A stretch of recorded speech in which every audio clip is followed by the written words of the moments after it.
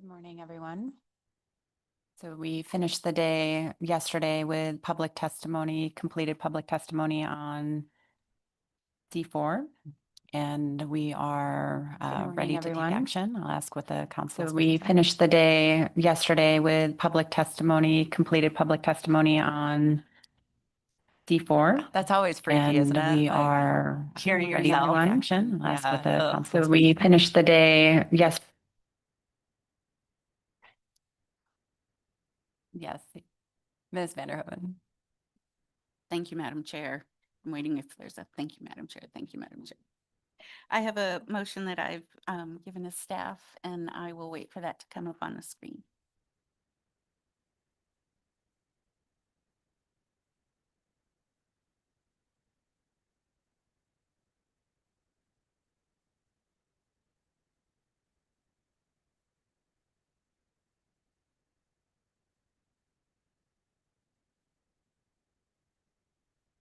Okay.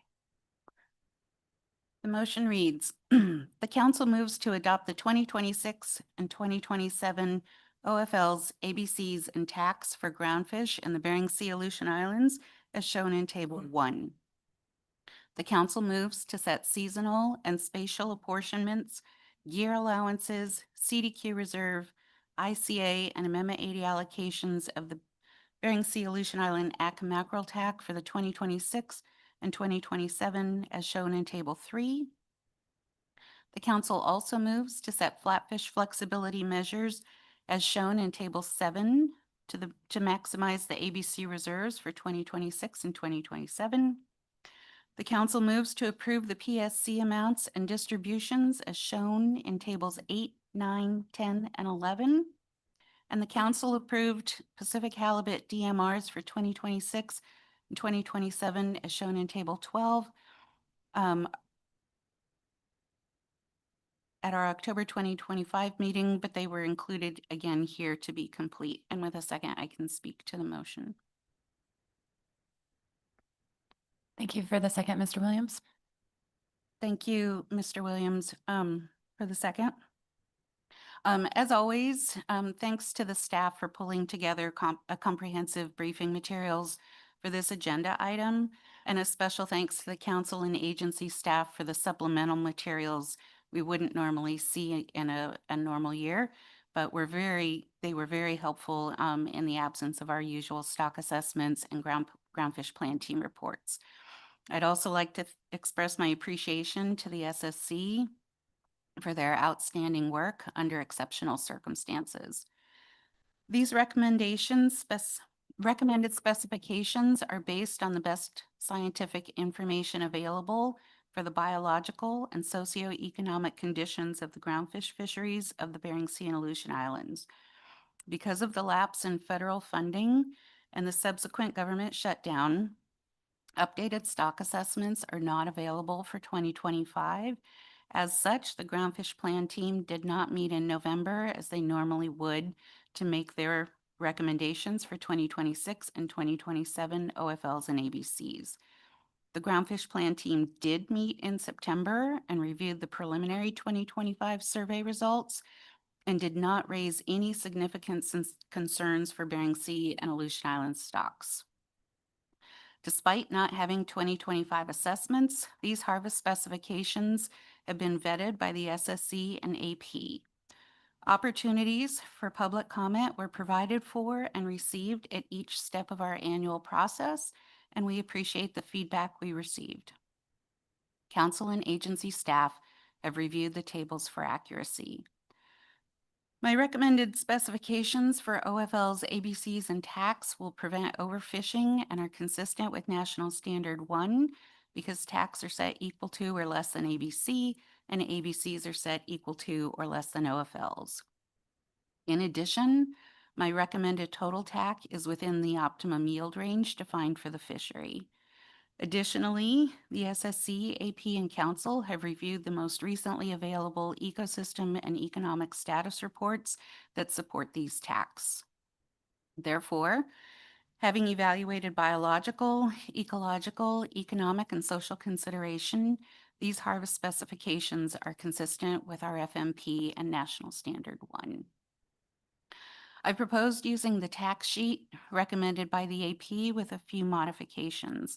And first I'll say that the AP as well as Table 1 that were posted on our e-agenda use a tax sheet that shows the final tax levels for 2024 and 2025 after in-season adjustments like the Aleutian Island rollover and flatfish flexibility exchanges that have occurred during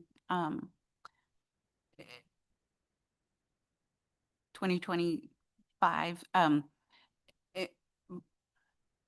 Sorry, that doesn't make any sense. But meanwhile, 2026 and 2027 are consistent with the original council motions. As noted yesterday during our staff report, I also think this is confusing, and I appreciate that we'll be more clear going forward. I believe this tax sheet represents the best approach for balancing the needs of individual harvesting sectors and communities with the economic and social considerations that are consistent with the goals of the FMP. I've modified the allocation of Atka mackerel to the jig sector in Table 3, and we'll speak to that further in a moment. Tables 7 through 12 are the same as the AP motion. Consistent with the most recently approved SAFE chapters for each stock or stock complex, ESRs for the Bering Sea Aleutian Islands and economic data reports, including ESPs, all inform these recommended tax and provide key information. We also include social considerations to the extent they're consistent with the goals of the FMP for the fishery and the consideration of competing national standards. These final harvest specifications have accounted for the utilization of fishery resources, efficiency of harvest, and costs across sectors, seasonal fishing opportunities, and the commercial importance of access to these fishery resources. Some of the comments we received indicated that because 2025 assessments have not been completed, that we should take additional precaution in setting harvest specifications. Our process in the North Pacific already has several layers of precaution or risk avoidance built in. The very nature of our tier system includes risk avoidance based on known and unknown characteristics of a stock or stock complex. Additionally, we prepare risk tables that are reviewed by the Groundfish Plan Team, SSC, and public to account for risk not already considered in the assessment and that are used to inform the specifications of ABC. Notably, whether a reduction in ABC is warranted based on that additional risk or uncertainty. When comparing our process in the North Pacific to other regions around the country, we're incorporating updated scientific information into our harvest specifications more frequently and faster. We are thankful and appreciate that we're normally able to do so on an annual basis and for most commercially important species. Not all of our assessments were scheduled for, not all of our stocks were scheduled for assessment this year. In 2025, only 7 of 23 stocks or complexes were scheduled. I will note here that I don't think any of us want to see scheduled assessments missed routinely. I acknowledge that some circumstances are beyond our control, but I hope that in the near future, this council can have a conversation about contingencies and scenario planning for future situations, whether it's federal shutdowns, pandemics, natural disasters, alien invasions, whatever, to deal with these situations when they arise. I also want to acknowledge and address the comments we received requesting to lower tax in response to concerns for PSC species. Regarding salmon, Chinook limits in the pollock fishery are established in the FMP under Amendments 91 and Amendment 110. The pollock fleet will be operating under the lower hard cap limit based on the Three River Index report provided by ADF&G. Through their NMFS approved IPAs, the fleet is required to avoid salmon to the extent practicable under all levels of salmon abundance. The fleet has demonstrated their ability to do so and reports on their efforts in their annual reports to the council.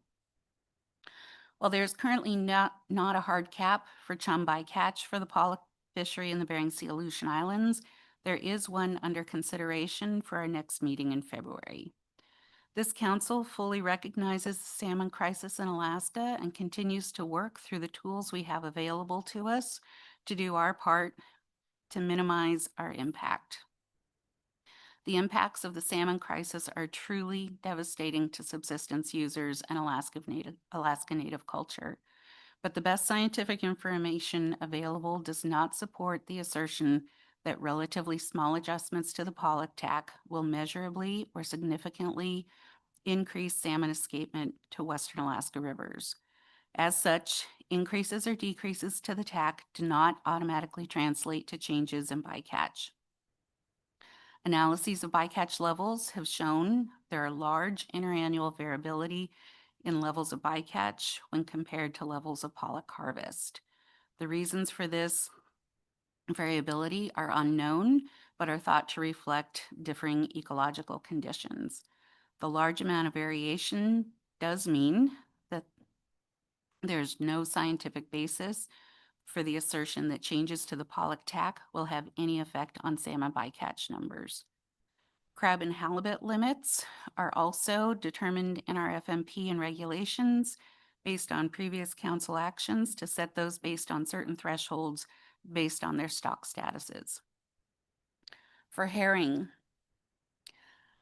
I've recommended a herring PSC limit and apportionment among fishery categories based on ADF&G's 2024 estimate of herring biomass in the Eastern Bering Sea. The state did submit a 2025 estimate. This estimate was submitted after the AP had met and considered recommendations for apportionments among fishery categories. So the council is without the benefit of recommendations from the AP on how to apportion PSC based on that updated assessment. We also heard from several testifiers that they felt unable to respond to the 2025 estimate, given that it was not submitted on the council agenda until the day before the council started this agenda item. In the absence of a reasonable opportunity for consideration of those apportionments among industry and potential impacts to the different sectors, both at the AP and here, I was hesitant to develop my own recommendations for apportionments. The use of the 2024 estimate is consistent with the council's approach for its final recommendations for the 2026 and 2027 harvest specifications. Generally, we are carrying over the 2026 specifications from the 2025 specifications and 2026 specifications then for 2027. The state's 2025 estimate is not based on new or updated information on herring biomass. Survey data for herring has not been added since 2023, and age-structured information from the fishery has not been added since 2022. The change in the state's estimate for 2025 is based solely on a methodology change, and for those reasons, I do not see a conservation concern with using the 2024 estimate. Similarly, with the closure of the largest herring fishery being Togiak and limited directed fisheries for herring, I do not anticipate impacts on other state fisheries, including subsistence. In October 2025, the council adopted a purpose and needs statement and alternatives for an analysis to examine changing the PSC limit for herring in the Bering Sea. The council initiated this action in light of changing conditions in the Bering Sea and to provide flexibility to adapt to fishery conditions and to ensure salmon avoidance measures remain effective. Using the 2024 estimate would maintain a limit within the range of alternatives being considered for that action. My motion accounts for the state water GHL fisheries for cod and sablefish, including the change from 35% to 31% for the Aleutian Islands as outlined under state regulations. Cod is fully subscribed in the Bering Sea Aleutian Islands and is a limiting factor for most sectors receiving an allocation. Most of those allocations are based on a combined Bering Sea and Aleutian Island TAC. Additional cod being available for harvest may provide additional flexibility to achieve the upper range of optimum yield. For several years, the fleet had issues with Bering Sea and rough-eye bycatch exceeding the ACL in the Bering Sea and Aleutian Islands. The Bering Sea rough-eye ACL has not been exceeded to date in 2025, and the agency is projecting that the black-spotted rough-eye ACL will not be exceeded by the end of the year. As in 2025, the Western Aleutian Island Pacific Ocean perch TAC has been reduced from the maximum permissible as an accountability measure to stay within the black-spotted rough-eye ACL. I am not recommending any additional accountability measures for 2026, and I encourage the fleet and in-season management to continue to work together to stay below the TAC. As a reminder, the council initiated an analysis at the last meeting to explore additional accountability measures for black-spotted rough-eye if needed in the future. In speaking to the October motion for preliminary specs, I noted my intention to reconsider the allocation of Atka mackerel to the jig sector in the Eastern Aleutian Island District and the Bering Sea sub-area, per the suggestion made by NIPS. The regulations direct that the jig sector allocation be based on the following criteria: the amount of Atka mackerel harvested by vessels using jig gear during the recent fishing years, the anticipated harvest of Atka mackerel by vessels using jig gear during the upcoming fishing year, and the extent to which the jig gear allocation will support the development of a jig gear fishery for Atka mackerel while minimizing the amount of Atka mackerel TAC annually allocated to vessels using jig gear that remain unharvested at the end of the fishing year. The jig allocation has not been fished in decades, and we've not received any indication from the public that they intend to fish it in 2026. Should we receive notice in future years that a fishery may develop, the council can recommend allocating Atka mackerel to that sector again. And Madam Chair, with that, I'd be happy to answer any question. Thank you for the motion and the rationale. Ms. Vanderhoven, I'll see if there are any questions.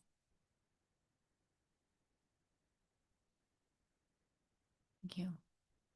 Yes, Mr. Pamplin. Thanks, Madam Chair, and Ms. Vanderhoven, thank you for the motion. Just a small detail, but just in relation to the change for PCOD and the accounting for the change in the state's GHL, where was that rebalanced? I know yesterday at public comment, it was suggested it come from place, and I was just curious where it landed in the table. Thank you. Thank you, Mr. Pamplin, Madam Chair. I should have mentioned that. I appreciate you flagging that. Yes, as noted in public comment, the same amount was reduced from Alaska Place to account for that difference. Thank you. Thank you. Any other questions? Yes, Ms. Goen. Thank you, Madam Chair, and thank you, Ms. Vanderhoven, for the motion. I have a question on herring in particular, and recognizing we got this ADF&G letter later in the process, but it does show a 24% reduction in the herring biomass, and it's the best available science in front of us. But I appreciated your comments and your rationale about this not going through the regular council public process, and therefore we didn't get an opportunity for the AP to weigh in on apportionment of herring. But given this is an important prey species and it does have some subsistence users and some directed fishery for food and bait, I'm just curious if you can speak to, is there a conservation concern with using this higher number or an ecosystem concern with using the higher number? Thank you, Ms. Goen, through the chair. As I noted in my rationale, I don't see that there's a conservation concern. If there is, I hope somebody will correct me. I think there is, excuse me, I think we have seen in our ecosystem status reports an increasing trend in herring biomass. It- There hasn't been a survey for herring, so I don't pretend to be an SSC member. I don't know. I'm not going to try to determine myself whether it's best scientific information available. I'm sure there's an internal review process at ADF&G. I don't know what that is. My concern is not with the methodology, just with the process. And because there's a much larger allocation to the GHL fishery than there is to the PSC. Sorry, hang on. And that GHL has not been landed. I feel like there's some protective buffer there. And it's really a small amount. I think if I remember correctly, if we use the 2024 number that we got from ADF&G, it's like a 1.3% of the estimated herring biomass compared to the 1%. So it's a big difference operationally to the fleet, but I am not aware of any concerns that there's a conservation concern for herring in the Eastern Bering Sea. Any other questions? Any amendments? Any comments on the motion? Yes, Ms. Baker. Thank you, Madam Chair, and thank you, Ms. Vanderhoeven, for your motion. And I will support it. I particularly appreciate the strong rationale you provided, given the unusual circumstances this year again, which we've been talking about throughout the week, and related to the groundfish specifications themselves, and just really support the rationale that you provided. I did want to speak specifically to your recommendations for herring PSC apportionment, since that's clearly an issue that has come up and was just the subject of a question. I just wanted to confirm that we recognize ADF&G as the state representative here. I recognize the process challenge that the arrival of ADF&G's letter on December 5th created. Acknowledge that that letter was received with the updated estimate after the SSC and AP had completed this agenda item, and therefore I am supporting, for the reasons that Ms. Vanderhoeven stated in her rationale, the approach to adopt the AP apportionments for herring. The recent estimate that ADF&G provided for herring biomass on December 5th, the decrease in that estimate was due to a change in estimation methods, as Ms. Vanderhoeven said, rather than unidentified conservation concern. I will acknowledge that these methodology changes are needing to occur exactly for the reasons Ms. Vanderhoeven said. There have been pretty substantial changes, as we've been talking about, in directed herring fisheries, ADF&G's data collection and assessment methods over time. And so I really think all of those factors considered, the approach that Ms. Vanderhoeven has laid out is the preferable approach, and I'll be supporting it. Thank you. Thank you, Ms. Baker. Mr. Curlin. Thanks, Madam Chair. Thanks, Ms. Vanderhoeven, for the motion. I really, as others have said, appreciate the collaborative approach to specs this year in light of all of the challenges. Regarding herring PSC, thanks for the dialogue just now amongst council members, and I really appreciated the testimony we received yesterday on that issue.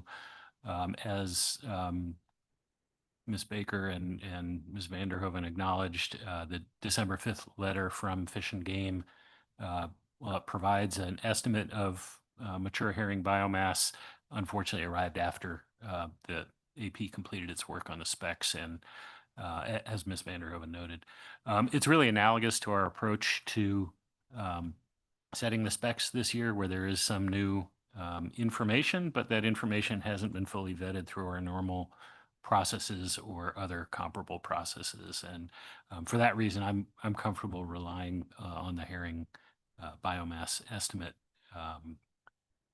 that we used last year and rolling that over along with the tax that we're rolling over for 2026. And I'll be supporting the motion. Thanks. Thank you, Mr. Curlin. Any other comments? Okay, seeing none, thank you very much. Oh, do you have a comment, Ms. Cohen?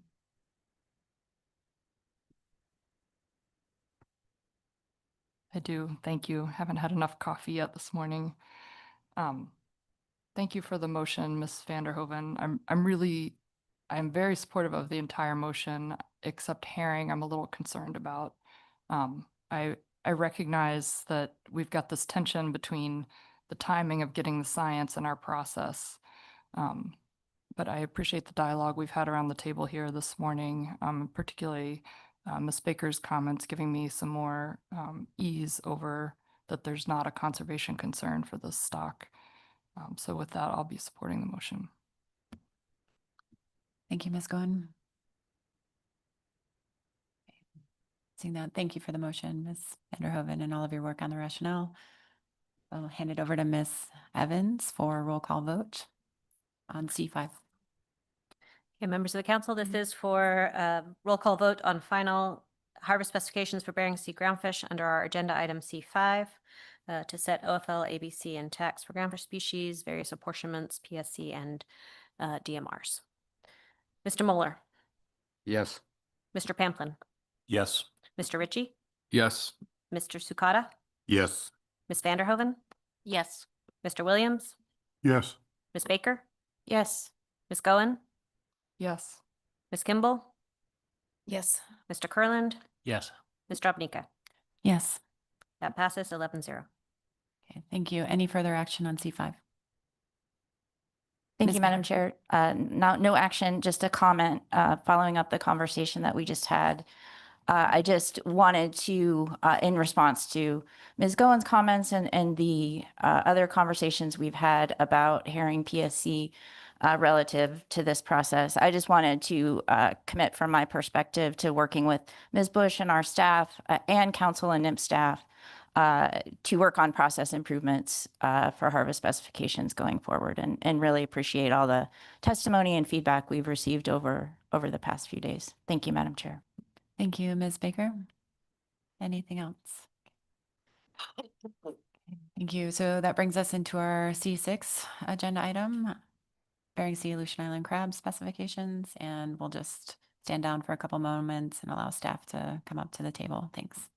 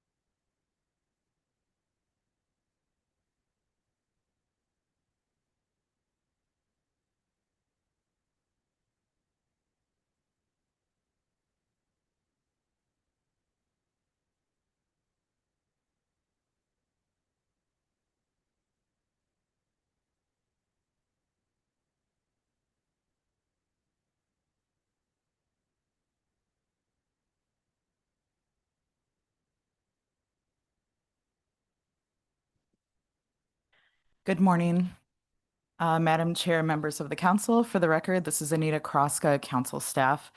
I'd like to introduce agenda item C6, the BSAI crab harvest specifications. This will be presented by the crab plan team co-chair Katie Paloff from the Alaska Department of Fish and Game. Today, this is a relatively short agenda item. She will be presenting an overview of the final stock assessment and harvest specifications for one stock, Norton Sound Red King crab. She will also provide some high-level overview of the proposed model runs for Aleutian Islands Golden King crab. So with that, I'll hand it over to Katie. Thank you. Good morning, council members. Can you hear me okay? Yes, we can. Good morning. Good morning. Okay, Anita already gave you an intro, so I think I'll just get started here. The plan team held a short one-day virtual meeting in November to discuss Norton Sound Red King crab specifications. We decided earlier in the year to also discuss proposed models for Aleutian Island Golden King crab at this meeting. Our September meeting was becoming a little too much to handle everything at the same time, so it seemed like a good use of that day meeting to take up Aleutian Island Golden King crab proposed models, and seemed to work well for our schedule. So this slide is just a reminder of where the different crabs are and when we do specifications for all those. Norton Sound is a stock that we do annual specifications for, and the fishery does start, and we need the specifications set by February. So doing it as a one-day meeting in November allows us to get before you in December, and those state to set harvest specifications before the fishery starts. So our November agenda had a couple other items on it prior to the federal government shutdown, but because this meeting did occur during the shutdown and only about half of our membership was present, we kept it to the items that we needed to discuss. We had a couple, besides Norton Sound and Aleutian Island Golden King crab, we had a couple other items that we discussed as kind of an introduction to those topics, but we did not make any concrete recommendations since we only had half our members there. So for Norton Sound final specifications, Norton Sound Red King crab is a Tier 4 crabs annual stock assessment and was moved into our standardized framework for crab models, or GMAX assessment, last November, in November 2024. This year there are new authors. The primary author for this stock is Dr. Caitlin Stern, with myself, Katie Phillips, as co-author. And so the authors spent much time kind of getting up to speed on the assessment and also attempting to streamline some of the documentation. As you well know, this fishery supports both a summer and winter commercial fishery, as well as a year-long subsistence fishery. And the new data that we have this year is, of course, fishery CPUE, which is the top right panel here, which was down some from the last few years, and the CPT spent some time discussing that. In addition to discussing why the CPUE might be low, we heard from some of the industry members and some of our ADF&G managers in the region about some reasons why this may be a little bit lower than maybe what actually is occurring. We also spent some time at CPT prioritizing CPUE standardization for the stock and a refresh of that to make sure that we're accounting for the variables that we can account for to standardize CPUE from the fishery. In addition, there was data from the Northern Bering Sea Survey. That's the bottom panels here. The left panel shows the abundance of crab from the survey, which was actually pretty similar to the last time the survey occurred in 2023. It's a little bit wider of an error bar. As you can see on the right, these are the size comps. So the x-axis is the size of crab getting larger, and the y-axis is the year, with 2025 being on the bottom in yellow. In Norton Sound Red King crab, you see this recruitment pulse that kind of occurred sometime between 2019, 2020, kind of moving through the population. So proposed hypothesis here is kind of an aging population, though, so we'd expect some decline in this stock right now. Hopefully we'll see a recruitment event in the upcoming few years to kind of bounce that stock back up. So the CPT recommendations and author recommendations was a model that was, I believe I know you already heard from the SSE and their recommendations, was model 25.082.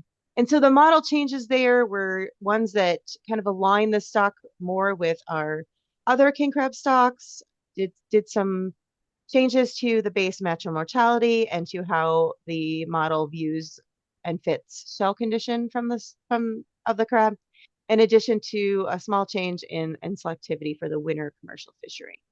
So the CPT and the author and the SSC endorsed these model changes. We felt that they were improvements, aligned the stock with other king crab stocks, and then also did improve some of our retrospective patterns, which is one of the things that we look at for the stocks, how well we do at estimating from year to year. So with that model, you can see in the table on the bottom here, and the figure on the top shows that kind of declining trend for Norton Sound at this time. The stock did slip below BMSY, but is still above MSST, so no worries about approaching overfish. But the stock is lower than last year with the resulting lower OFL and ABC. The ABC that the CPT and author propose is a 30% ABC buffer. This is consistent with previous years for the stock for many of the same reasons. This stock is one that borrows a lot of life history information in the model from other king crab stocks. In addition, this is still a stock that we do not have observers in the directed commercial fishery due to the size of the vessels and kind of the logistics of doing that. So not having adequate discard information gives us a little bit of a higher buffer there, so that's one of the main reasons that we've been consistent about that 30% buffer, ABC buffer. So I think with that, that's all I had for Norton Sound, and I can pause and see if there's any questions. I'm not seeing any questions. Thank you. Great. So just one more slide here on Aleutian Island Golden King Crab proposed models. This is a stock that you'll see for final specifications in June. The CPT will take it up at our May meeting. The other proposed a range of models that were based on CPT and SSC recommendations in previous cycles. Some of those include changes to how the model looks at initial conditions, how it starts up, and how different data sets in the model are weighted. In addition to the CPUE standardization in this model, since it is a model that uses Fishery observer CPUE instead of an index, because there is no survey in the Aleutian Islands at this time for this stock. And then also looked at some time varying components for selectivity and catchability. Out of these model runs, the CPT and the SSC endorsed the 4 models for May, June, which are listed there if you're interested in those models numbers and want to look them up. The other topics that the author did cover were some updates on a size at maturity analysis, kind of went through that and the different data sources. We didn't make any recommendations on that at this time, but it's continued work. In addition to some work on a combined model, currently Aleutian Islands Golden King Crab is managed as defined in the FMP as one stock, but is managed by the state as both the Eastern Aleutian Islands and Western, and therefore has 2 different models that are run by the author, one for East and one for West. There's been some talk in recent years about having a combined model, and the author has spent some time working on that, still needs some development. And then there was, in response to some SSC suggestions and public comment from the June cycle, there was an analysis done looking at gear conflict due to the small size of this fleet and changes in fishing behavior. There was some concern that there may be some gear conflict. And the author did that analysis. The data was confidential, so only ADF&G agency staff were able to review it, but in detail, but there didn't seem to be any evidence in the data available that the gear conflict was causing folks to move or change their fishing behavior. So look forward to seeing those model runs in our May-June cycle when we set final specifications. And with that, that was my last slide. I'd like to thank all the CPT members and crab assessment authors, and say that we definitely missed having our full component of CPT members at this meeting, but we were happy that we were able to get these couple topics in so that there were no delays in the fishery. And with that, I'll end and see if there's any questions. Great. Thank you very much for the report. See if there are any questions. Okay. Seeing none, thank you again. Thank you. So that brings us to our AP report. And any members of the public wishing to testify, please sign up before the end of the AP report. Thank you.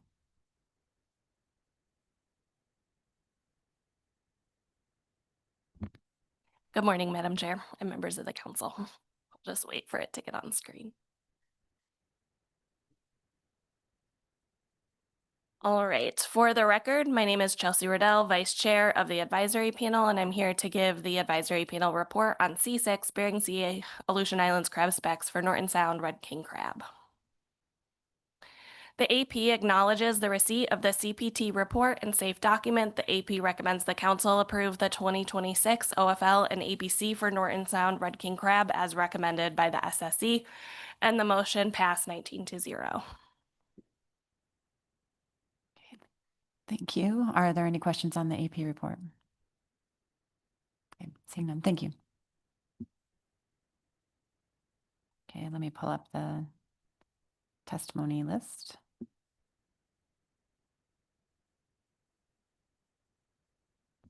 Okay, I don't think we have any testifiers signed up to comment on C6.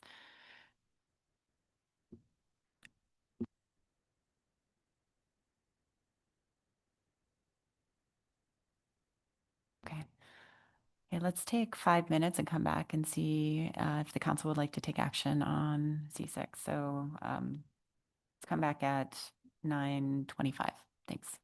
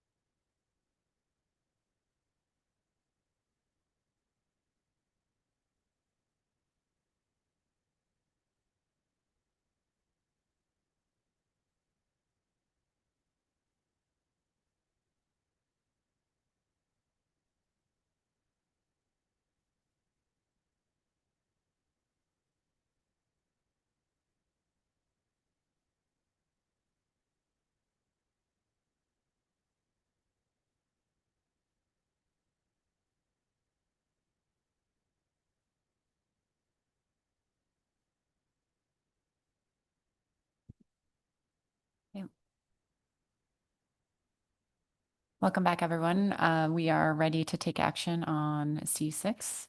Go to Ms. Baker. Thank you, Madam Chair. And I have a motion that has been sent to and received by staff.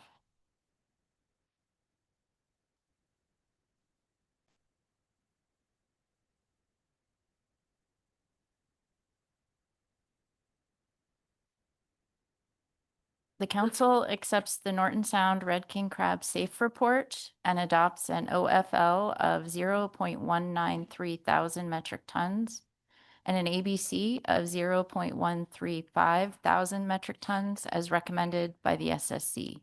The second, I'll speak to the motion. Thank you for the second, Ms. Vanderhoven and Ms. Baker.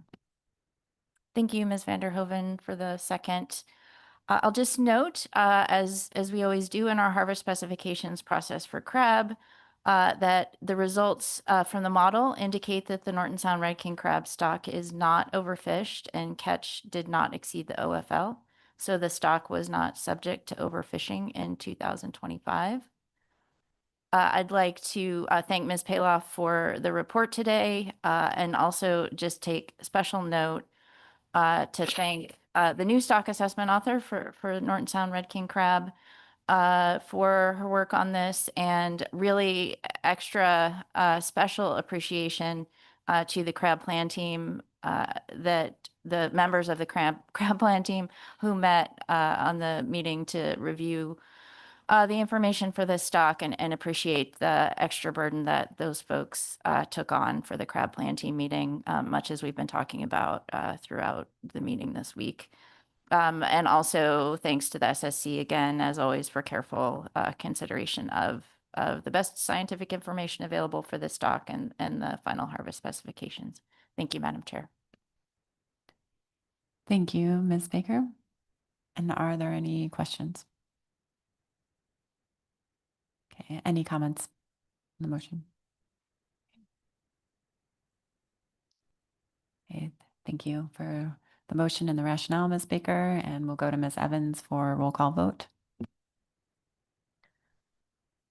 This is roll call vote on final action on C6 harvest specifications for Norton Sound Red King crab, setting ABC and OFL. Mr. Pamplin, Yes. Mr. Ritchie, Yes. Mr. Sukata, Yes. Ms. Vanderhoven, Yes. Mr. Williams, Yes. Ms. Baker, Yes. Ms. Goen, Yes. Ms. Kimball, Yes. Mr. Kurland, Yes. Mr. Moeller, Yes. Mr. Brinke. Yes. That passes 11-0.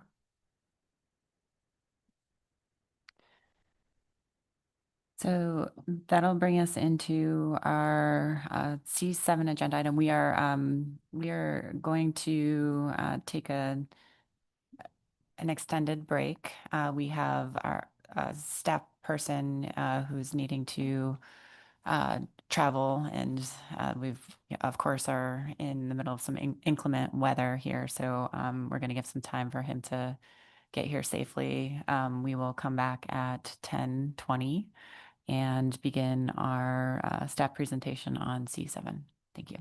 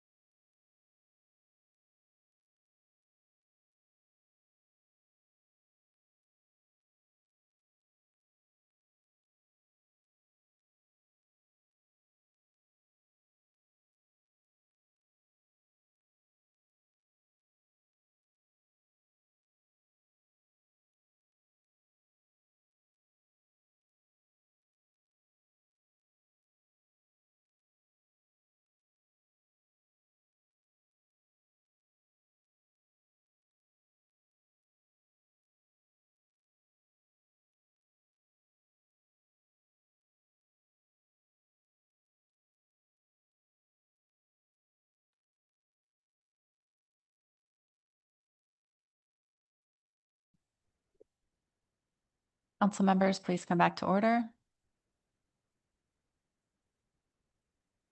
So,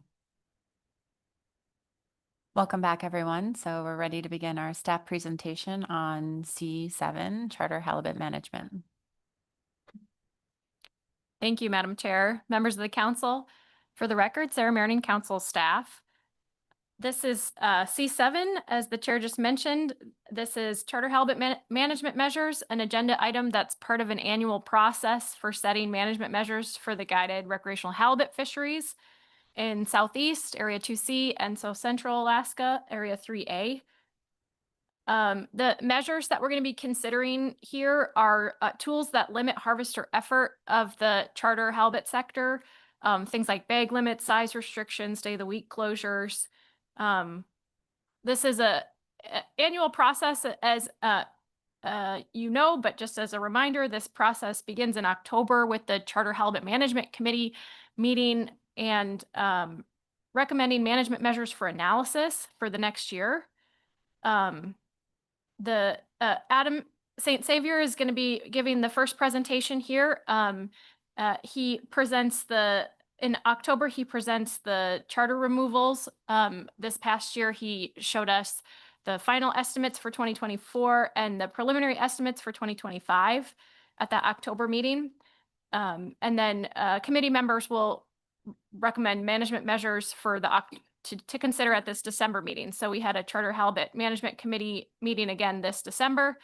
And we reviewed the analysis that you're going to receive today in presentation, and the committee provided their recommendations for management measures for 2026. So that's the first order of business here, is to consider the analysis and the potential management measures for 2026. Adem St. Savior is going to provide this presentation, and then I'm going to come up and provide the committee report. So I'll provide the committee recommendations as well as a few other items of business that occurred at the charter committees in October and December.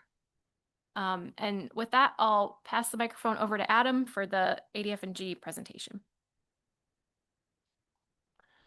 Thanks, Sarah. Good morning, Madam Chair and members of the council. I'm the Adem St. Savior, the statewide groundfish coordinator for Sport Fisheries Division of Alaska Department of Fish and Game. This presentation is of the management measures analyses for 2026 charter halibut fisheries in areas 2C and 3A. Alternative management strategies were forecasted using data the division collects from charter logbooks and through the dockside sampling programs.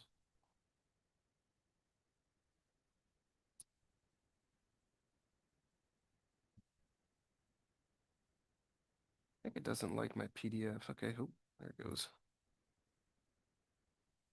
Yeah, I got it. These are preliminary estimates that were produced in October using the logbook data and dockside. This was the first year we had electronic logbooks that were mandatory statewide. This allowed us to use up-to-date information and simplify the process somewhat from what's been done in the past. In Area 2C, the preliminary 2025 estimate of removals was 733,820 pounds, which is 1.9% over the allocation. In 3A, the removal estimate was 1,397,097 pounds, which was 5.6% under the allocation. In 2025, the regulations in Area 2C were for a one fish bag limit, a reverse slot limit of less than or equal to 37 inches or greater than or equal to 80 inches. Tuesdays were closed May 13 through September 9 to retention of halibut, and there was a one trip per vessel and per day limit per permit per day as well. In 3A, the regulations were for a two fish bag limit, one fish of any size, one fish of less than or equal to 27 inches, one trip per vessel and per charter halibut permit per day. Tuesdays and Wednesdays were closed to retention of halibut.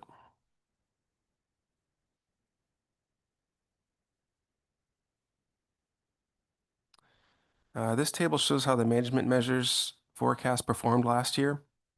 The column named predicted December 2024 is what I forecasted for the management measures that were selected for the 2025 season. The column named prelim October 2025 are the observed values from the 2025 season. For the most part, predictions were within about 5% of observed values in 2025. One exception was release mortality in 3A, although that is a relatively small amount of total removals.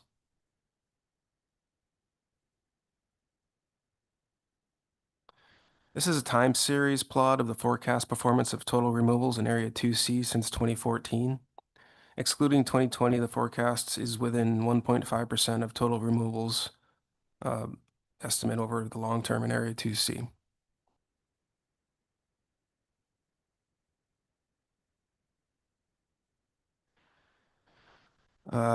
This is yield on the left and harvest in numbers of fish on the right in Area 2C through time.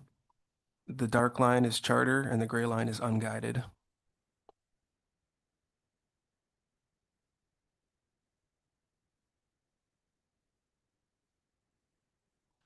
This is a detailed plot of removals of just charter since 2006 in Area 2C. The gray bars are estimates based on statewide harvest survey, and the blue bars are based on logbooks and include release mortality. The red line is the guideline harvest level through 2013 and the catch sharing plan allocation thereafter. Oops, sorry, I forgot to advance that slide.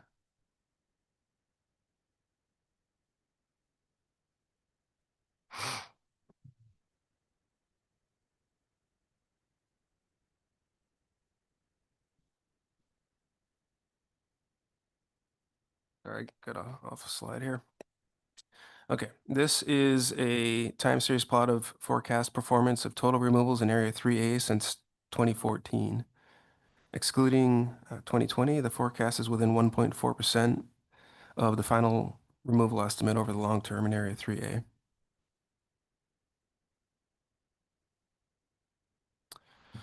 This is yield on the left and harvest in numbers of fish on the right in Area 3A through time. The dark line is charter and the gray line is unguided.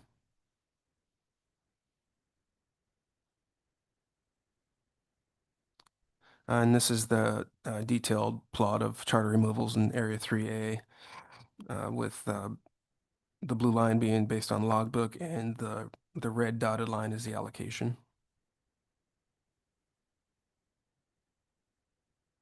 And now we'll move on to the management measures analyses for 2026. Allocations for 2026 are currently unknown and will be determined at the IPHC's annual meeting in January. The council and committee should have contingencies for higher or lower allocations based on these analyses and advice from the stock assessment and risk analyses tables. I use the 2025 allocations as reference points in these analyses, which were 0.720 million pounds in Area 2C and 1.480 million pounds in Area 3A.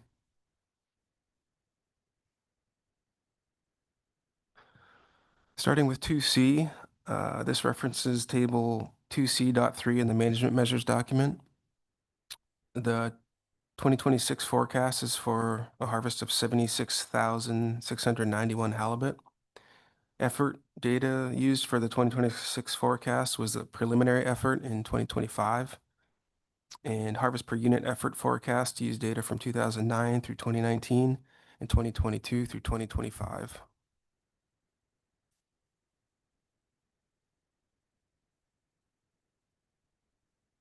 Projected removals under status quo regulations comes to 0.726 million pounds. 2025 removals were 0.734 million pounds in Area 2C. The average weight is down for the 2026 projections, and release mortality is the same as the 2025 preliminary estimates. In 2025, the mean weight was 9.20 million pounds, and release mortality was 28,336 pounds. And effort is the same. Release mortality was calculated at 4.1% of yield. This was the 5-year proportion of that relationship, and same method is used in 3A.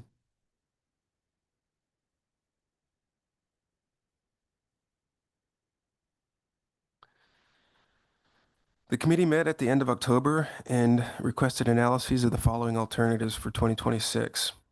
A reverse slot limit ranging from 32 to 50 inches on the low end and 58 to 80 inches on the upper end. the same reverse slot, and a limit of 1 trip per vessel and per permit per day.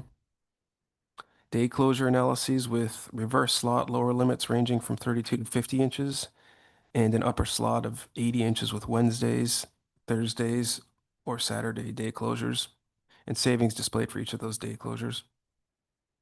These were analyzed from May 15th through September 15 or for the entire season.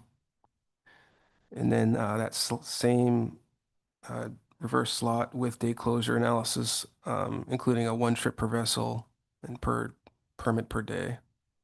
And lastly, annual limit analyses that include a reverse slot ranging 32 to 50 inches on the low end and 50 to 80 inches on the upper end, with an annual limit of 3 fish and an annual limit of 2 fish.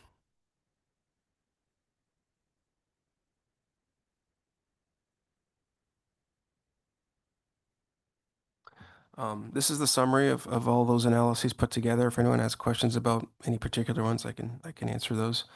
But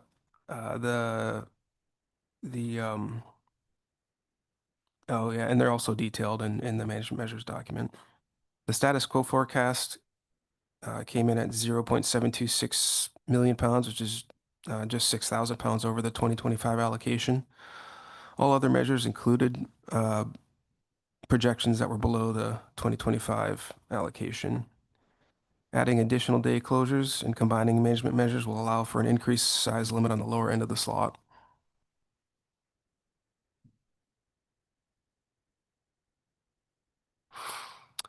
This corresponds with table 3A.11, so moving into area 3A now. The 2026 status quo forecast is for a harvest of 145,660 halibut. I used 2025 effort for the 3A forecast, and harvest per unit effort forecast used data from 2009 through 19 and 2022 through 2025.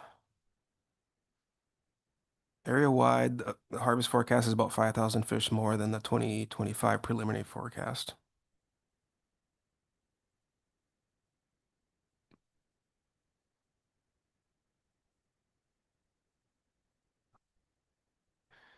The removals forecast for a 3A under status quo regulations is 1.430 million pounds. This is up 33,000 pounds from the 2025 estimate due to a greater number of fish. Recent HPUE was slightly higher than in 2025. In recent years, the mean weight of the forecast has been greater than the observed weight in the current year. For 2026, the forecasted mean weight of 9.74 pounds in Area 3A is slightly less than the observed mean weight in 2025 of 9.83 pounds. The projection includes a release mortality of 12,000 pounds.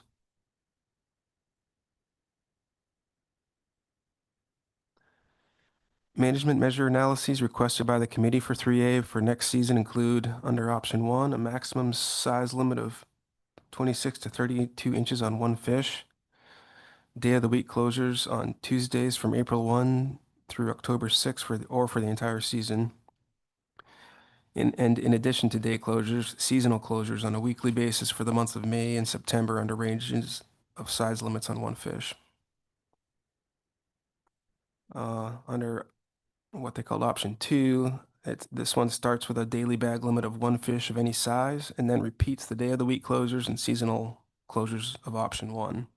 So that would be a daily bag of 1 fish of any size, plus day of the week closures on Tuesdays, April 1 through October 6, or for the entire season, and a daily bag limit of 1 fish and seasonal closures on a weekly basis for the months of May and September with Tuesdays closed. All other analyses include status quo measures of CHP and vessel trip limits and Wednesday closures for the year, unless otherwise noted.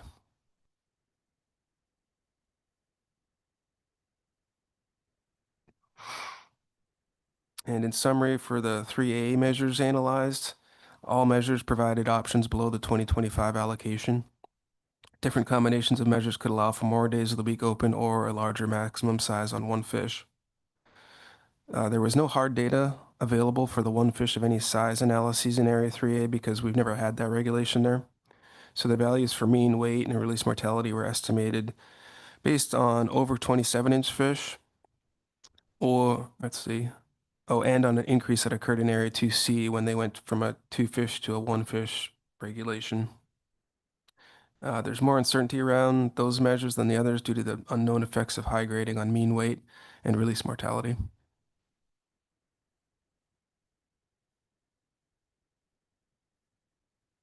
That concludes this presentation. If anyone has any questions. Thank you very much for the presentation. See if there are any questions. Mr. Sakata? Yes, thank you very much for the presentation. I just quickly, could you go over how release mortality is calculated? Yes, Mr. Takata, through the chair. We have actual numbers of released fish through the logbook program. Those are entered by the charter captains daily. And so then it's just a matter of applying a mean weight. The application of the mean weight is a little bit complicated, but we basically use the mean weights of the landed fish, and then we apply a logistic function that predicts what proportion of those fish would have been kept, or sorry, would have been how likely a angler is to keep a fish, and the larger the fish gets, the more likely they are to be retained. So basically, that results in the assumption that the size of the released fish are smaller than those that are retained. And so that mean weight gets applied to the numbers of released fish, and you get a total number of released fish and the mean, weight of the, releases. And then a 6% mortality, assumed mortality, is applied to that number of released fish. Did you say 6%? Yeah, it varies a little bit by area and sector. It was a study that was done in the mid-2000s, and it had to do with the types of hooks that are used in those areas. Yep. Okay, that's fine. Thank you. Yeah. Thank you. Yes, Ms. Kimball. Thank you for the presentation. I appreciate the summary slides, and then I guess it shows us, yes, whether that combination of management measures would stay below the potential allocation. But there's a lot of nuance in how close we got to that number with those groups of management measures. So that, just process-wise, that's something the committee went through, then kind of adjusting those to see how close could we get to a projected allocation without going over. Is that, otherwise I'd be asking how much gap there was if we could stay under the allocation, projected allocation. How close were we for each of those combinations of options? Oh, so for any given series of measures, you've got yeses in all those in that whole column, but oh yeah, right. Well under or pretty close, or it depends on the area and the particular management measure. So the way the committee structures the requests, or the their options that are now in that motion from the AP, is they start with kind of the most liberal measures that would lead to a higher allocation, and then they tier them down in a stepwise fashion to depending on how restrictive the TCY is going to be. And so like the more liberal ones are based on parts of the analysis that are that give higher allocations, and then as they tier down, they pick from different measures that are more restrictive. And even within the measures, there's a range of possibilities. If you look at the measurement measures document, the tables, there's all sort. There'll be a single table that'll have like for 3A, for example, it'll have both a 26 through 32 inch size limit and up to 28 different Tuesday closures, and each one of those is a different number. So they pick a range in there to sort of fit into each one of those steps. And if I didn't answer the question appropriately, please ask again. No, you did. Thank you. And I had one more through the chair on the forecast versus preliminary estimates. Like, it seems, almost right on the money for 2C for the last several years. And it seems like very, very close in 3A this year, even though in 3A we've been coming kind of under for the past several years. I just want to know if there were any big changes in any of that process to compare the forecast versus the preliminary estimate, the work that you do to try to get us very close to the allocation without going over, has that analysis kind of stayed pretty consistent the last few years, the approach to that analysis, or have there been any significant changes? Yes, Ms. Kimball, through the chair. The methodology has stayed essentially the same. I've tried to make improvements where I can. I think so. Yeah, 2C has performed very well. They haven't changed their management structure like wildly. They've kind of kept it fairly consistent with, you know, small changes year to year. So that's probably part of the consistency. And the mean weight also hasn't changed drastically. It's kind of been in a steady, slow decline, which is easier to predict. 3A, there was, so in years past, the forecast came in under what harvest was for a number of years, and then it kind of switched, it went the other direction. And that seems to be driven largely by what the mean weight was doing. The mean weight was increasing through the around 2020, 2021 timeframe. And then that trajectory switched directions. It started declining. And the way the forecast works is it follows that trajectory, at least in part. And so in particular, the year where it switched directions, the mean weight it largely overestimated the mean weight. And it kind of did that for a few years until it caught up. And the mean weight is stabilized, and the forecast has caught up to that. And so that's probably helping with the forecast for 3A. If it stays stable, it should come in very close this year. If you see a rapid change in mean weight in either direction, you're going to either over or under forecast. Thank you. Yes, Mr. Williams. Thank you, Madam Chair. Thank you for your presentation. I'm looking at slide 19, the 3A summary. Of the management measures that are listed there, of the 5 different approaches, which of the measures that you're using are the most influential on the attaining the closest to the allocation? I guess it's a little bit of a follow-up on Ms. Kimball's question, but which of the measures are most influential on being able to reach that target allocation? Thank you for the question, Mr. Williams, to the chair. They have varying degrees of how much they restrict harvest, but the one that covers a wide range and is in the the reference level of last year's allocation of 1.480 million pounds. It lands squarely in the middle of the second one, the day of the week closures on Tuesdays, with different sizes on the maximum sizes on the second fish. Thanks. I think we might be getting a little more detail too when we bring Ms. Marinan back up on the rest of the committee report. Thank you. Yes, Ms. Kimball.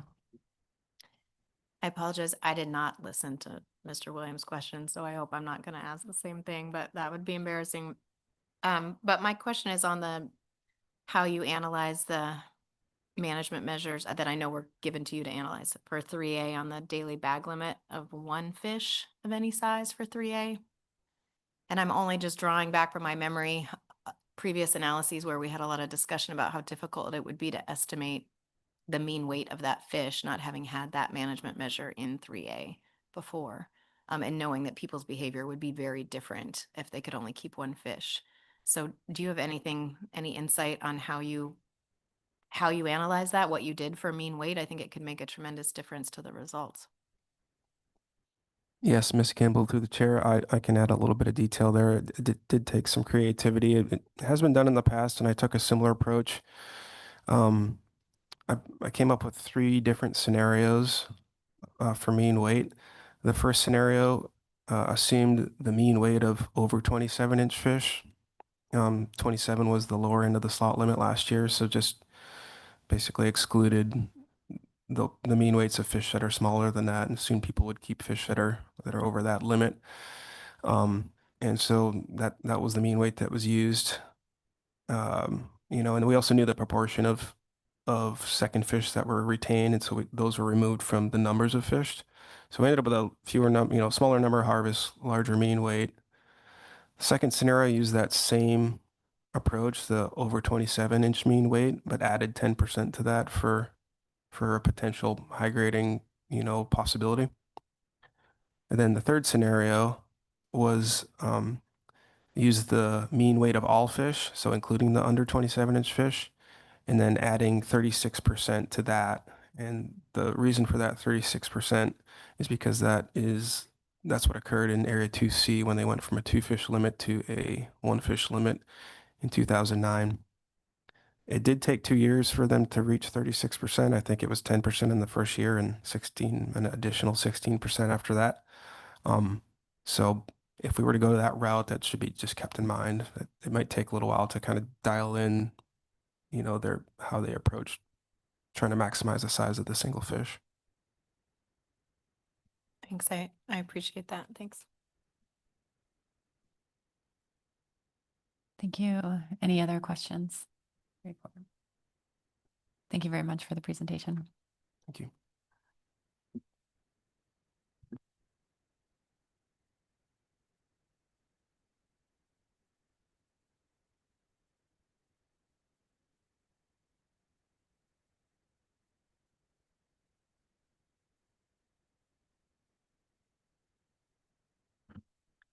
Madam Chair, Sarah Marinan, council staff, here to provide the Charter Halibut Management Committee report. So as the slides come up, the first slide I have here is just again, a reminder about the process. There we go. So I spoke to this early. This is a diagram of the annual process for setting charter halibut management measures. The council will consider recommendations from its advisory bodies, and then the council's recommendations will be submitted by the U.S. delegation as a regulatory proposal to the IPHC. They're scheduled to meet January next month. Because we don't know what the TCEY, the annual catch limits, will be for 2026, the recommendations in this process are presented in a hierarchy of measures based on where the allocations could land. So the committee was asked to cover a wide range on either side of the 2025 allocations. And that's really important to take into consideration, especially in consideration of Adam's presentation where he had the yeses. That was based off of the 2025 allocation. So the committee is really asked to consider a much wider range of that if the allocation should come in potentially higher or lower than those numbers. So our October meeting was held virtually on October 23rd.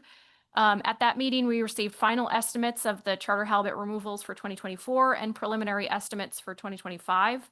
And as I mentioned, the committee members recommended management measures for analysis. You can see in the October committee report, there were a lot of different options discussed at that meeting, and we tried to capture some of that robust discussion and some of the rationale in the committee report, if you'd like to look at some of that additional discussion. At the October meeting, the committee also made a motion on charter halibut permit use with a number of details there, and I'm going to cover that motion at the end of this presentation.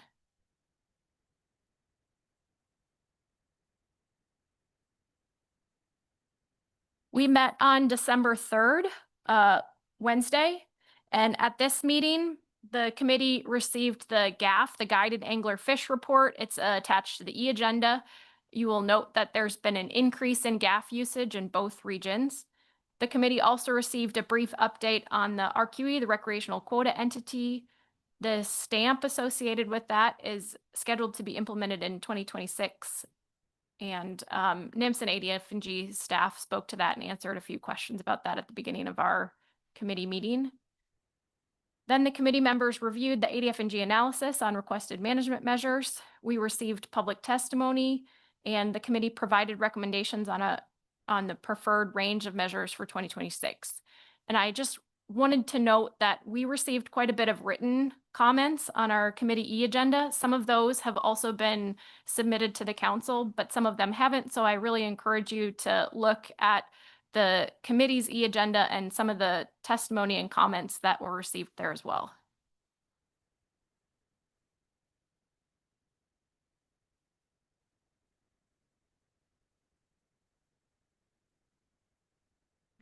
This is the committee recommendations for Area 2C.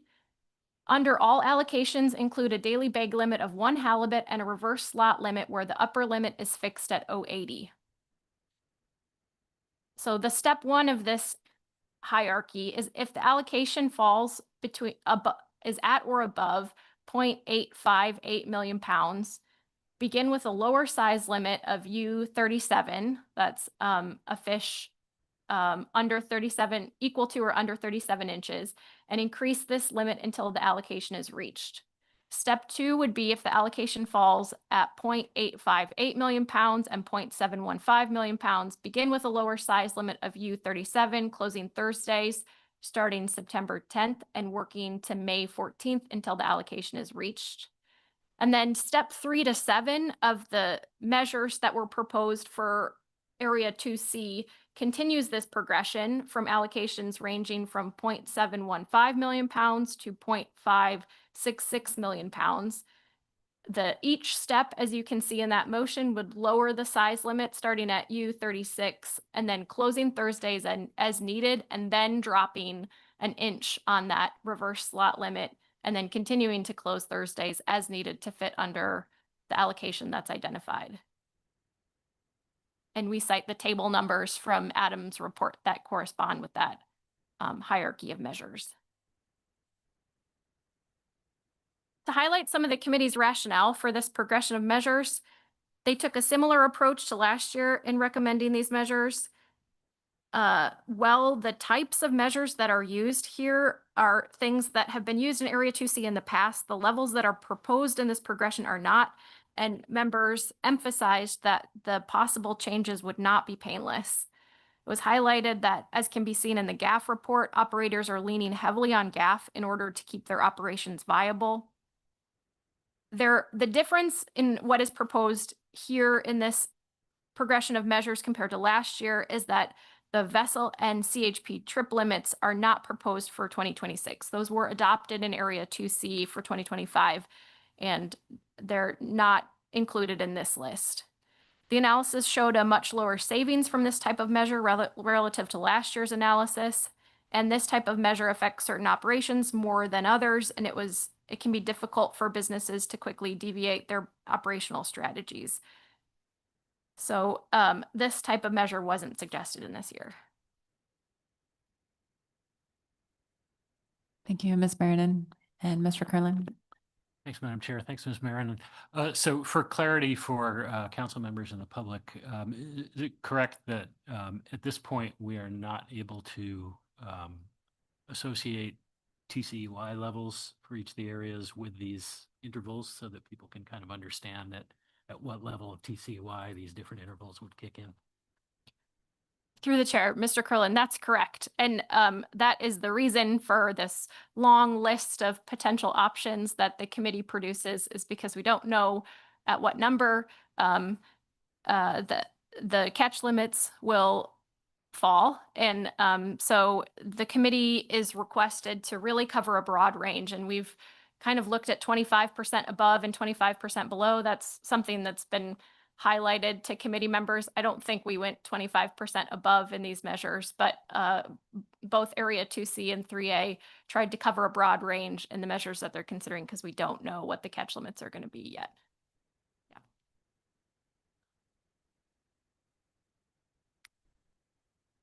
Thank you. Thank you, Ms. Marinan. Okay, moving on to Area 3A.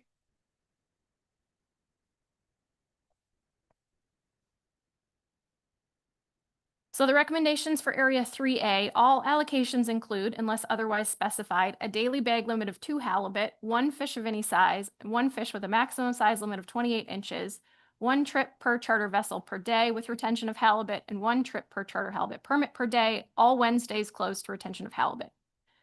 The Area 2C or 3A measures have 6 steps in their progression, depending on where the allocation falls.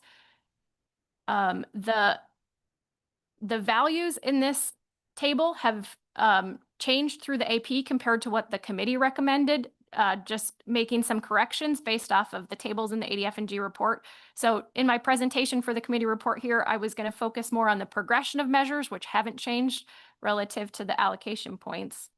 So in the progression of measures recommended by the committee, for step 1, if the allocation is greater than or equal to 1.772 million pounds, no Tuesday closures, raise the second fish to 28 inches to keep the charter harvest removals within the allocation. In step 2, in the next range, lower the size of the second fish to 27 inches, close as many Tuesdays as needed to keep the charter halibut removals within the allocation. In step 3, lower the size limit of the second fish to 26 inches, close all Tuesdays and Wednesdays to keep the charter harvest removals within the allocation.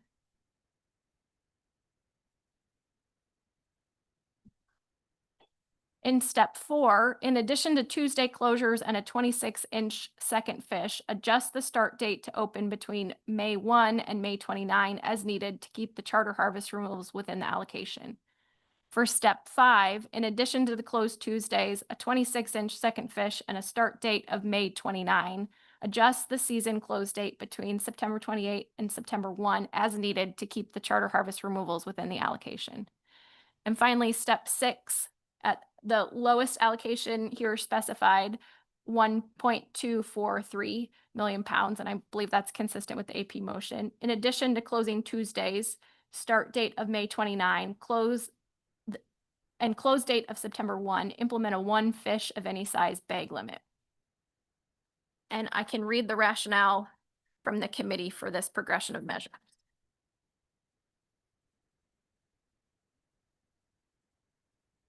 So committee members that were in support of this progression highlighted this list begins close to status quo with measures that have recently been used in this area. In addition to Wednesday closures, this includes a 28 to 26-inch second fish and closing Tuesdays if needed. And then step 4 through 6 is based on the need to come up with a reduction down to 25% below the 2025 allocation of 1.48 million pounds. At this range, there's few options available. Committee members in support of this motion chose to include consideration of adjusted seasonal start dates and end dates prior to consideration of changing to a 1 fish bag limit for Area 3A. The charter sector has never had a 1 fish bag limit in Area 3A, so although ADF&G prepared an analysis to project removals under this type of measure, there's 3 scenarios that are in that analysis, and they're provided to bracket the uncertainty in the results. Members added this measure to the end of the progression as it has the least certainty in its outcome. In particular, as Adem had mentioned, in considering how it could impact the average weight of halibut harvested. And I wanted to note in my presentation, as noted in the report, that there was opposition at the committee, some opposition to this Area 3A progression of measures. Typically, the committee operates on consensus, but in this case, 2 members did not vote in support of this progression. The opposition was particularly expressed for the delayed season openers, early season closures prior to moving to a 1 fish bag limit. Members in opposition emphasized disproportionate impacts that delayed seasonal openers, early season closures could have for businesses that rely on the shoulder seasons. There was concern expressed that delayed season openers, early season closers could cut 60 days out of operations for certain types of businesses in Kodiak, Deep Creek, some operations in Homer. These members would have liked to consider moving to a 1 fish limit prior to consideration of delayed season openers, early season closures.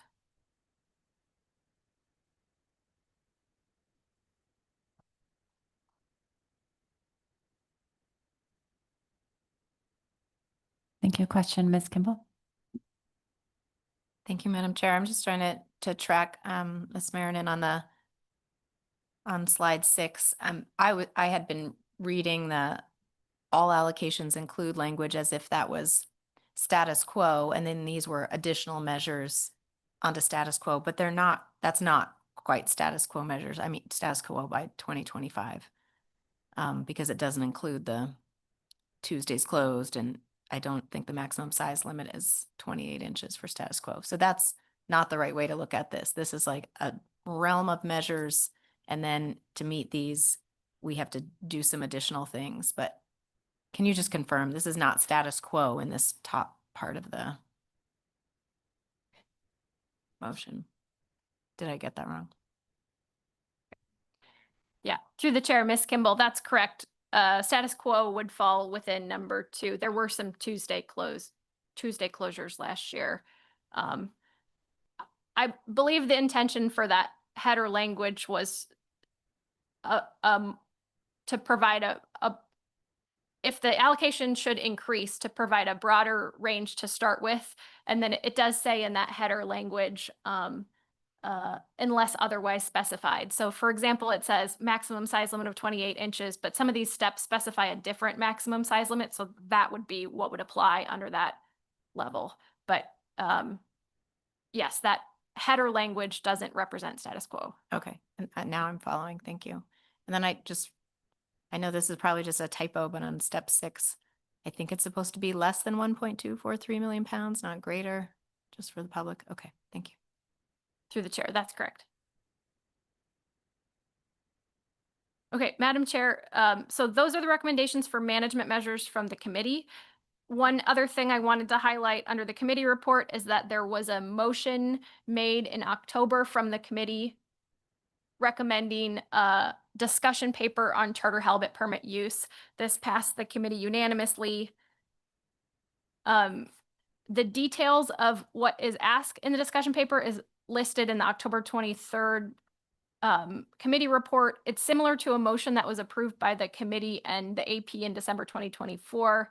That motion for a discussion paper wasn't adopted by the council at that time. And just to remind you, there were concerns cited about staff capacity, in particular with implementation of the RQE stamp and other work that staff were doing at the time. The discussion paper is focused around understanding trends in transferable and non-transferable CHP use that could provide a greater understanding for latent capacity in the fleet. This could be of particular use in the 2026 implementation of the Charter Halibut Stamp Program to fund the RQE and other potential actions the council might want to consider in the future or coming off of this discussion paper. So I'm happy to answer questions about that motion or charter measures or anything else about the reports. Thank you.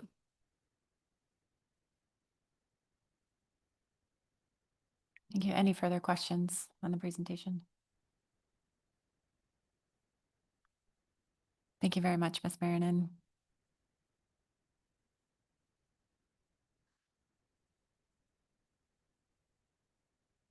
So that brings us to our AP report.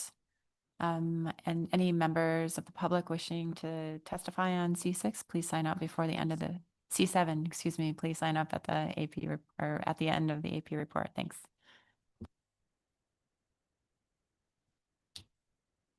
Thank you, Madam Chair and members of the council. Ooh, I think we did a different one. It's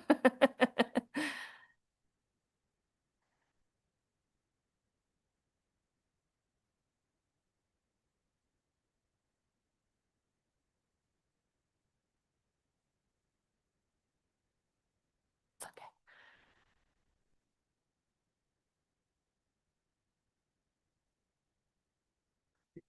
There we go. All right. For the record, my name is Kelsi Ivanoff, Vice Chair of the Advisory Panel, and I'm here to give the Advisory Panel report on C7 Charter Halibut Annual Management Measures.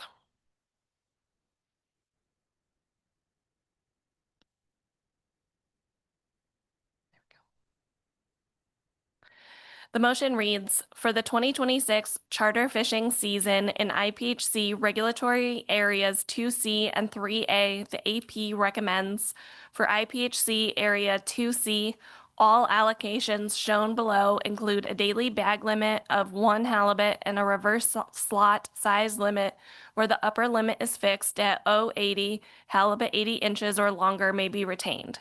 1, if the allocation is at or above 0.858 million pounds. Begin with a lower size limit of U37. Retained halibut must be less than or equal to 37 inches in length, and increase the lower size limit until the allocation is reached, as indicated in Table 2C.4, page 19 of the ADF&G analysis. As indicated in Table 2C.6b, page 22 of the ADF&G analysis. 2, if the allocation is less than 0.858 million pounds, but greater than or equal to 0.715 million pounds, begin with a lower size limit of U37, closing Thursdays starting September 10th, working to May 14th until the allocation is reached.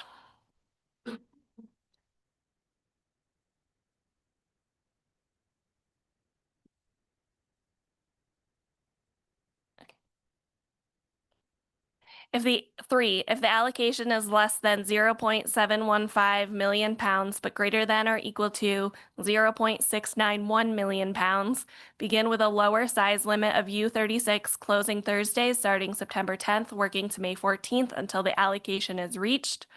4, if the allocation is less than 0.691 million pounds, but greater than or equal to 0.651 million pounds, begin with a lower size limit of U35, closing Thursdays, starting September 10th, working to May 14th until the allocation is reached. If the allocation is less than 0.651 million pounds, but greater than or equal to 0.626 million pounds, begin with a lower size limit of U34, closing Thursdays, starting September 10th, working to May 14th until the allocation is reached. 6, if the allocation is less than 0.626 million pounds, but greater than or equal to 0.594 million pounds, begin with a lower size limit of U33, closing Thursdays, starting September 10th, working to May 14th until the allocation is reached. 7, if the allocation is less than 0.594 million pounds, but greater than or equal to 0.566 million pounds, begin with a lower size limit of U32, closing Thursdays, starting September 10th, working to May 14th until the allocation is reached.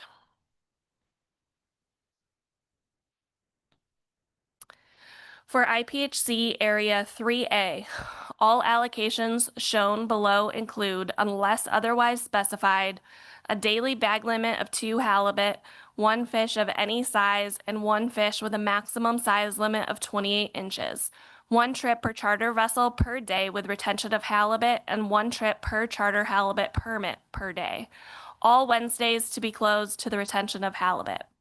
1, if the allocation is greater than or equal to 1.772 million pounds, raise the size of the second fish until the allocation is reached, with no Tuesday closures as indicated in Table 3A.13, page 33 of the ADF&G analysis.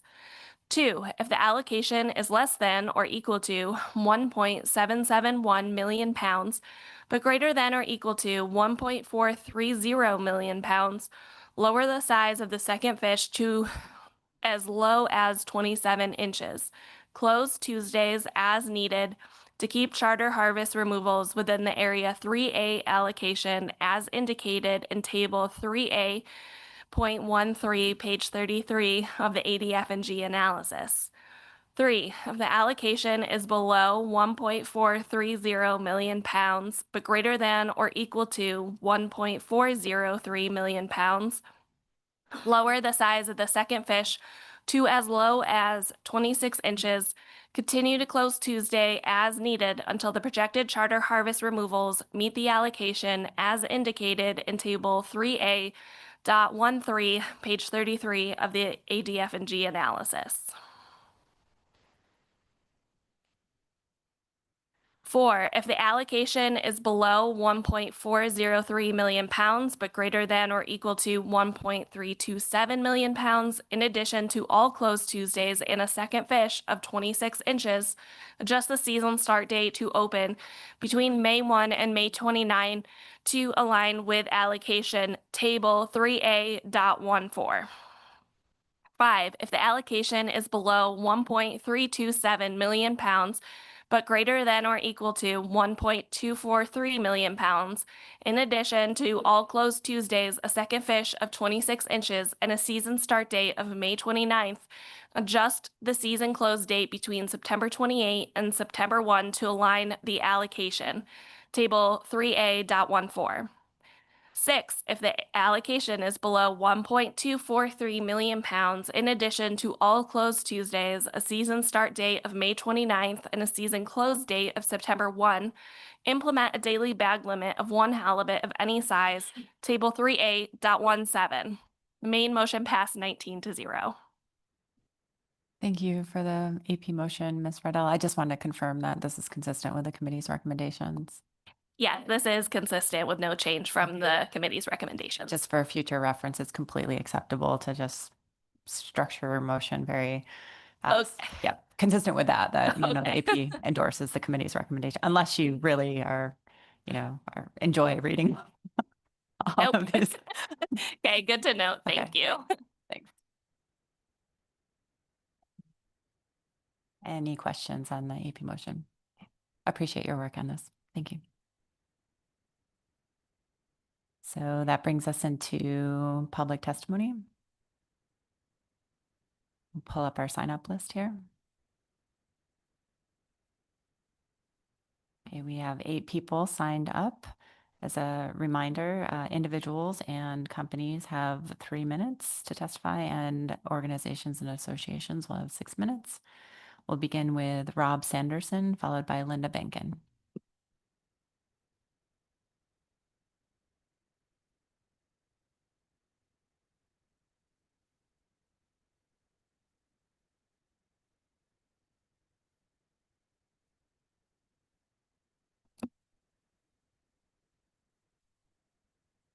Good morning, Madam Chair. It's good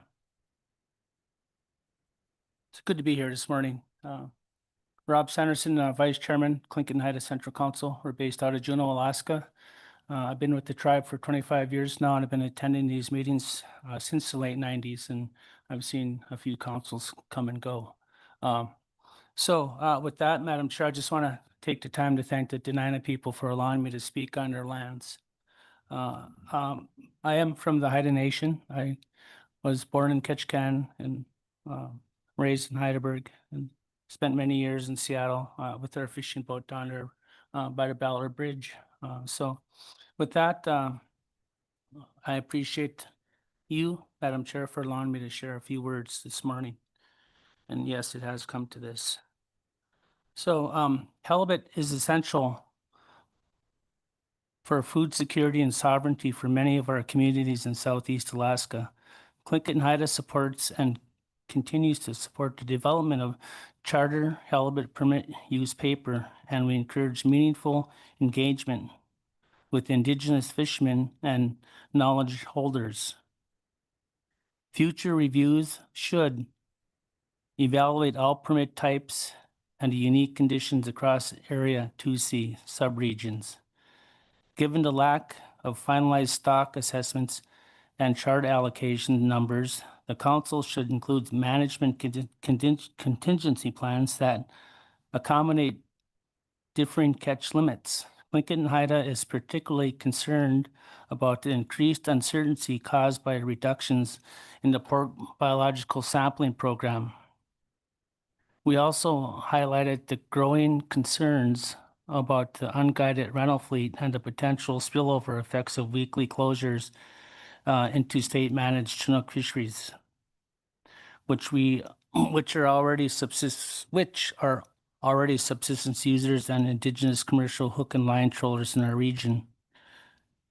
If annual limits are adopted enforceably and reporting is critical, Clinton-Haida supports recording requirements, recommends considering 1 trip permit per day rule. Our teachings remind us that balance is necessary to maintain abundance. Decisions made here directly affect the balance between guided, unguided subsistence and commercial uses across Southeast Alaska. And, you know, getting in to a work session would be very helpful to develop a definition of a bareboat halibut charter sector and to propose a method for catch accounting. If asked what that accounting might look like, I would suggest that using a phone app, which with reporting going to Alaska Department of Fish and Game. But that would be what the participants in the work session should be asked to help develop strategies that account for catching accounting. Participants to the work session should include staff from the Alaska Department of Fish and Game, the International Halibut Commission, and Council. I would leave it up to you to decide, the legislator to decide who should be in the room. And Madam Chair, those are from my notes, and I hate reading off paper because I do so much better without reading scripted work. Having fished in the eastern Gulf of Alaska from the Fairweather Grounds to Cape Shack and all the way up and throughout a lot of the waters in Area 2C, Lynn Canal, Clarence Straits, Chatham Straits, you name it. I've been there. A lot of our fish are simply disappearing. A lot of the ones that we call the barn doors are slowly disappearing. The Inter-Island Ferry Service put out a report. That's the ferry that goes between Prince of Wales and Ketchikan daily. They took almost 2 million pounds of boxed fish off of Prince of Wales Island this summer alone. And so it's very critical that we, start really checking on these unguided sport boats there. We that go out there from our villages, we're often harassed by law enforcement, and we never see a lot of the people that come in from out of state. They don't even really bother them. And, it's not fair. So something has to change. Having been attending these meetings and having really seen no change whatsoever in a lot of the things that come up at these meetings is kind of disheartening. But you guys have the power to change things, and this would be a good change for us in Area 2C. It's really disheartening when you see 100, 150 people getting on these boats, heading out to the lodges on Prince of Wales. And, there's no way that we could even compete with these guys in terms of what they take and what it would take to feed our villages in Southeast Alaska. That's apples and oranges. You can't compare the two. I had a brother that came in, he went quite a ways away just to get two. He got a halibut and 2 red snapper. He was one over the limit, and 1 red snapper was taken from him right at the dock, and he just slung it at that guy. And I'm surprised he didn't go to jail for that. But anyway, the officer was pretty nice to him. My brother wasn't very happy about that because he did go a long way to get that halibut.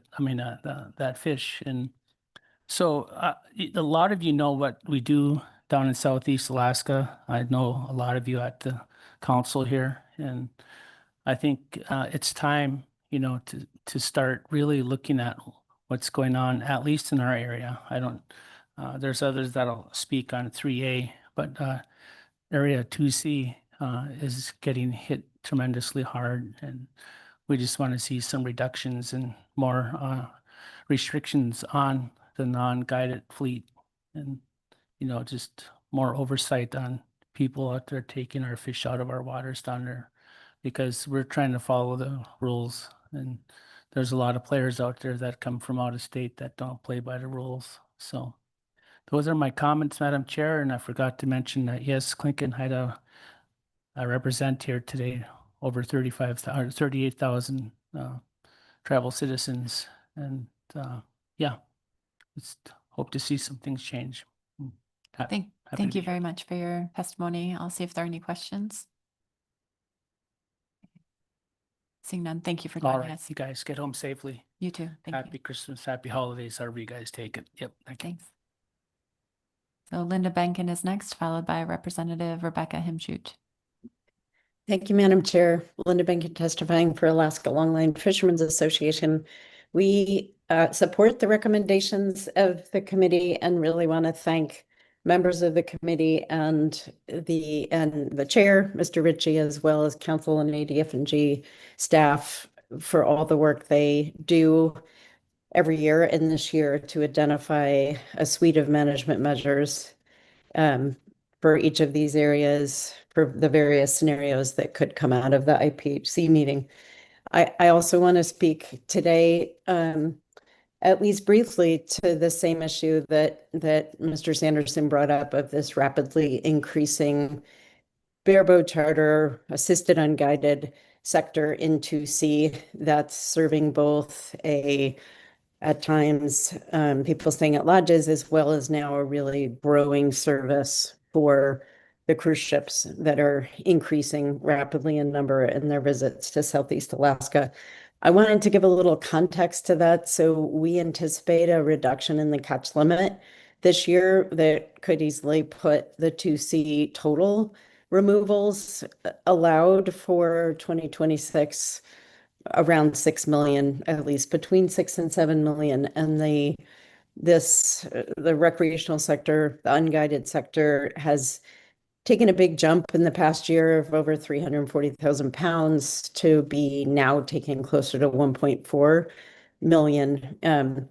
We don't believe there's been an increase in what's taken by residents. What we see is a really significant increase by these assisted unguided or bareboat charters that are very effective at taking fish, and it's a rapidly growing sector.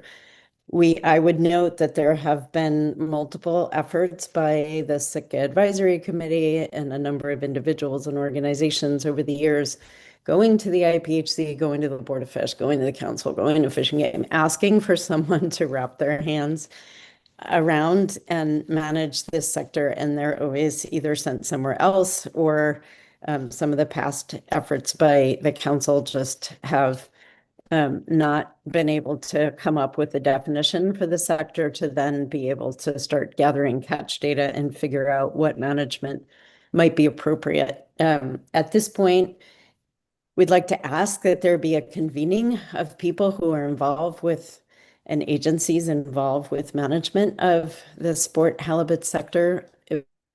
We believe the legislature might be the best entity to call that convening. I would note that Representative Himshoot's up after me next. I will let her speak to her willingness to do that. But just to say we think there's a big need for this. We fully support a group of people coming together that includes interested people from the legislature as well as IPHC council staff, ADF&G staff, to figure out how to define this outfitted bareboat assisted unguided sector, how to start to get catch data on it as first step.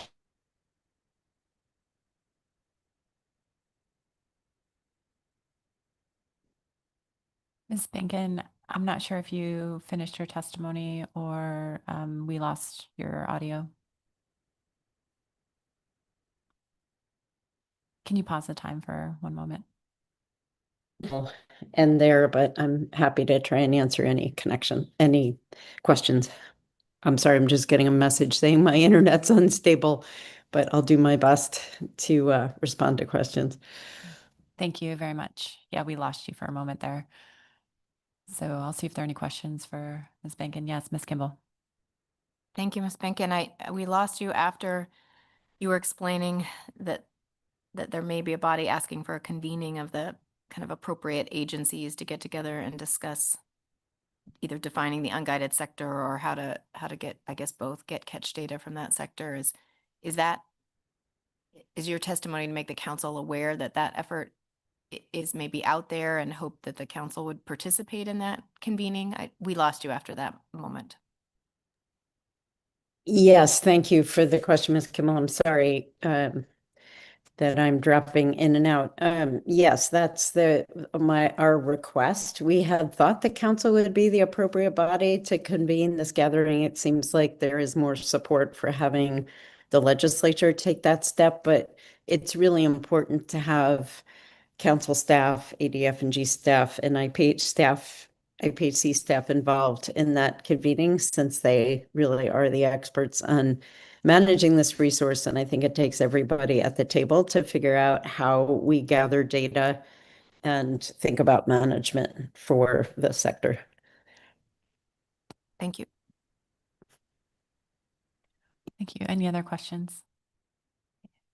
Seeing none, thank you for your testimony. Thank you. Our next testifier is Representative Rebecca Himshoot, followed by Heather Bauscher. Good morning. I just want to confirm you can hear me. Yes, good morning. Thank you. My name is Rebecca Himshoot. I'm the representative for House District 2. That includes 500 coastal miles from Yakutat to Heidelberg, 21 communities, and all of those communities are people who live from the ocean and fish. Thank you for hearing me today. Through the chair, I'd like to invite the council to consider a convening that I would like to hold in January through my office in the legislature to address the issue of a definition for unguided rental boats. Everywhere I go in my district over the years that I've served, this has been a continuing conversation. There's a perception, and we think a little bit of data is showing that there's quite a bit of growth in that sector. I don't have an opinion on whether that's good or bad. I just know that to maintain the gold standard data collection that informs the research and the science and the decisions that you all make, we need to start getting some data on that sector. And without a definition,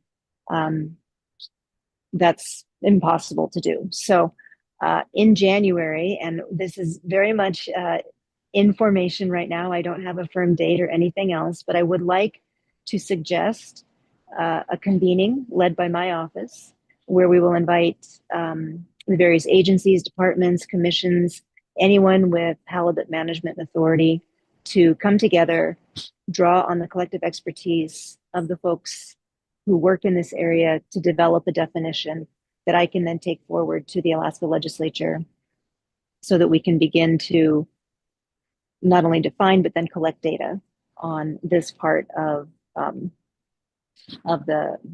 unguided sector.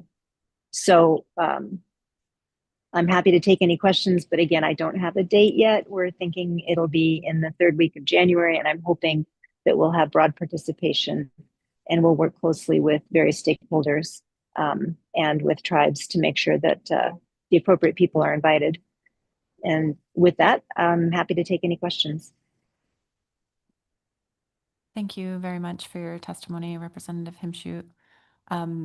I think it would be, and we appreciate the verbal invitation. I think it would be very helpful once you had some more details on the date and the resources that would be helpful for the council to provide to send a letter to us, so we can look at our scheduling and staffing capacity. So thank you. I'll see if there are any other questions. Okay, I'm not seeing any. Thanks for your time. So next up is Heather Bauscher, followed by Forrest Braden.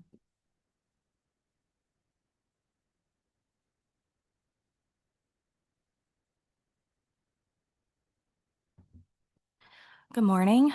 Thank you, Madam Chair, members of the council. My name is Heather Bauscher. I'm speaking for myself right now. You may remember me from coming forward about this a few years ago. I think it was back in 2022 when I was formerly with the Sitka Advisory Committee. I now live in Petersburg, but at that time I was the person bringing this forward in these spaces. And I really want to give credit to Steve Ramp for writing the original proposals and laying the groundwork to acknowledging his persistence in trying to find solutions to this problem. So I just want to give some backstory. We tried to bring this up through proposals through the Board of Fish and brought it to the Board of Fish and weren't able to get anywhere with the Board of Fish. Then proposals were brought from, well, actually there was it was at the Board of Fish, there was the advisory committees and others from Southeast. Then we were told that wasn't going to work and we needed to come to the council.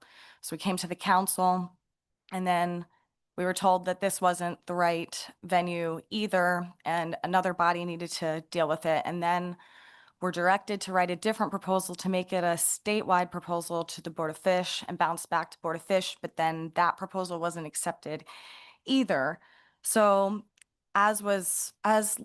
Behnken, I think, was trying to explain before things cut out, we've just been bounced back and forth between various different management bodies on this issue.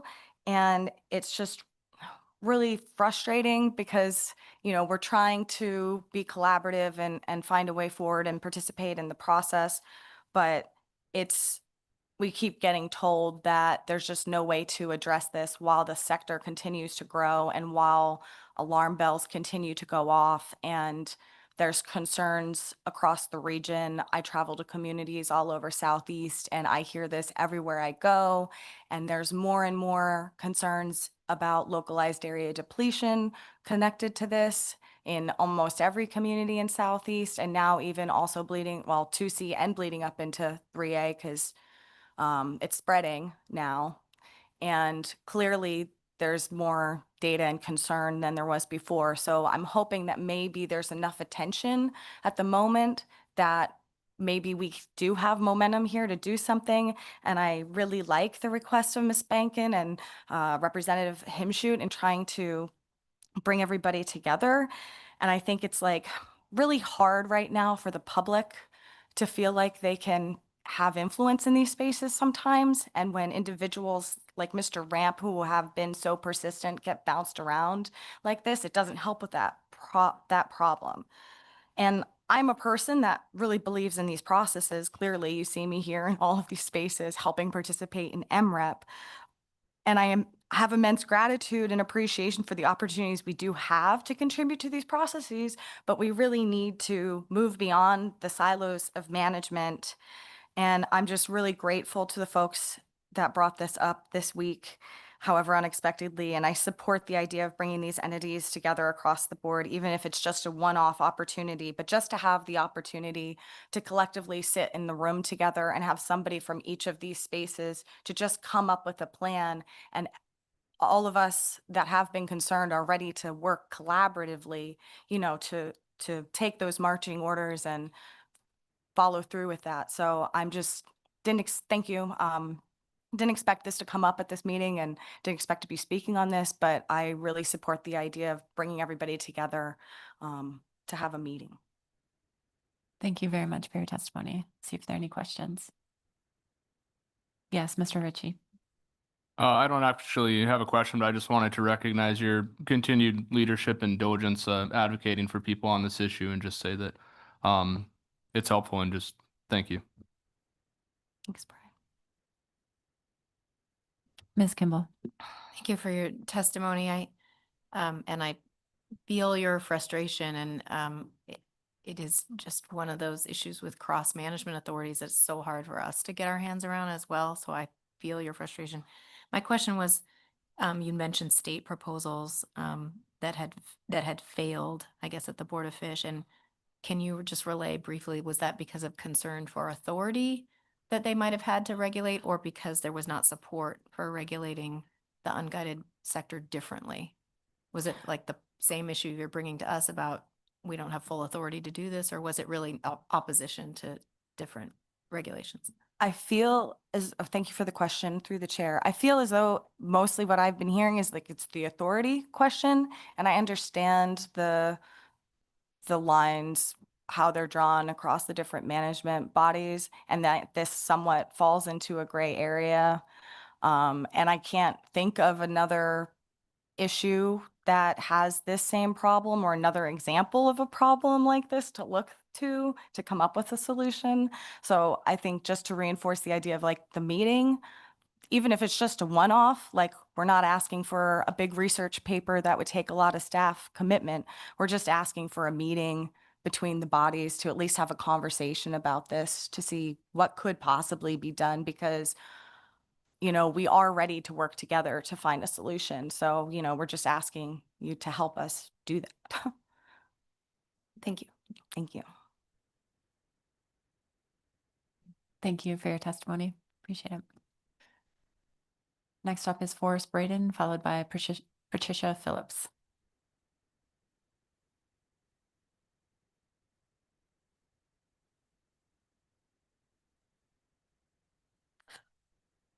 Are we still morning? Good morning still. Madam Chair, members of the council. Appreciate being able to be here, testify. I'm Forrest Braden, Director of Southeast Alaska Guides Organization, representing the guided sport fishing fleet in IPHC Area 2C, or Southeast Alaska. Our fleet accounts for about half of all the fishing activity in the state of Alaska, charter fishing activity, and appreciate the opportunity to comment. We've submitted written comments, and I've noticed that there's a lot of other comments from Southeast operators that you, if you haven't seen already, might be worth a read. We support the harvest measure package recommended by the Charter Halibut Management Committee because it's the best set of tools available to stay within the council's allocative structure.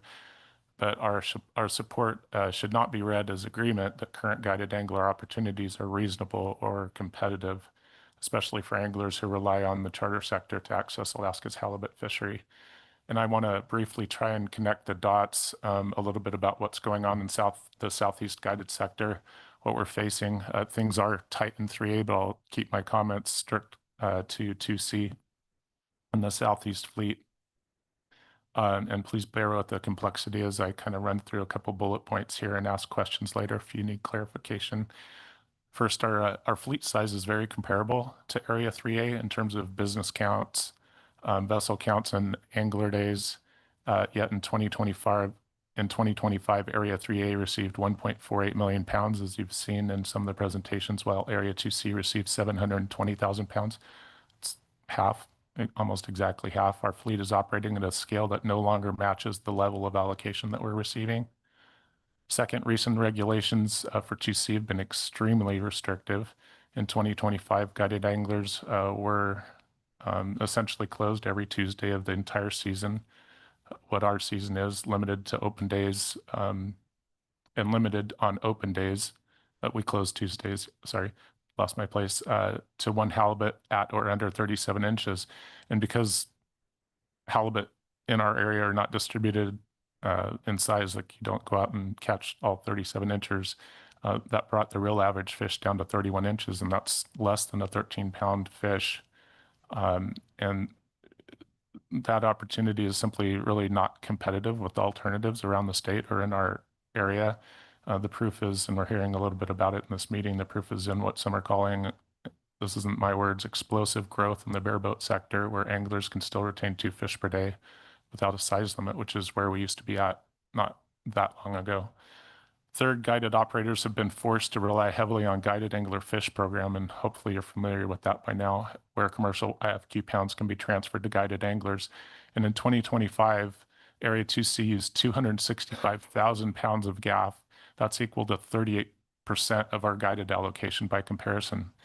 The average cost of a guided angler fish recently has been $320 per fish, and many operators in the past, me included, have paid up to $500 for a guided angler fish.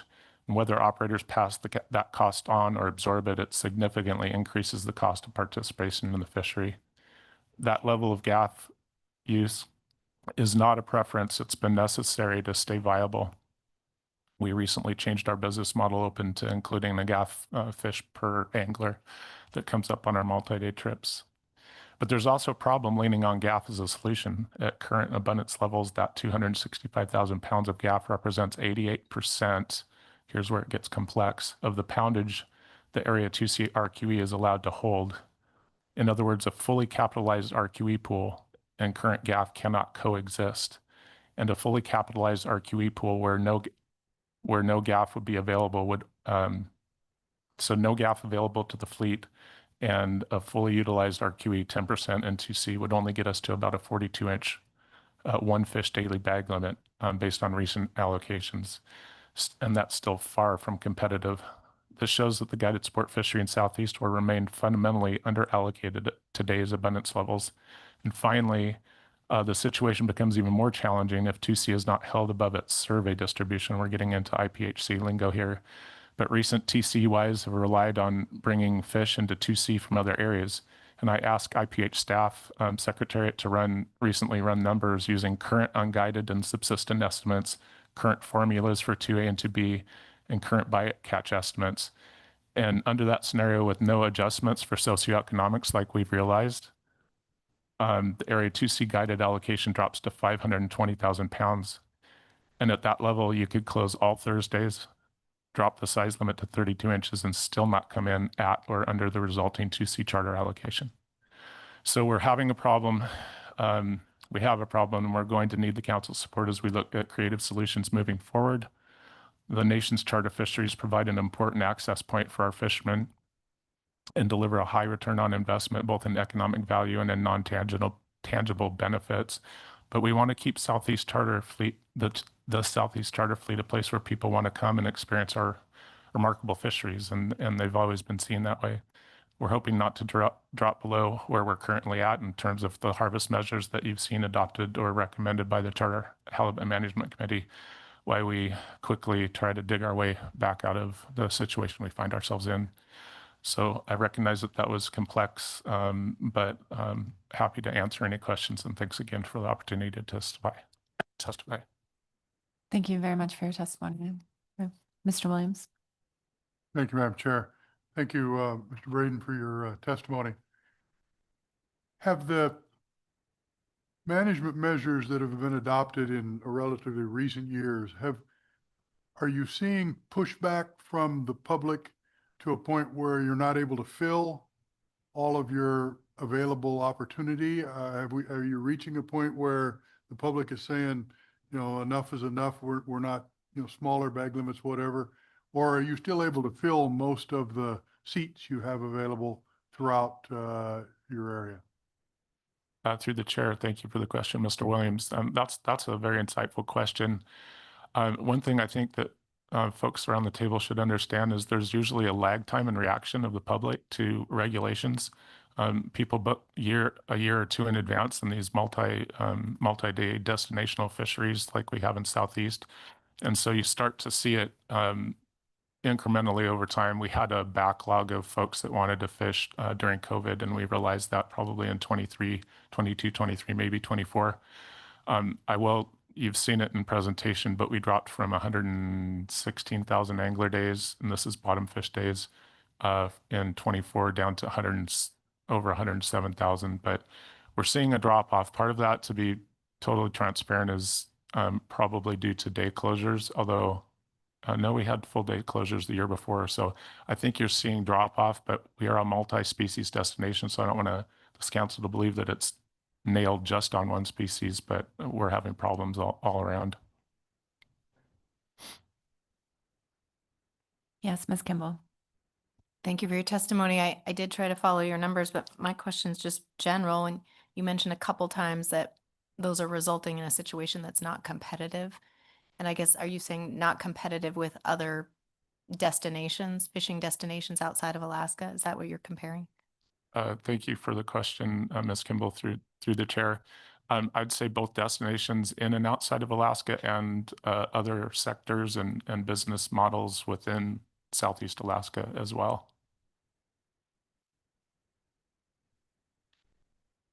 Thank you. And Ms. Goen. Thank you, Madam Chair, and thank you for the testimony. I'm curious if you can speak to, or I didn't hear you mention, whether you support this convening that we heard mentioned for January. Thank you, through the chair, Ms. Goen. We would, I would say. I haven't spoken with my board necessarily about it. This just popped up. But I think that we would support that. What I've been speaking to council members about, I can't remember if I've spoken to you about it specifically, is we have worked with Representative Himshoot's office on a legislative bill called HCR1, and it takes the conversation in this room has been very halibut centric, but it's not a one species issue for us in Southeast Alaska. So we're looking at maybe a more holistic approach to taking a look at what we've termed sport fishing service providers, which is a definition you might want to consider, and taking a look at how Alaska wants to proceed forward in terms of how many business models they want and how many people are fishing, and considering current allocations. And that would be the direction that we've been heading for a while, but it could mesh and be a parallel track with what's being talked about here.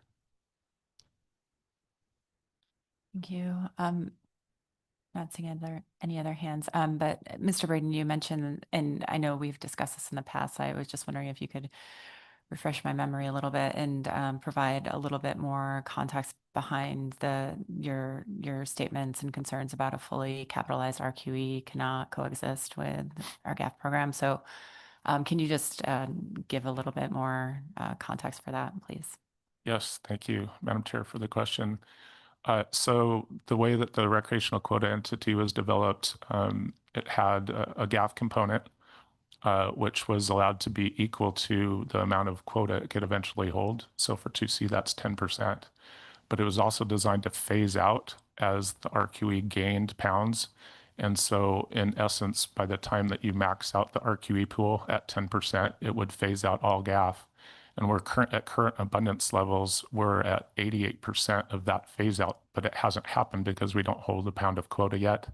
So if we held current quota to the total cap, that was my bullet point about, first of all, we'd have no more access to GAF, but we'd only be at a 42-inch fish with no day closures, which is, we deem, not a competitive place to be, even given, full program supplements. Thank you for that. Appreciate it. Okay, I'm not seeing any other questions. Thank you for your testimony. You're welcome. Thank you for the opportunity. Our next testifier is Patricia Phillips, followed by Chance Miller. Hello, this is Patricia Phillips. Good morning. Good morning. Yeah, I live in Pelican, Alaska, 53-year resident. I'm an initial issuee of halibut IFQs. My family's 5 generations of fishing, commercial fishing, longline. Our sons are 2nd generation quota shareholders. I'm going to talk about my community of Pelican. The ADF&G did a community harvest and use wild resources survey in 2023, and it showed that 3,903 pounds of halibut were caught from the subsist shark cards, and 31% of the people harvest halibut, but 93% of the residents of Pelican use halibut.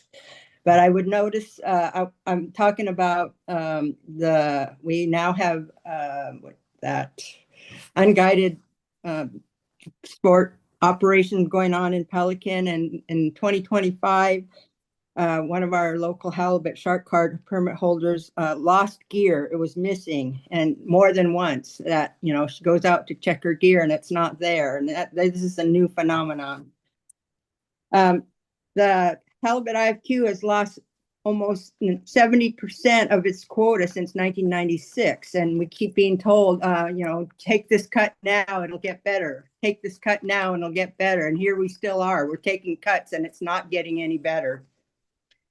The unguided harvest lacks oversight on how much they actually take. A logbook requirement at the very least is needed to be mandated. Management measures should be all-encompassing. The Icy Point cruise dock is predicting 2 to 3 cruise ships per day. That's cruise ship captains are fishing salmon, are conducting 2 to 3 angler days in one day. It's because they're doing 2 to 3 trips a day. That's a heavy hit on the halibut resource if charter boats are making 2 to 3 trips per day for salmon and catching halibut as bycatch, thereby increasing mortality. The Sport Fish Lodge unguided operations are expanding in size and scope. Custom-built ferries bring in clients on a daily basis, vessels which can carry up to 49 passengers in and out every day. The socioeconomic changes to the halibut catch sharing plan would further cripple the commercial fishing sector. Our vessel has 1 captain, 4 crew, and take on permit holders for extra fishing revenues. But due to declining quotas available to harvest, we have less revenue, but increasing costs on fuel, bait, insurance, vessel repairs. In my opinion, day closures are necessary to stay within the halibut catch sharing plan, and I would like to see that the size of the halibut allowed to be kept is 60 inches. That's my opinion. So the city of Pelican, or the Pelican Fishing Corporation, is our community quota entity. We have 4 chip permits. In 2025, 3 were used, and one of the 3 leased GAF. That was my comment. Thank you very much for that opportunity. Thank you for your testimony, Ms. Phillips. Are there any questions? Yeah. Seeing none, thank you for joining us. So Chance Miller is next, and then Frank Woods will be our final testifier. I was just at 3 minutes.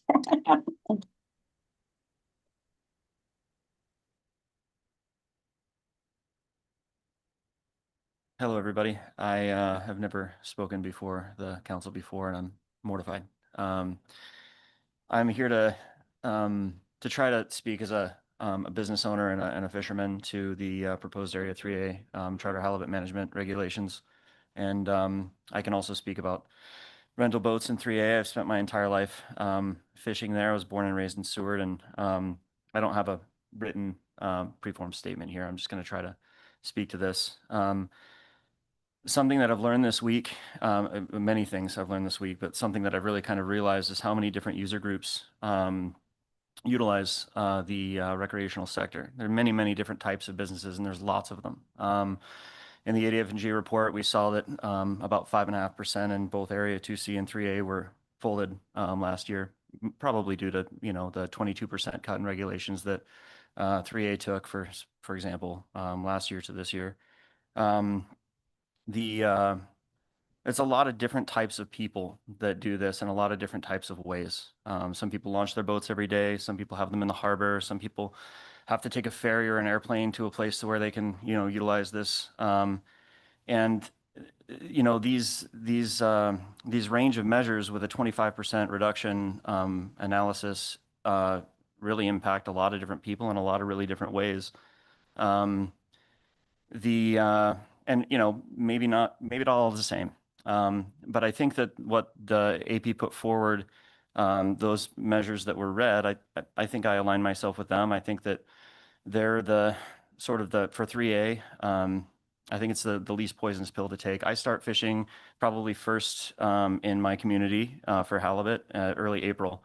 Most of the fleet starts around the 1st or middle of May, and then everybody's kind of going by Memorial Day. And a seasonal closure really impacts me for my area and my community the most. And of course, I'm not looking forward to that. I employ about 65 people somehow. I have no idea how that happens. We go typically from April 1st till about the middle of September. There were concerns with people in my community. I care a great deal about charter boat fishermen. I've never done anything else in my life. I've never even been anywhere else in my life in the summertime in Seward, taking people fishing. And I don't feel good about infighting between stakeholders or telling somebody that, my dinner is more important than theirs is. I think that those management measures consolidate down to benefit the heart of the season and keep things status quo as much as possible. Of course, losing the shoulder seasons 60 days, 30 days on each side is the comment. That's impactful. Losing an additional day of the week and going to 3 days of the week is really, really impactful. That wasn't a popular option. And going to a one fish limit, I think, is going to encourage high grading. I think it's going to increase our average weight, and I think it's going to put us in a reverse slot limit measure moving forward. And I think that will negatively impact the spawning biomass in the future more than anything else. I think that when you tell somebody they can have 2 fish, it's more acceptable. If you tell them they can have 1 fish, then it better be a good fish. And right now, if we go out and we're not very good fishermen and you get 2 kind of medium-sized fish, it's somehow better. But I think if we go to 1 fish at the very end of that, it's going to really hurt the stock moving forward. But thank you for your time. I'm out of time.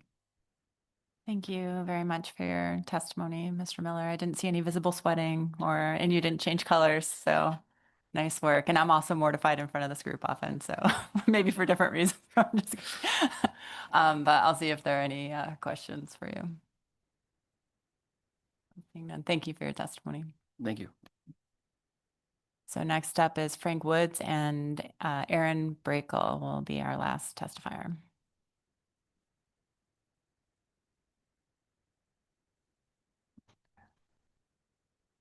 Morning, Madam Chair and members of the North Pacific. For the record, my name is Frank Woods. I'm representative of the Cossack Walrus Commission.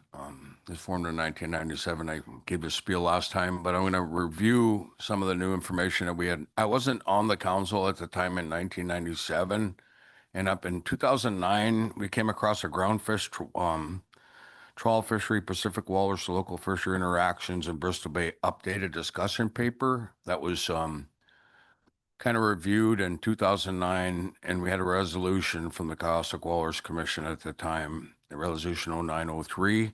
It's in discussion paper, if you could pull it up. I don't know.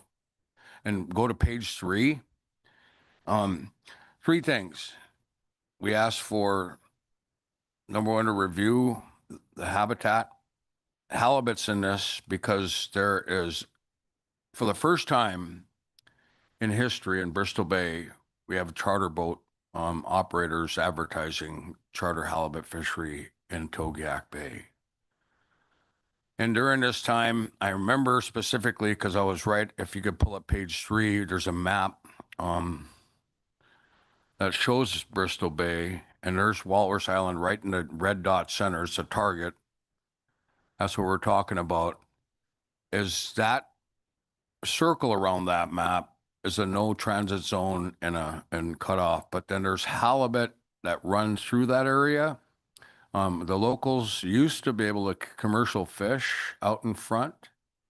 And now, and then where we're getting impacted, I believe, is that whole yellowfin trawl fishery is right off of Cape Constantine all the way to Round Island. There's halibut that my traditional knowledge that I have, I've been fishing there since 1997, if you could imagine. That's 46 years ago. I commercial fished for king salmon, sockeye, silvers, and herring.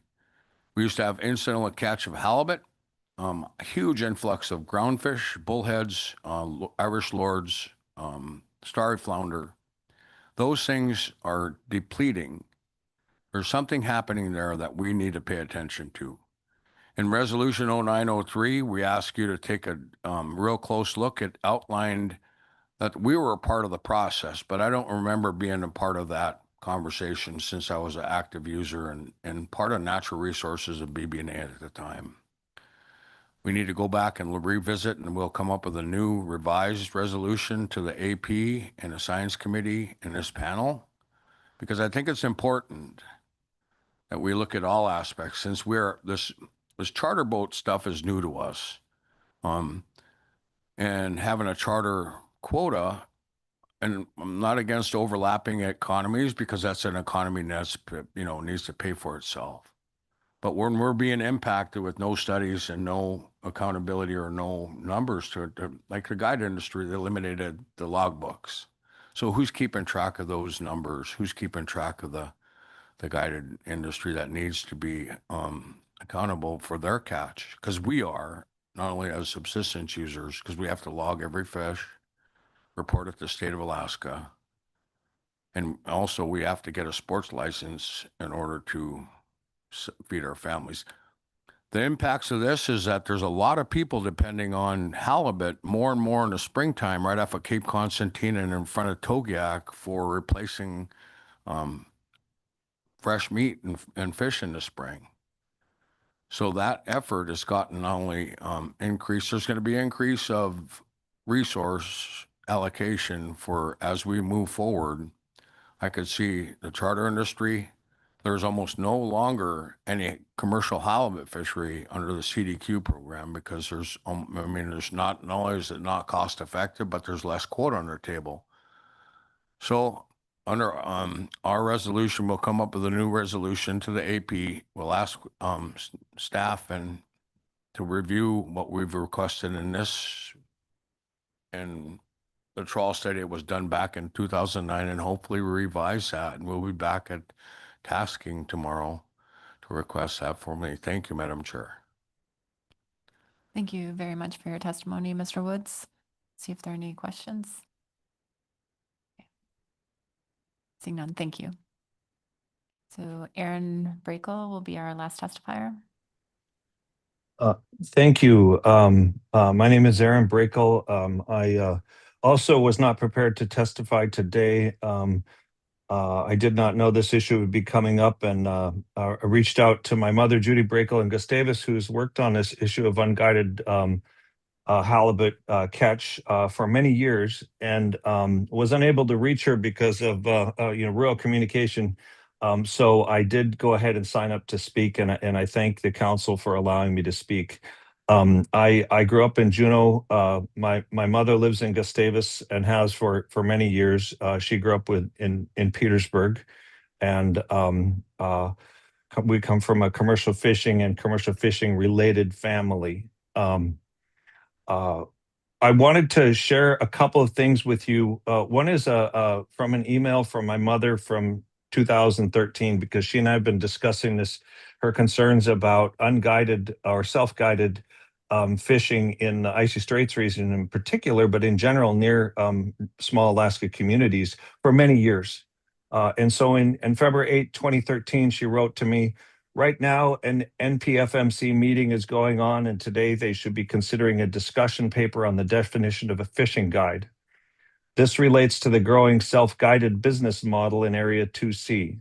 I sent in a comment that included 11 varieties observed around here to evade the halibut charter regs. In September, I sent their staff person tasked with leading the discussion paperwork much of this info. Other people from here also sent comments. It's a tough problem, especially since they've already done limited entry in the halibut charter fishery and handed out the permits under the old federal definition, which says it's not guided fishing unless there's a guide aboard the vessel." And there's a number of things she went on about the other regulations there, but she then concluded, "I should mention that these self-guided dodges and the state of halibut stocks are definitely a concern among people who actually live in Gustavus." And she signed it, "Your mom, the inevitable activist," because of inevitability of the need for local people to speak up about concerns about local areas. And of course, there are concerns about the capacity of the Fish Council to deal with local issues. But I really, really encourage the council to support a working group meeting and Representative Himshoot's invitation. I think that's a great idea. I support the comments from Vice President Sanderson from Central Council. I really enjoyed listening to what he had to say, and I'm thankful for what he had to say, and also those of Linda Behnken. I want to read to you also a little further from a December 17th comment on agenda item C3, the discussion paper, self-guided rental boats registration, that Alaska Halibut Forever, based out of Gustavus, Alaska, wrote. It said, this is 2017, "Last year, we requested that the staff taking at the end of this December 2016 council meeting include a task of research on the self-guided halibut sport fishing sector, particularly in halibut area 2C, where it is most prevalent, and that the staff suggest approaches to directly regulating this sector. We supplied information about the size and growth of the sector in area 2C, including a preliminary study of self-guided company websites by Larry Landry. And then the council at that time voted to accept this staff tasking topic, but later that was removed from the staff tasking at the June 2017 with the substitution. So there's a long-term concern about what's happening to the ability of people to feed themselves in local communities. And I just want to, because my mother was unavailable, I quick signed up to testify and speak. And thank you very much for allowing me to speak today. One other thing I wanted to briefly mention is concern about safety. And that's another real reason for the council to be meeting with other agencies to take a look at it. I believe the 2016 incident in which 2 people died in Glacier Bay off Strawberry Island was related to a self-guided boat, a 21-foot aluminum self-guided boat. And I think there have been other incidences as well. There's a lot of risk with bringing people out and sending them out without a guide. So thank you very much for your time and for allowing me to speak today. Thank you for your testimony, Mr. Brakel. See if there are any questions for you. Seeing none, thank you for joining us. So that concludes public testimony on C7. We will take a 5-minute break and come back and see what the wishes of the council are as far as action on C7. Thank you. Come back at 12:15.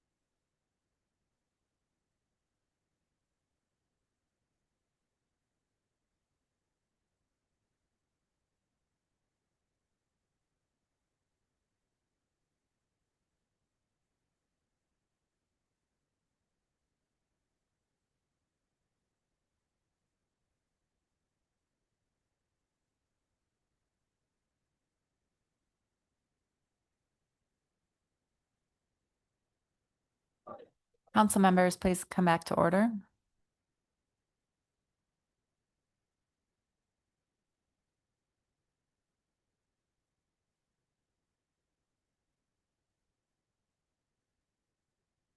Okay. So we have received staff presentation on C7 and public testimony, and we are ready to take action. So I'll see if any council members have a motion. Yes, Mr. Ritchie. Thank you, Madam Chair. I do have a motion. I'll wait a moment for it to get on screen.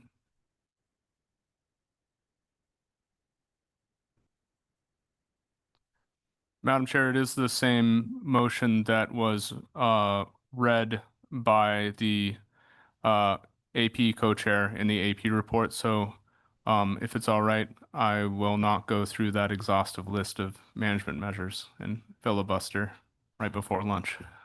Okay. Thank you, Mr. Ritchie. We'll wait for that motion to get on the screen so everyone can take a quick look. And I'll save my filibuster for rationale. Okay.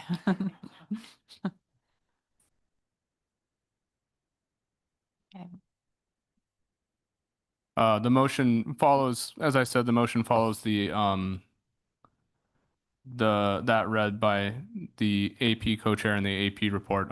With a second, I'll speak to it. Thank you for the second, Mr. Moeller. Mr. Thank you. Ritchie. Thank you, Madam Chair. Thank you, Mr. Moeller.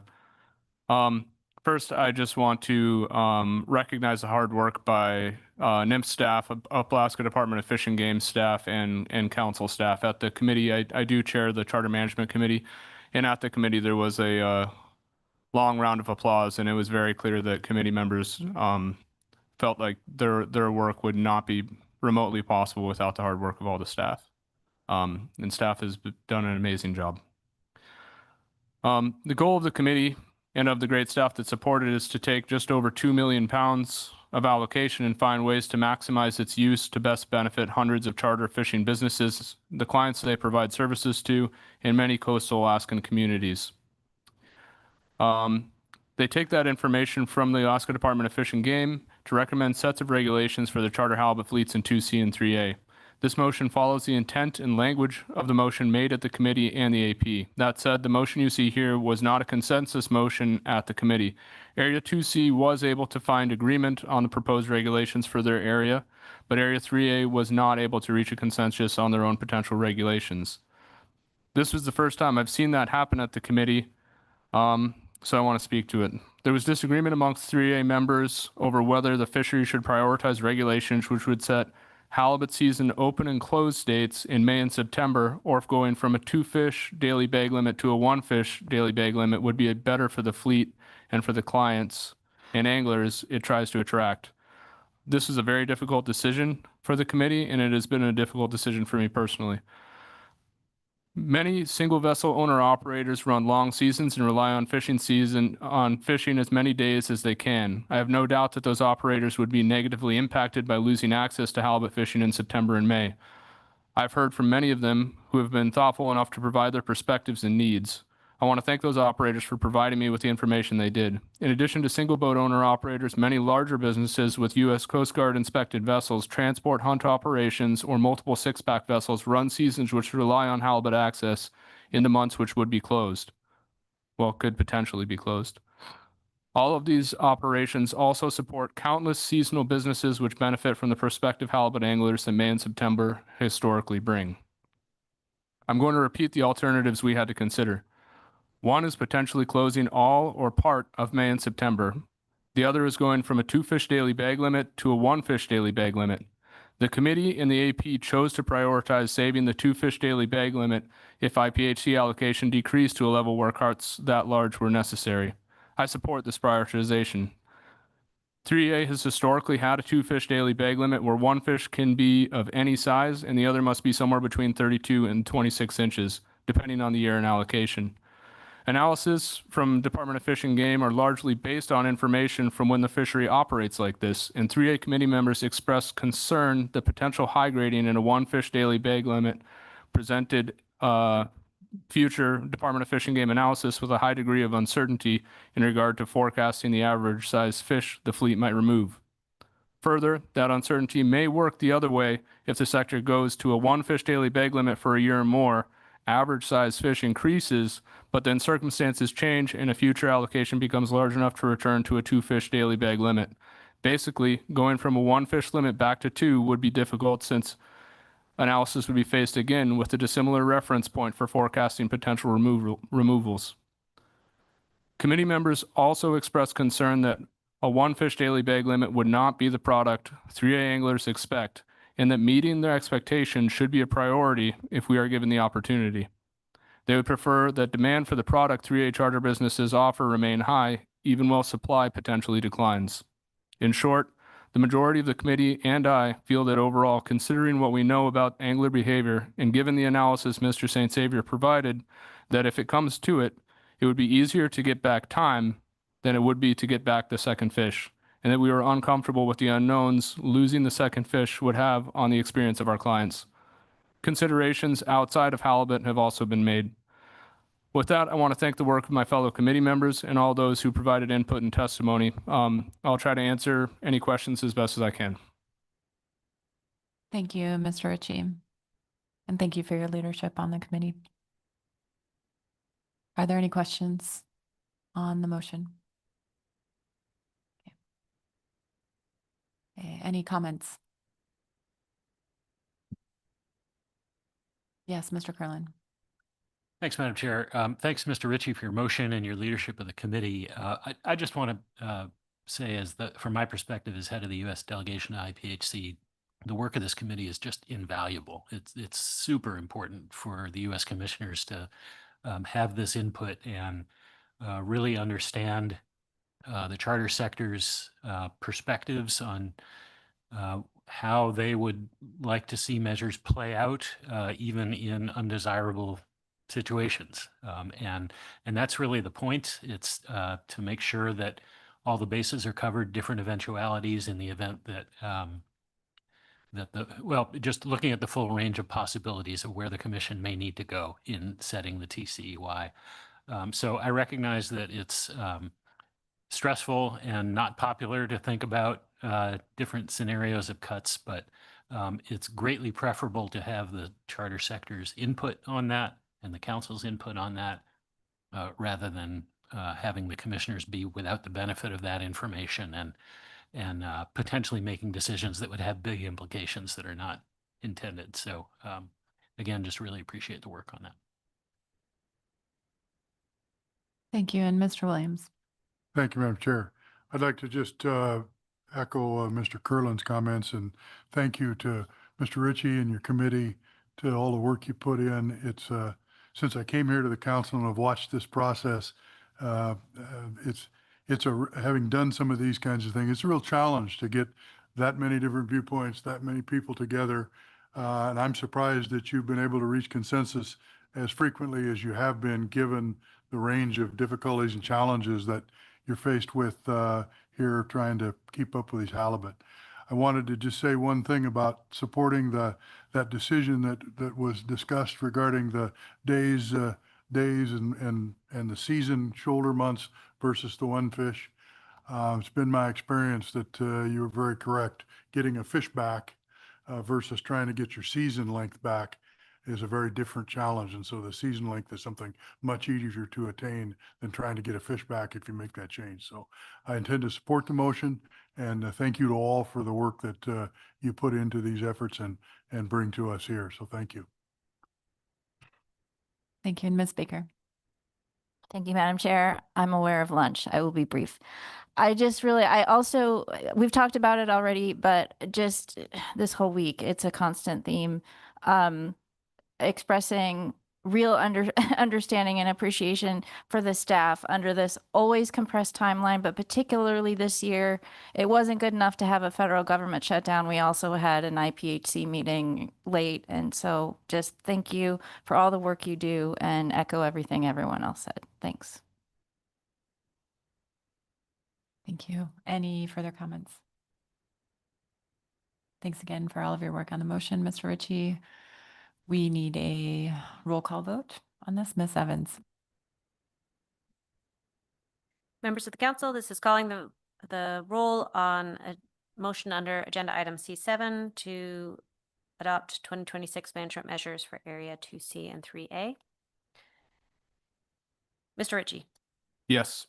Ms. Tsukada, Yes. Ms. Vanderhoven, Yes. Mr. Williams, Yes.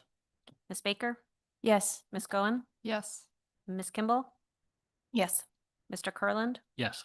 Mr. Mueller, Yes. Mr. Pamplin, Yes. Ms. Stropnicka. Yes. That passes 11-0.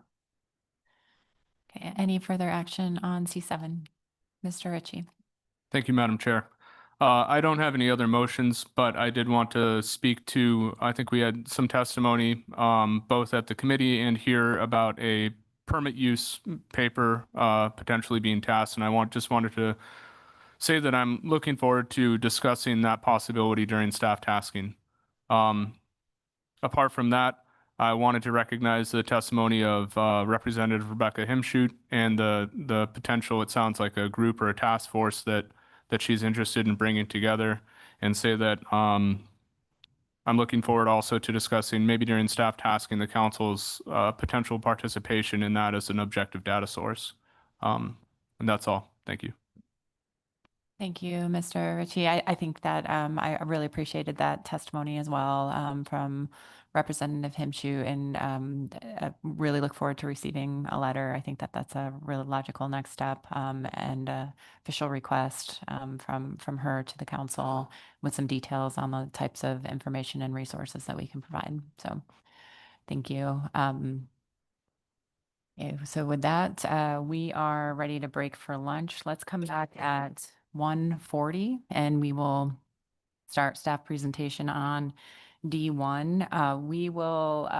We'll try to get through D1 and D2, and we'll break at that time, and we'll begin staff tasking presentation tomorrow morning. So just to notify the public of that. So thank you, and see you at 1:40.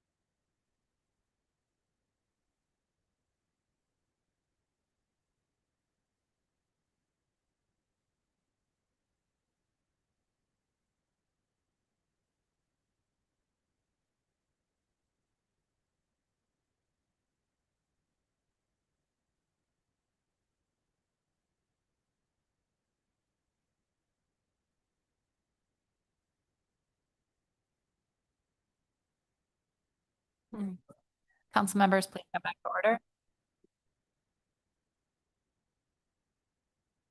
Okay, welcome back, everyone. So we are ready to begin our staff presentation on D1. As I noted before lunch, we hopefully will get through D2 and break at the end of the day and come back in the morning and begin staff tasking at that time. Welcome. Good afternoon, Madam Chair, members of the council. Anna Henry, council staff, here with Carla Bush from ADF&G to present D1 Norton Sound Red King Crab Participation Recency. This is a discussion paper that the council requested in October to outline historical and current participation in the Norton Sound Red King Crab summer commercial fishery to facilitate consideration of a recency action for license limitation. And this motion came after the council had received a series of proposals and public testimony related to this fishery starting in about February of 2024. And I'll just note that normally we can't turn around a paper this quickly from a motion in October to a presentation in December, but Ms. Bush and ADF&G and other folks at the state had really already done a lot of legwork to pull together information and put this together. So I really want to thank Ms. Bush and the state for that. And with that, I will turn it over to her for the beginning of the presentation. Thanks, Anna. This is Carla Bush with the Alaska Department of Fish and Game for the record. There's still a delay. I did this one. Okay. All right, just a quick overview slide here. I'll do a brief description of the stock and then get into the history of the fishery and how the fishery operates, participation, trends in the fishery, some of the community connections in terms of LLP ownership and those who participate in the fishery, and then some information about the LLPs and how often they've been used in recent years. Then I'll turn the presentation back over to Anna, and she'll go over next steps and potential implications. So the Norton Sound Red King Crab stock is the northernmost red king crab population that supports a commercial fishery in Alaska. Red king crab are distributed throughout Norton Sound at depths above 30 meters, which is shallow in comparison to other parts of the state where red king crab are found. Male and female Norton Sound red king crab mature at smaller sizes, and females have higher fecundity than red king crab that are studied in other parts of the state. The Norton Sound red king crab generally migrate from offshore waters, from offshore to nearshore waters in the late winter and early spring before they move back offshore in the summertime. The stock supports 3 fisheries: a year-round subsistence fishery, a winter nearshore commercial fishery that is conducted through the ice, and a summer offshore commercial fishery in federal waters. And it's the summer commercial fishery that's the focus of the discussion paper. To protect the inshore subsistence fishery from commercial harvest, an area approximately 10 to 15 miles offshore between Sledge Island in the west and Black Point in the east is closed to the commercial summer fishery. The fishery is not limited by the state under the Commercial Fishery Entry Commission's permit system, but it is designated as super exclusive in both state and federal regulations. This means that any vessel that participates in the Norton Sound red king crab fishery cannot participate in any other state or federal king crab fishery during that same year. The Board of Fisheries implemented a pot limit in 1993 that effectively limits all vessels in the fishery to just 40 pots. The fishery is managed under the Bering Sea Aleutian Islands Crab Fishery Management Plan. The council did not include this fishery in the crab rationalization program because at that time they determined the fishery was not experiencing the same conservation and economic challenges facing other Bering Sea crab fisheries at the time. The federal license limitation, or LLP, was implemented in 2000. Licenses were issued with a Norton Sound king crab endorsement based on at least one documented harvest of red or blue king crab in the Norton Sound area in 1993 or 1994. Federal regulations grant an exemption to all vessels less than or equal to 32 feet from the Bering Sea Aleutian Islands requirement to hold an LLP license. And this was based on a council determination that these smaller vessels did not contribute significantly to the overcapitalization in the Bering Sea Aleutian Islands crab and groundfish fisheries. There are a total of 62 LLPs endorsed for Norton Sound king crab, and 7 of these licenses are issued with a maximum LOA of 32 feet or less, even though an LLP is not required for vessels of that size. The community development quota is allocated 7.5% of the total commercial GHL, and the remaining GHL is apportioned between the nearshore winter at 8% and the offshore summer at 92%. And any winter GHL that remains after the fishery closes is then added to the summer GHL. The graph here shows that the summer commercial fishery in the shaded part typically harvests over 90 to 95% of the GHL. In 2019, low catch rates led to limited effort throughout the season, and the commercial buyer in Norton Sound stopped buying crab prior to the regulatory closure date, and there were no commercial there were no commercial buyers in 2020 or 2021. Then, in response to requests from the state of Alaska, the Secretary of Commerce made positive federal fishery resource disaster determinations for the 2019, 2020, and 2021 fisheries. The commercial buyer in Norton Sound reopened for delivery starting in 2022, and there were historically high prices offered that year at $12 per pound, and very high catch per unit efforts in the fishery that peaked in 2024 at 40 crab per pot. A second buyer, Pacific Seafoods in Kodiak, registered in the fishery these last 2 years. The figure on this slide includes information that's captured in Table 2 of the discussion paper. The total number of vessels that annually participate in the fishery are shown in black bars, and it has varied from a low of 22 vessels in 2008 to 36 vessels from 2015 to 2017. The average number of vessels is 29. The number of active LLPs shown in the gray bars has ranged from 15 LLPs in 2009 to 26 in 2015 and averages about 21. Since 2014, 60 to 80% of the participating vessels are assigned to an LLP, which includes about half or 3/4 of the vessels that are 32 feet in length or less. The season length, which is represented by the line on this graph, has varied, although the 13-day season this last year was the shortest on record. The recent 5-year average season length of 29 days is about 1 week shorter than the recent 10-year average season length of 35 days. Most of the vessels that participate in the fishery are in the 30 to 32 foot range. The graph on this slide was taken from information presented in Table 3 of the discussion paper and shows the proportion of total harvest by vessel size and LLP status.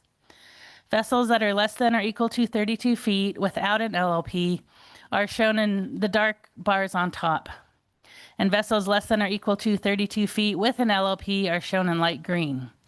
So together, these smaller vessels with and without LLPs have harvested as much as 81% of the total harvest in 2023 and as little as 58% of the total harvest in 2025. Those vessels that are greater than 32 feet are shown in gray along the bottom of the graph. And these larger vessels have harvested from about 19% of the TAC to a peak of 42% of the TAC in the most current season. Prior to 2022, there were up to 6 vessels that were greater than 32 feet in the fishery. The number of larger vessels has now increased to 8. These recent increases in large vessel participation have raised concerns from some of the long-term fishery participants who are worried that participation by larger vessels may continue to increase in the future.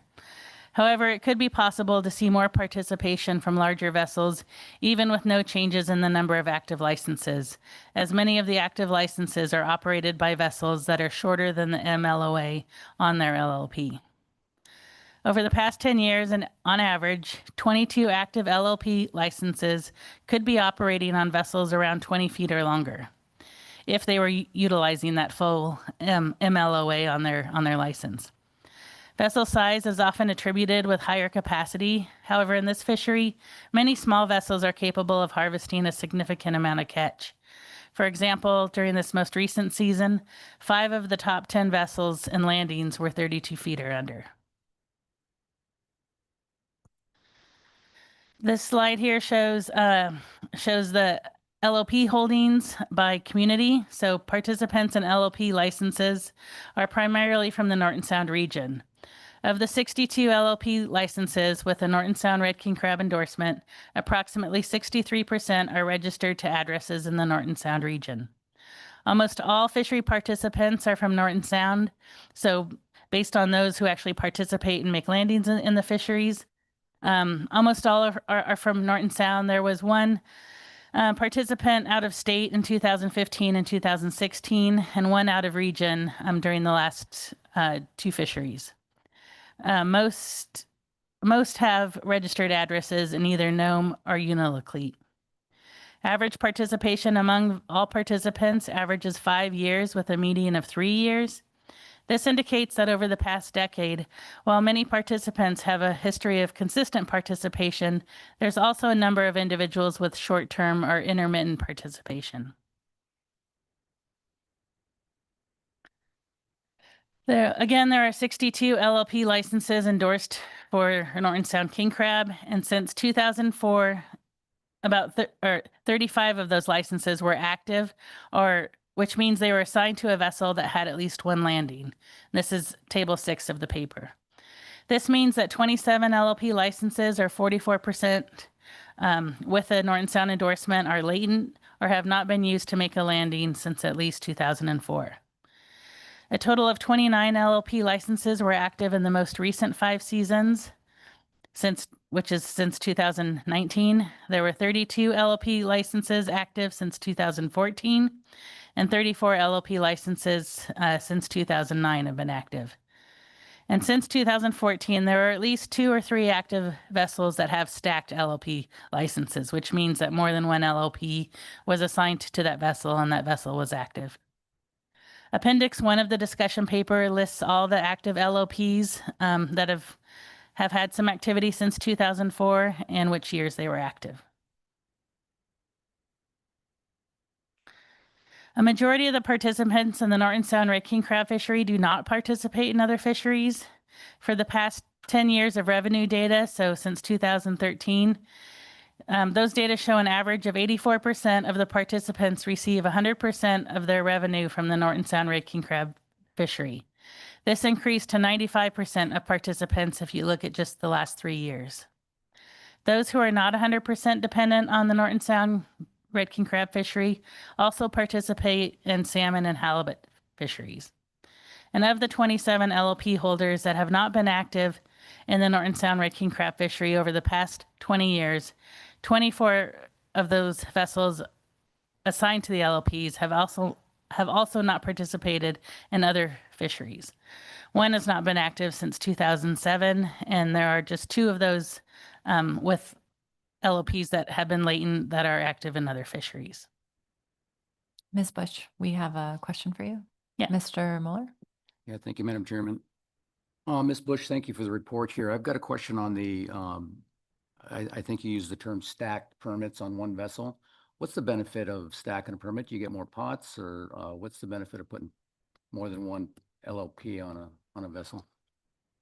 Through the chair, Mr. Mueller, thanks for the question. Yeah, in this fishery, likely the only benefit of stacking an LLP is that there's the possibility that both may be assigned some active status if there was any change. And other groundfish fisheries around the state or crab fisheries, having multiple LLPs may give you access to a different area if there's different area endorsements or different gear endorsements. For this fishery, you really, if you're over 32 feet, you would need to have at least 1 LLP. So there's no fishery advantage, no difference in the pot limits, et cetera, to having more than 1 LLP. And I'm going to pass it over to Anna now. Thank you. And Ms. Goen has a question as well. Thank you, Madam Chair, and thank you, Ms. Bush, for the presentation. You mentioned some larger vessels had participated in recent years. Can you speak to how large? What was the length overall, approximately? Yeah, through the chair, Ms. Goen, I don't have that information in front of me, and I'm not sure if that's publicly available or not. I can tell you that the largest MLOA of the existing LLPs is 77 feet, and after that it drops down to 59 feet. I think there's about 4 or 5 that are in that 59-foot range, and then they kind of go down from there. But it wasn't 77 feet, but it was larger than yeah. That's helpful. So we're not talking the 100-foot plus boats. No, the largest MLOA in existence is 77 feet. I think when the pot limits went in place in the early 90s, there were larger vessels, but that predated when the LLP action occurred. And so when the LLP action was implemented, now the biggest boat that could come in would have to be 77 feet or less. Go ahead. All right, so I'll just walk through the last few slides here about next steps and potential implications. As always with the discussion paper, the council can take no further action. The council can also request further information in another discussion paper or move to initiate an analysis, which involves defining the purpose and need and alternatives. So this slide here shows some examples of provisions that have been in purpose and need statements from previous actions that are related to recency, permit recency actions.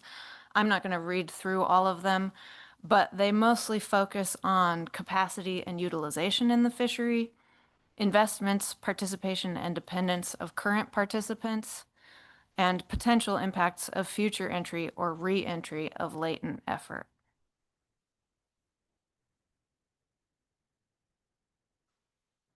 So defining the purpose and need is important because it determines the scope of the analysis. It also delineates the range of alternatives that are necessary to address the problem.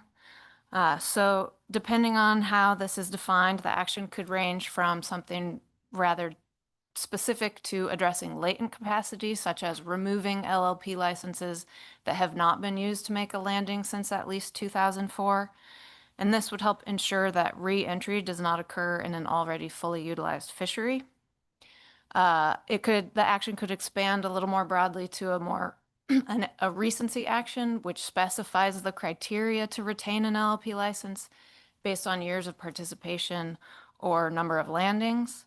And this would help ensure that those that have regular dependence on the fishery are not impinged by license holders that may participate in the fishery more sporadically.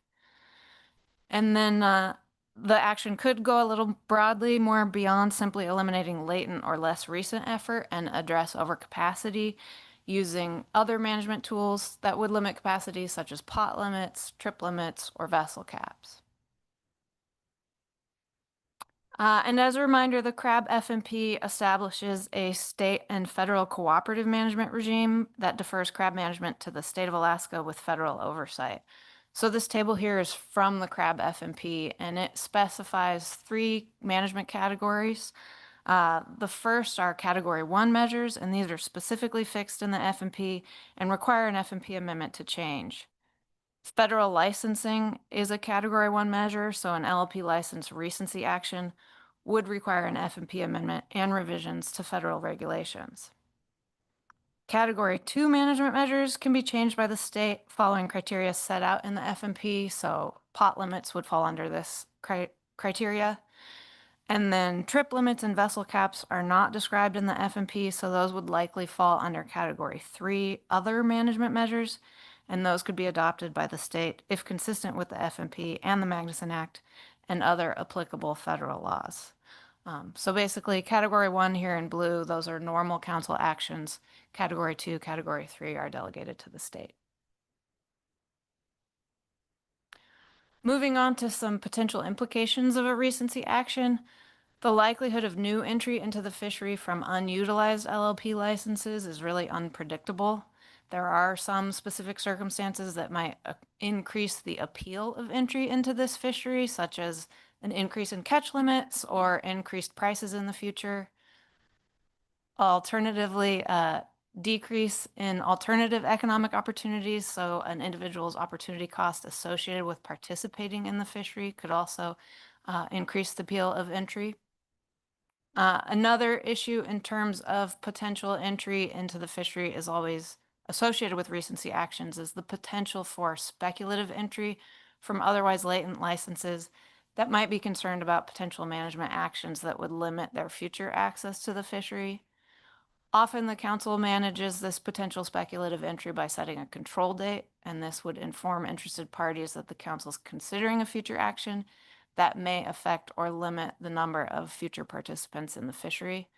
Often control dates function such that participation after the control date, those participants may not receive continued access to the fishery under a future management action. But setting a control date does not obligate the council to take any action, and it does not prevent the council from selecting a different control date in the future. Thank you. And Ms. Kimball. Thank you, Ms. Henry. On that point, I guess there's a lot of some advantages, I guess, of public notice and setting a control date, but the council is not required to set a control date in order to do a recency action. Is that correct? Through the chair, Ms. Kimball, yeah, that's correct. There's no requirement for the council to set a control date. It's just often a tool that the council has used to notice the public that they're considering a future action that could limit future access or participation in the fishery. Okay. Thank you.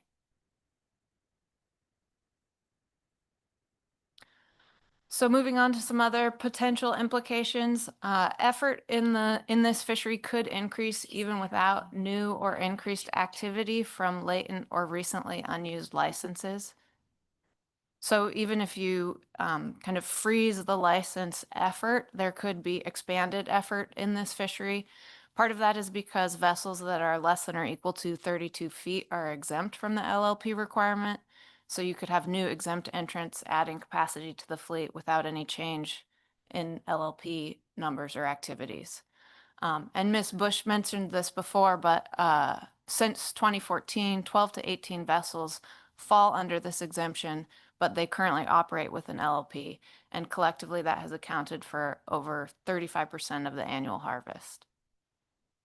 Additionally, many active LLPs are used on vessels that are less than their maximum length overall.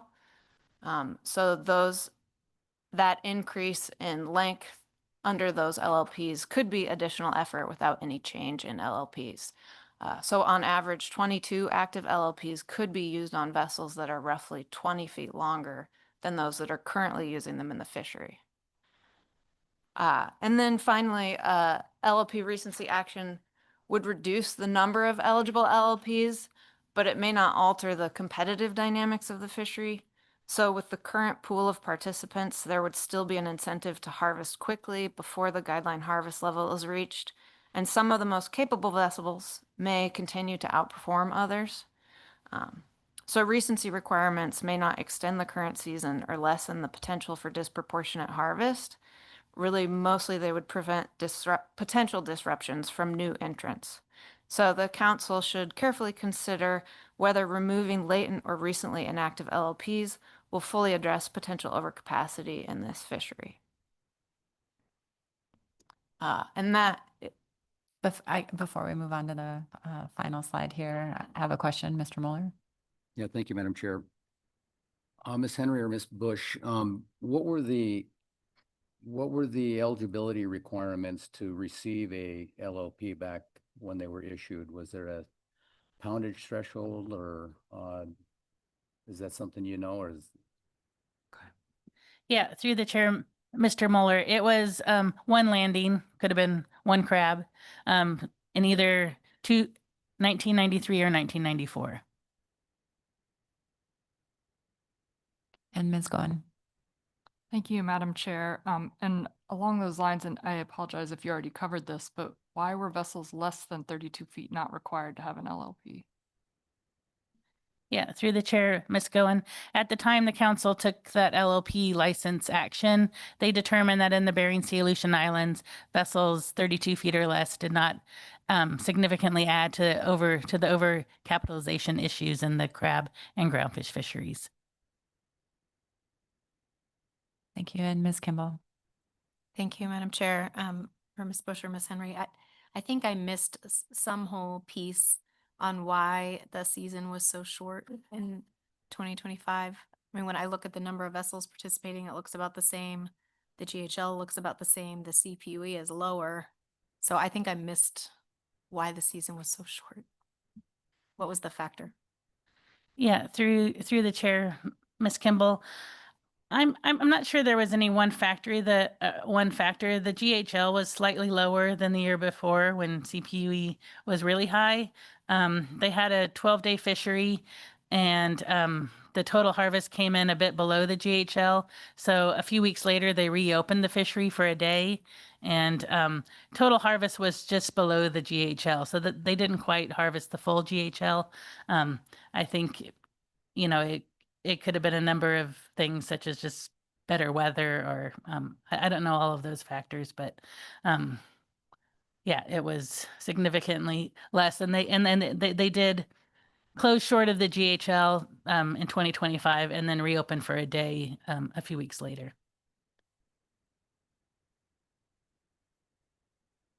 Thank you. And I'm not trying to lead anywhere, but it wasn't because of a new influx of effort then.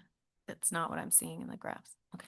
Yeah, through the chair, Ms. Kimball, I did note that I think historic participation by the vessels over 32 feet. There were about 6 vessels in that size category greater than 32 feet up until the most recent season when there were 8. And I think in 2024, there were 7 of those. So there was one more vessel in that larger size class this year. Not sure if that had a difference. Everyone has the same pot limit.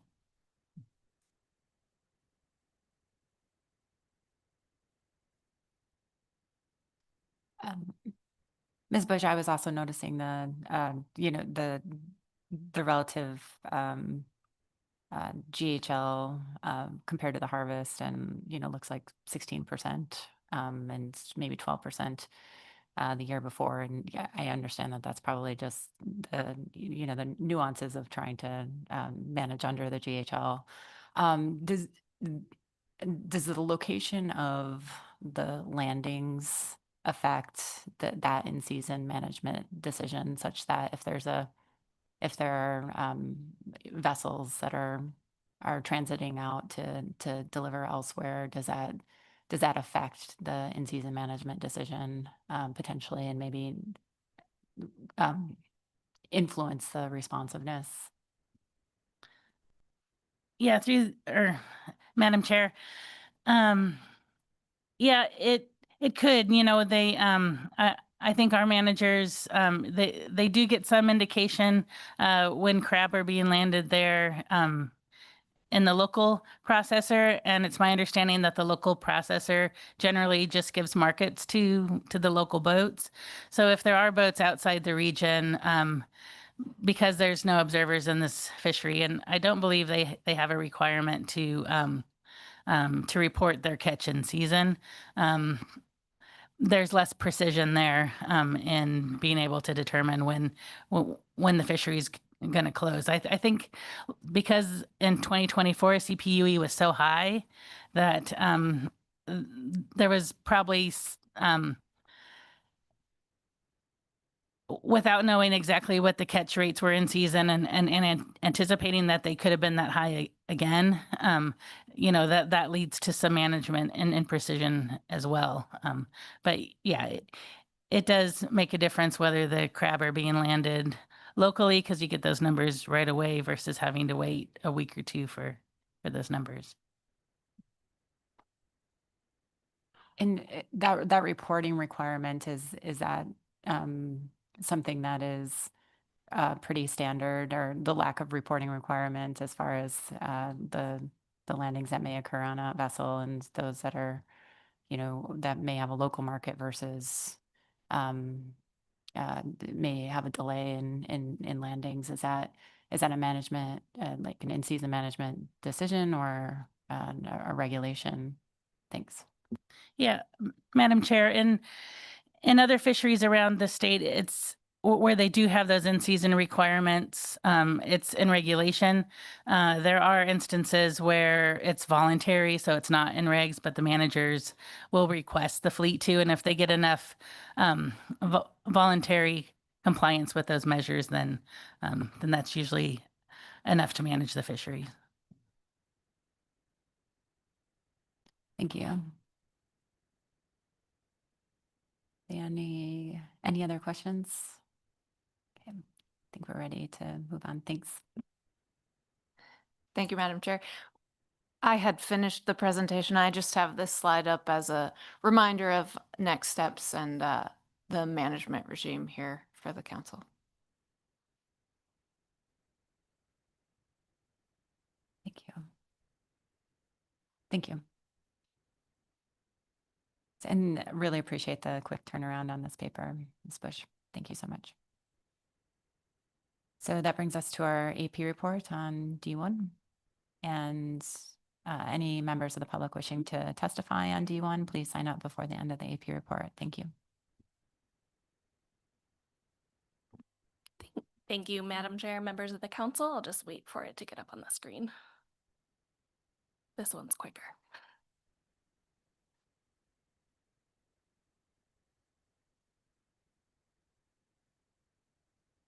Thank you.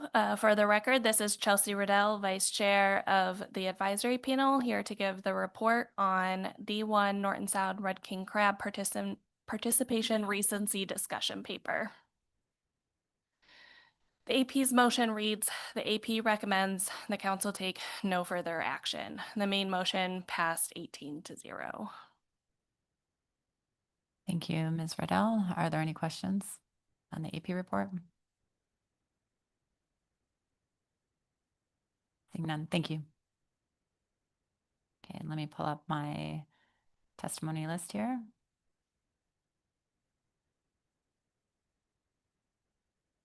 Okay, it looks like we have 7 people signed up to testify on D1. Just a reminder to the public, individuals and companies will have 3 minutes to testify, and organizations and associations 6 minutes. Our first testifier is Frank McFarland, followed by Randy Takak.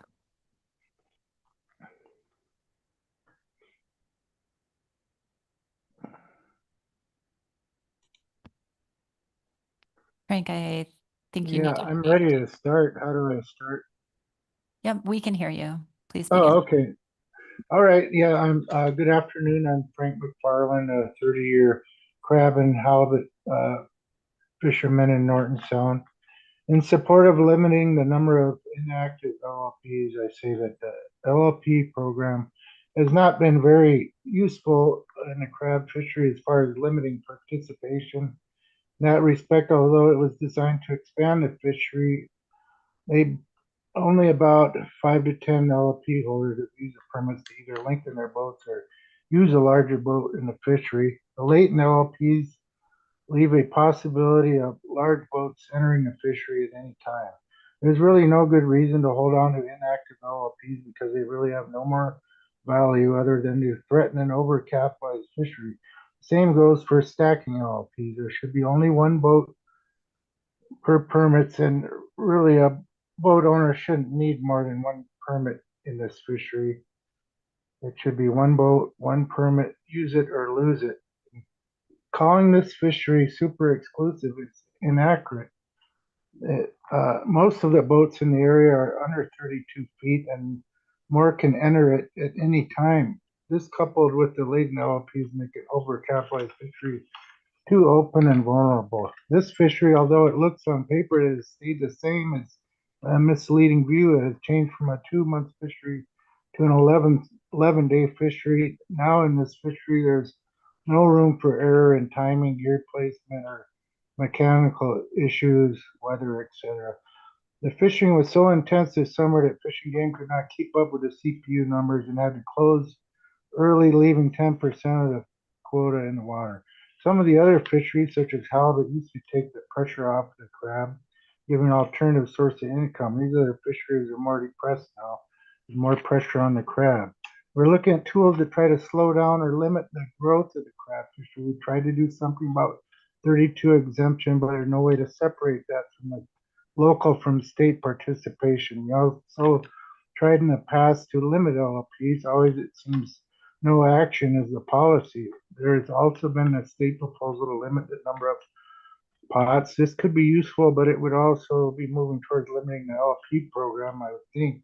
After all, there's no reason to lengthen your vessel if you're going to carry less pots instead of more. Carrying more pots safely was the primary reason for lengthening my boat from 32 to 39 feet, still well under the MLOA of my permit. The lower pot limit would be more geared for the boats covered under the 32 exemption. In a way, the LLP and the 32 exemption form a kind of paradox. They contradict each other, and it's hard to find the answer.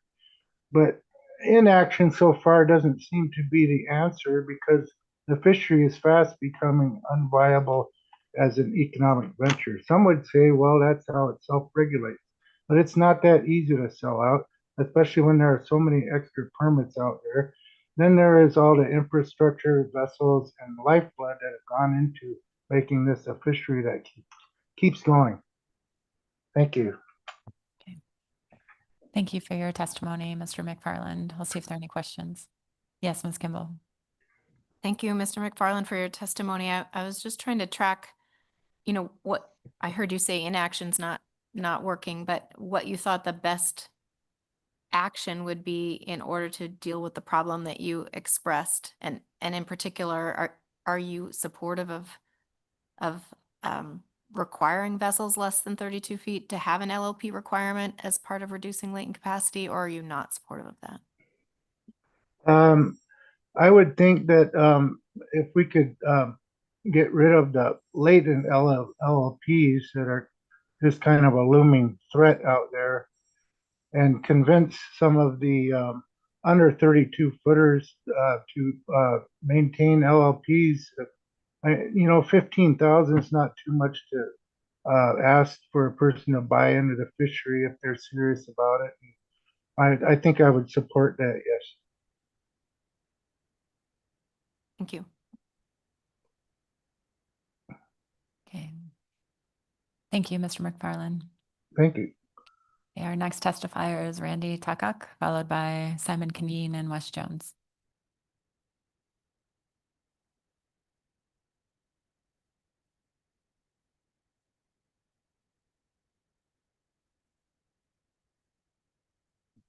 Do you see him online, Danielle? Okay. Okay. Randy, if you're online, can you please unmute yourself? Hello, could you hear me? Yes, we can. Good afternoon. Good afternoon, members of the council. My name is Randy Takak. I'm from Shaktoolik, Alaska. It's 125 miles east of Nome. And I've been a fisherman for about 30 years now. Salmon, pretty much everything, but we've seen a lot of decline these past few years in some of the species, but during the most recent season, the CPUE numbers suggested a return to more normal levels overall, but they did not reflect the real differences we saw on the water from one area to the other. Historically, our Norton Sound fishery has operated at a steadier, more deliberate pace. This past year was different. What we experienced was a far more frantic pace, one that did not match what the CPU averages would suggest. In the eastern Norton Sound section of the Norton Sound, warming water temperatures had a noticeable impact. Areas that traditionally produce healthy crab catches simply did not perform the way that they have in the past years. There are several potential biological and environmental factors that could help explain this decline, and we recognize those conditions are part of the challenge. As participation in the fishery increases, those pressures only intensify. More vessels on the grounds means more concentrated effort on the limited areas where crab remain healthy. Over time, this increased participation contributes to long-term impacts on the stock and reduces the sustainability of the fishery. When both environmental stress and concentrated harvest pressure collide, the population has less opportunity to recover. Going forward, it is important that we recognize these combined pressures, environmental and effort-based, as real indicators of the fishery at a crossroads. Protecting the long-term sustainability of Norton Sound red king crab requires acknowledging what fishermen are seeing on the water and adapting to approach accordingly. Our communities depend on this resource, and we all share the responsibility to ensure its future. Thank you for your time and consideration. Thank you very much for your testimony. I'll see if there are any questions. Seeing none, thank you for calling in. Yeah, thank you. So Simon, Kinneen, and Wes Jones are our next testifiers, followed by Adem Boeckmann. Thank you, Ms. Chairman. Radio check. Yes, we can hear you. Good afternoon. Thank you. Good afternoon, Madam Chair and members of the council. I'm Simon Kinneen, the Vice President and Chief Business Officer with NSCDC. Good afternoon. I'm Wes Jones, NSCDC's Quota Manager. We are here today to testify on behalf of the Norton Sound Economic Development Corporation, one of 6 CDQ groups representing 15 communities in the Norton Sound and Bering Strait region. Thanks for the opportunity to testify today on the Norton Sound Red King Crab Recency. We'd like to start by thanking ADF&G and council staff for their work on the development of their discussion paper, which we find to be very responsive to the council's October motion. The discussion paper notes that the fishery is fully utilized and has been for years. The fishery has had significant participation with the exception of 2019 through 2021, which catch rates faltered, and we subsequently, as the lone processor in the region, stood down from buying to help protect the stock. The fishery has been seen record rates in the recent years. After one time through the gear in 2024, fishermen nearly faced a closure announcement from ADF&G that would have gone into effect if NSCDC, as the primary buyer, had not instituted trip limits and paced deliveries to slow the fishery down. Such an abrupt closure almost undoubtedly would have had had results in missing the GHL substantially, whether it well above or below. In 2025, we had another fast-paced fishery, but we increased our holding capacity to help our residents fish as efficiently as possible. And we are currently installing a new crab line to double our production capacity. But while we're making these improvements to support our residents, we also are facing a declining stock with the lack of recruitment coming in the next few years, which you just saw in the specifications this morning. Thanks, Wes. So as Wes mentioned, NSCDC appreciates the efforts of ADF&G and council staff in developing this discussion paper. We think it likely makes sense to move forward with a set of alternatives, consider removing latent licenses, given it would stem the potential for an influx of larger, over 32-foot vessels that likely would be based outside of the Norton Sound region and potentially just coming up to fish opportunistically when quotas and prices made sense for them, while the discussion paper shows that the current Norton Sound fleet largely only operates within this fishery. But when considering the information presented to you this afternoon in our past testimony, it's occurred to us that we've been requesting information about a significantly important aspect of the Norton Sound crab fishery, which is a description and discussion of the investment and regional benefits in order to properly frame the potential losses beyond the harvesting component that Norton Sound fishermen are so reliant on. For decades, NSCDC is a CDQ organization created by this council to bring the benefits of the broader Bering Sea fisheries to our home region, has built infrastructure and support programs to not only provide harvesting opportunity for our residents, but also the processing and support sectors as well. So in addition to providing a robust loan program for our resident fishers, we've also invested tens of millions of dollars in our crab processing plant, freezing capacity, tender vessels, and buying stations. Right now, we're in the process of spending millions of dollars to double the production capacity of our plant. But more importantly, we provide a robust number of seasonal employment opportunities for our residents. We've worked hard to ensure that the benefits flow past the hub community of Nome, where our processing facilities flying in residents from other communities, providing them housing stipends and paying strong wages with incentives to return year after year, which so many of them do. We've developed a robust tendering fleet to provide harvesting opportunities for communities outside of Nome, constructing purpose-built shallow draft tenders on the order of 55 to 65 feet, primarily in Alaska, to ensure the benefits are more broadly distributed throughout the region. And then crewing these vessels with regional residents that we've trained and who come back year after year to these strong paying positions. So we think it would be very helpful to consider these aspects of the Norton Sound fishery that we've failed to raise previously when contemplating a recency action or any action to help protect historical investments and dependency on this fishery. As a CDQ group, we are charged in federal law to bring the bounty of the Bering Sea to the residents of our communities. And the operations I've just mentioned do not pencil out without support from CDQ. Therefore, it's also important to note that given our charge, that we do not extend the benefits of our seafood purchasing to those who are not residents of the Norton Sound.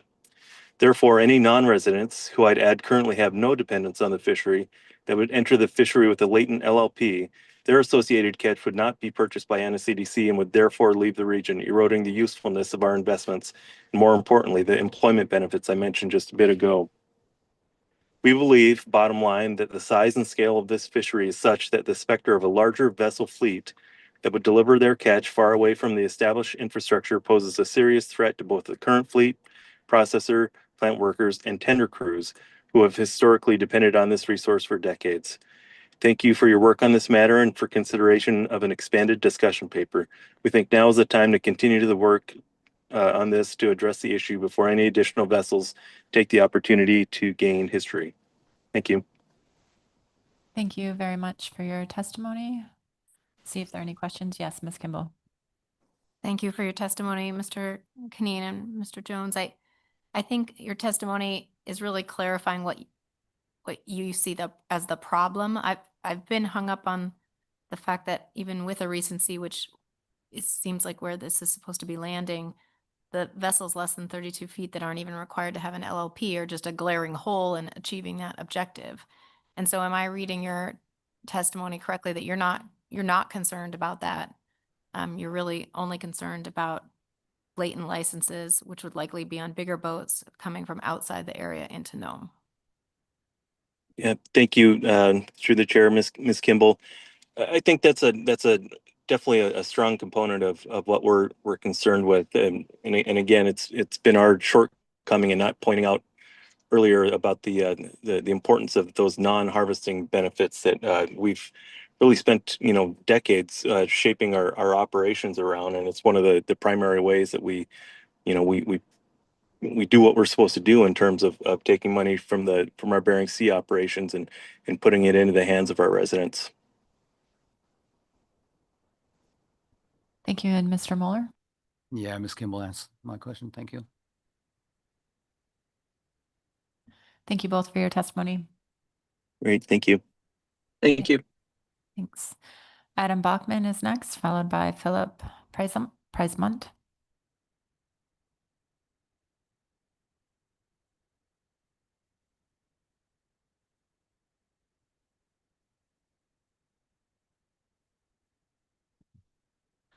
Been fishing pretty much since I almost want to say began. I was ice fishing before LLPs. I, unlike Mr. Kinneen, would like to talk to you about the exemption for 32 footers. Okay, so It's my understanding that Dutch Harbor, Big Bering Sea said, hey, we don't want to cut all these little 32-footers out. Let's give them an opportunity to fish. While this was happening, Norton Sound red king crab fishery went from a large vessel to a small boat fishery. Many of the qualifying boats were 32 feet. So if we look in here in the wording, the exemption was recommended by the council following the determination that the limitation of these vessels through the LLP program was not necessary because the amount of overall harvest was limited and would not have a contributing significantly to overcapitalizing. In our fishery, they do. The majority of the harvest is by 32-foot and under vessels. So it was a mistake to not exclude Norton Sound from the excluding of LLPs for 32-foot and under. Sorry, I'm not very good at, Anna said 4 breaths. This hurts because my friends, my fellow fishermen, for some reason, haven't reached out and got an LLP. The first time I brought this forward to you, 2013, should have been a pretty clear notification. As Frank said, $10,000 to $15,000 will buy an LLP. And what to do, I said, well, originally, let's not kick these 32-foot and under guys out. Let's give them an intern permit and allow them to fish until they phase out of the fishery. Real quick before I run out of time, 25 years in, I think we know how many vessels it will take to have a fishery in Norton Sound, and the number is 29. 29 LLPs are more than adequate to harvest Norton Sound red king crab. I'd love to take some questions. I'll get my composure here. It's a lot easier from home. You guys are so intimidating. We look meaner than we are. Thank you very much for your testimony. I'll see if there are any questions. Yes, Mr. Mueller. Thank you, Madam Chair. Thank you, Mr. Boeckmann, for your testimony. If I heard you correctly, or read between the lines, as the case may be here, you're suggesting that we actually take some latency action here, but also include in some action that we may take or may not take that addresses the 32-foot exemption that currently is on the books. Is that an accurate? That is very accurate. I firmly believe that the 32-foot exemption should have never been applied to a small boat fishery of Norton Sound that was designed for 32-foot and under boats. And they do have a significant, they can catch all the crab. They have caught all the crab, 32-foot and under vessels. I've participated in multiple fisheries where there were no boats. One boat, maybe a 42-foot LCM, and he wasn't catching that many crab. 32-foot boats dominate Norton Sound red king crab. And it was set up by Charlie Lean. I'd like to suggest the Hound. Steve Brock went out with an 18-foot Lund and qualified for an LLP. Brian Fahey, 24-foot. The Island Girl with Robin Thompson. All these are those 7-foot, 7 LLPs that are under 32 feet.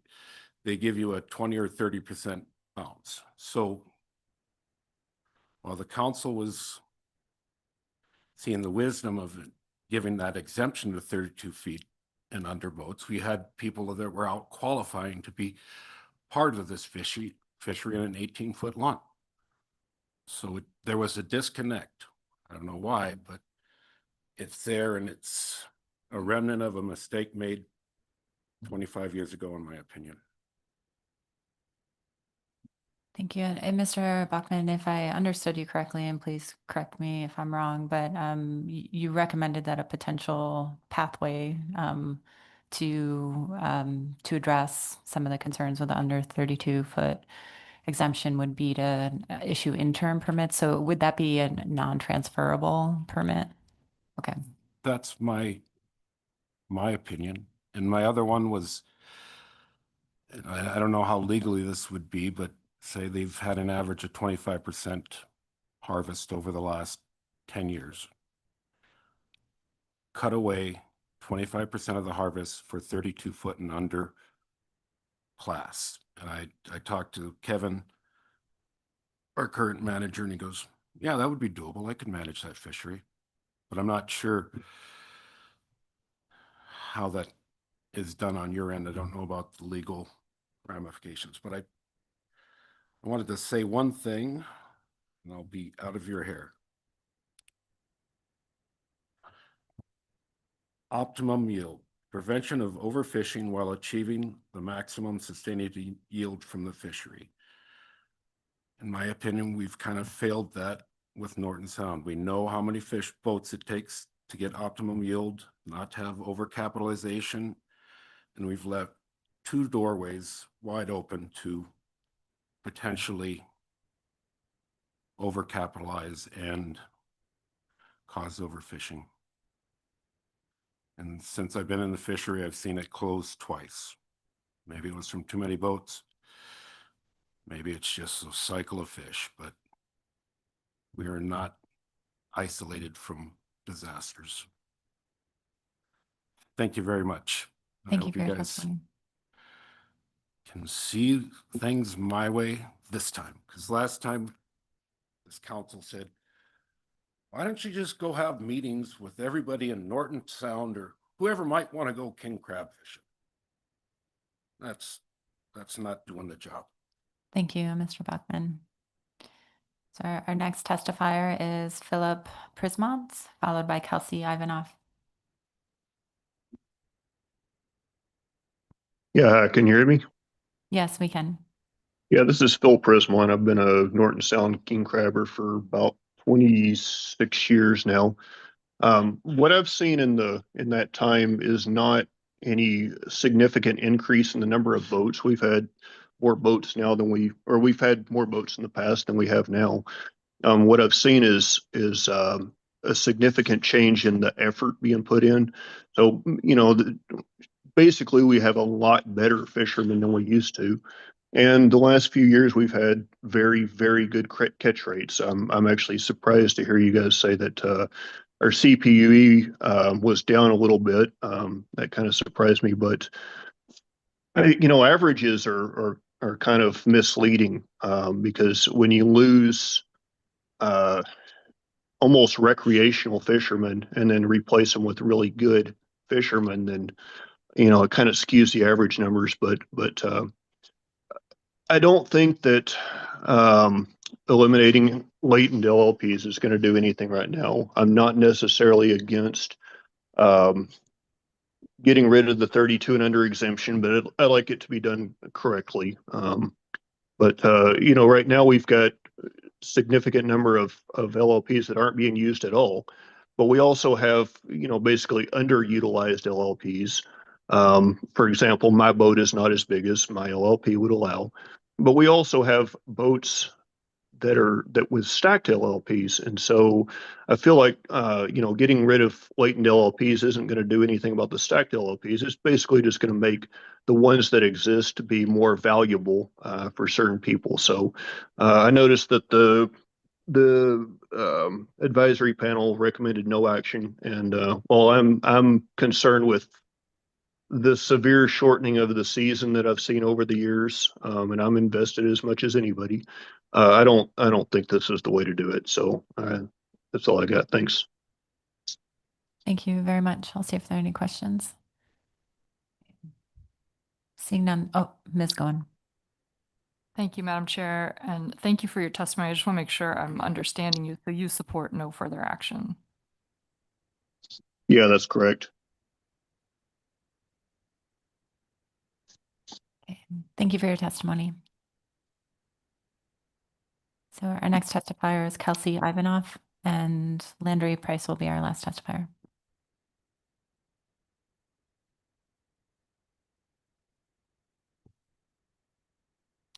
Good afternoon, Madam Chair and members of the council. My name is Kelsi Ivanoff.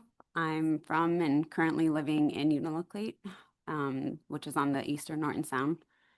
I'm testifying on behalf of Ivanoff Fisheries, which is our family's operation that participates in the Norton Sound Red King Crab Fishery and the Norton Sound Salmon Fishery. My family has actively participated in the crab fishery since its inception, and we run two 32-foot bow pickers that were converted into crabbers. These boats, a lot of people run boats that used to fish the big herring fishery, and we converted all of those to crabbers. I heard a question on the length of the fishery, whether why it was so quick this year. I know weather had a lot to do with it, as well as the earlier start. As they explained, in the spring, they migrate into shallower water and then make their way back out in the summer. And the earlier start makes it better access for us to get to those crab. But I don't see it as an issue because that makes that kind of levels the playing field, because the eastern Norton Sound is where it gets shallower, and those eastern rounds we're able to get to the crab grounds a lot easier versus later in the summer when they're out past Nome in that area. And then we had the one-day opening, which definitely was not enough time for our fishermen to set 40 pots at drop time and then pick all of those back up by the time it closed. That's why there is no real volume coming out of that one-day opening. On paper, we see more being caught in less time with little to no new participation. However, I truly believe the new larger vessel coming in, the one we had that came in from Kodiak, really had an impact on the fishery. And that put pressure on our fishermen to fish harder so that people from outside can't take advantage of the fishery. We're in support of eliminating latent LLPs. I don't see any reason why it shouldn't be done. But I do not believe there should be a heavy concentration on requiring the vessels under 32 feet to have one. Many of those smaller vessels are in eastern Norton Sound, out of Shaktoolik, Unalakleet, and Golovin. And I don't think we should be targeting them at all when they're just, they're super small operations. They're just families trying to making a living and passing us on to the next. I put pictures up just to show you guys kind of how smaller boats are, the smaller crab. It shows some of the subsistence, what our subsistence looks like. And yeah, we include, it's a big family thing.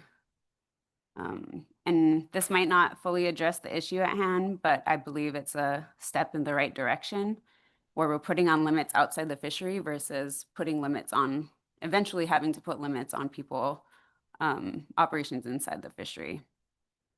I strongly encourage the council to take action now.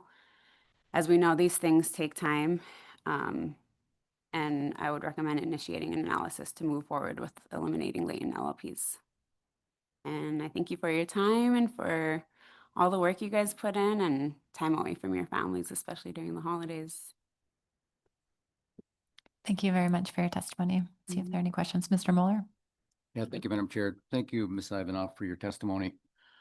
I'm maybe you can help me understand. You support some latency action here from the council, but I'm having a difficult time trying to figure out how the exemption on the 32 foot and under doesn't create that added opportunity. It seems like it's somewhat moot to all the LLPs away, and then you still have this open door for the 32-foot and under. And I'm just having a difficult time wrapping my brain around that. You can help me. I just don't think people from, anytime we've had someone from outside the region come in, it's been those larger vessels.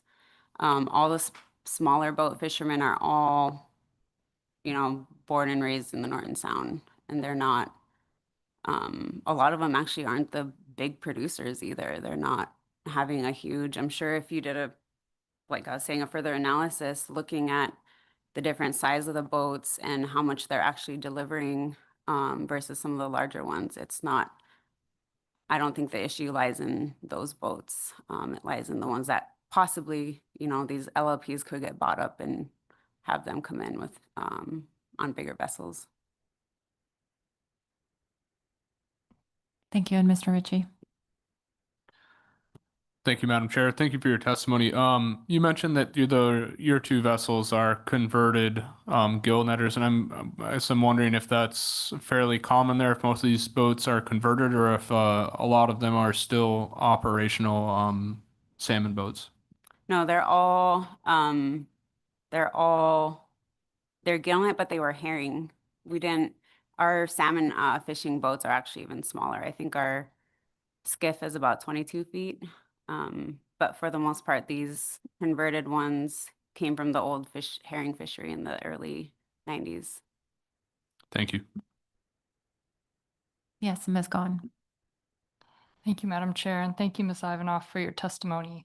My question is on the under 32-foot vessels. Having been fishing in our Bristol Bay Red King crab fishery this October, I actually saw a 30-foot sailboat out in Bristol Bay in a storm. So I'm just wondering, I think there is a possibility less than 32-foot vessels could come from outside of the Nome area. Are you concerned about that? Not as much as we're concerned about the larger ones coming in, seeing as the larger ones are the ones taking more volume and bringing them outside. The NSRKC does require you, I believe, to be a resident to deliver to them. So it is on those smaller vessels harder to bring the product outside of the region. But with those bigger ones, they can hold, and with RSW, they can hold crab and bring it out of the region that way. Thank you for your testimony. Appreciate it. Thank you. Okay, our last testifier is Landry Price, and I think he's joining us online.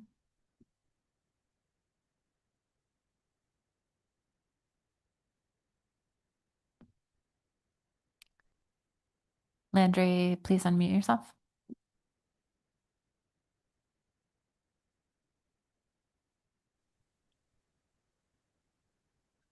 We still can't hear you. Can you hear me now? Yes.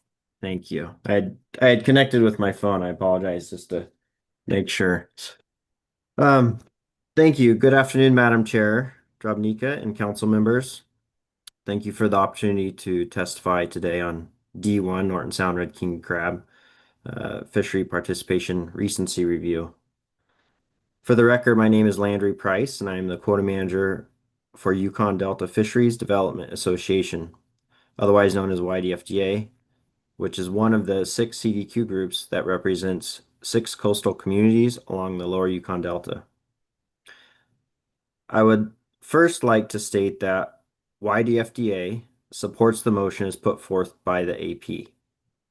However, if the council does decide to take action to further this along in the form of another discussion paper or initial analysis, our ask is that it include the identification of the CDQ-owned LLPs so that we can explore the possibility of exempting these permits from any latency action. As such, YDFDA and its wholly owned subsidiary, QuickPack, own 10 of these latent license permits and has held on to them for a specific purpose. That purpose is to be able to one day have a viable Norton Sound Red King crab fishery for our residents of the lower Yukon.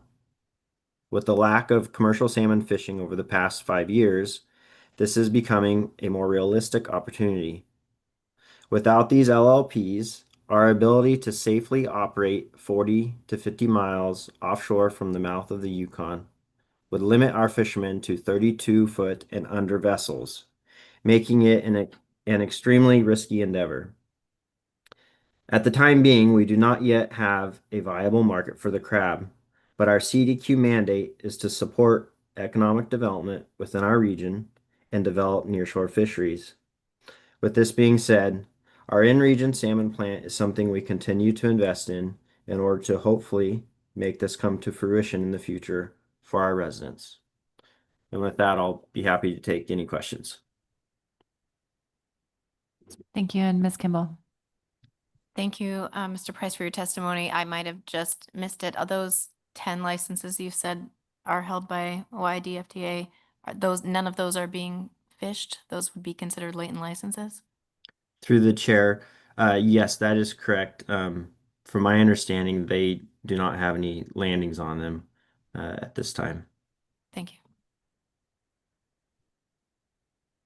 And Mr. Price, when you say they don't have any landings on them, you mean, I guess just to clarify, has YDFTA ever fished those? Thank you, Ms. Drobnica, for your question.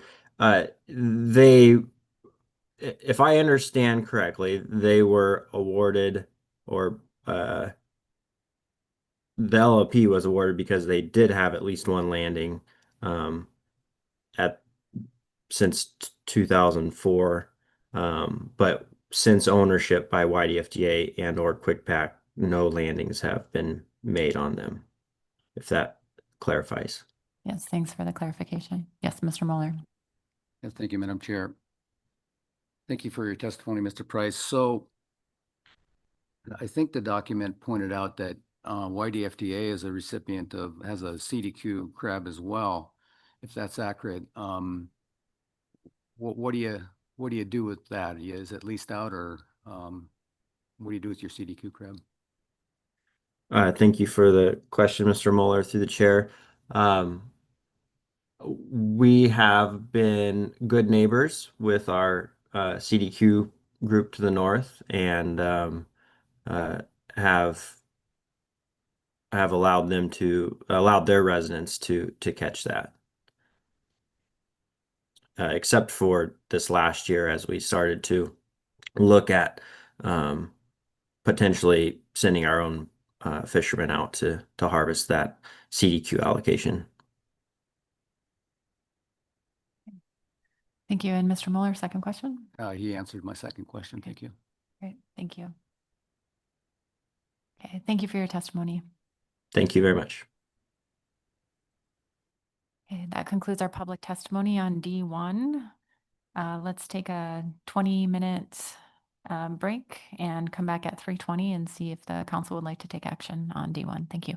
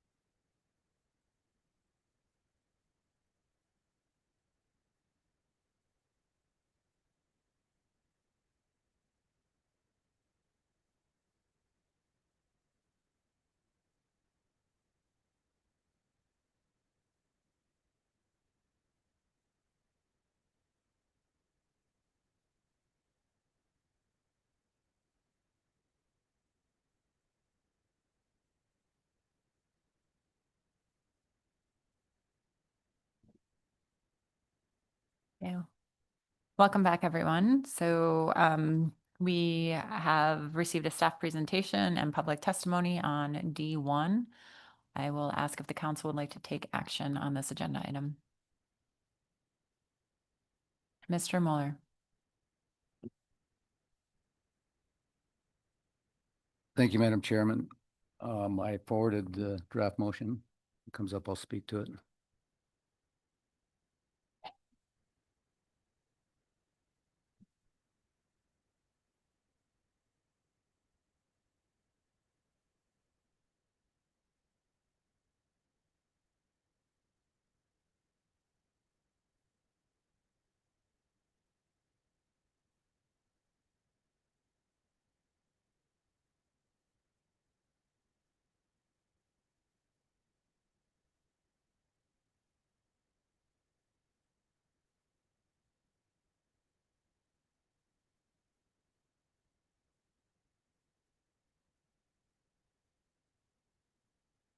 Okay, thank you, Madam Chair. Norton Sound Red King Crab participation recency motion. The council requests an expanded discussion paper on latent permits and fishery utilization in the Norton Sound Red King Crab fishery with additional information on the potential for additional harvesting effort to include exempted under 32 footers in the Norton Sound Red King Crab fishery. 2, existing crab operations within the Norton Sound region, including processing infrastructure and capacity, participating tender vessels and other support infrastructure, and seasonal employment associated with this fishery. And with a second, I can speak to it, Madam Chair. Thank you for the second, Mr. Sakata. Mr. Mueller. Thank you for the second, Mr. Shigata. So essentially, I mean, public testimony, we heard, really, I came back with a need for more information. I think the staff did an outstanding job on the paper that we requested in the October meeting. And I think it is maybe a first step towards informing this council on whether or not further action needs to be taken. So, and it also highlighted, you know, the Norton Sound participation in that red king crab fishery. I've also heard from participants that this fishery is fully utilized. And we also know that there's a number of latent licenses that appear to have little or no dependency on the Norton Sound fishery. This motion seeks to help provide additional understanding of the dynamics of the Norton Sound fishery and the possible impacts of re-entry or first-time entry into entry of LLPs that may currently be considered latent. So the expanded discussion that includes a description of these additional benefits in regional communities associated with these crab harvesting, tendering, and processing operations, I think will give the council a better understanding of the potential impact of an LLP latency action. So, Madam Chair, that's I'm available for any questions. Thank you for the motion, Mr. Mueller. See if there are any questions.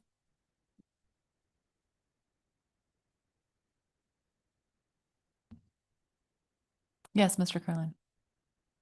Thanks, Madam Chair. Thanks, Mr. Mueller, for the motion. I apologize if I missed it, but I'm wondering if you could speak a little bit more to what your expectations are for this paper. I didn't hear anything about quantifying latency or anything about specific dates. So I wonder if you could just maybe elaborate a little bit more on where you see this going. Yeah, thank you for the question, Mr. Curland, through the chair. Possibly. You know, through public testimony, both in October and at the December meeting, we've certainly heard and I think justified the ask of the council for the current paper we have in front of us. And the ask from stakeholders was essentially that we need to consider, as a council, need to consider the removal of latency permits in that particular fishery. What we've learned through this process is that not only are the under 32, which are exempted from LLP licenses, a huge part of that fishery, I think there's still some holes that need a little bit more description for us to have another discussion on whether or not we need to take an action here. That's why I included the under 32 exempted vessels as part of the potential effort into this fishery. So my hope is that we not only have a better understanding of what the current investment in the Norton Sound region into this fishery, a better understanding of the employment that it creates from a local dependency standpoint, but also have a better understanding of what the exempted under 32s truly mean to potential more effort into this fishery. So that's my hope. Does that help? Through the chair, thank you. It does somewhat. I guess maybe I'd look to Ms. Evans or staff to see if they have as the ones who would need to do this, if they have a good understanding of how they would approach it to meet expectations. Through the chair, perhaps Ms. Henry can come to the table.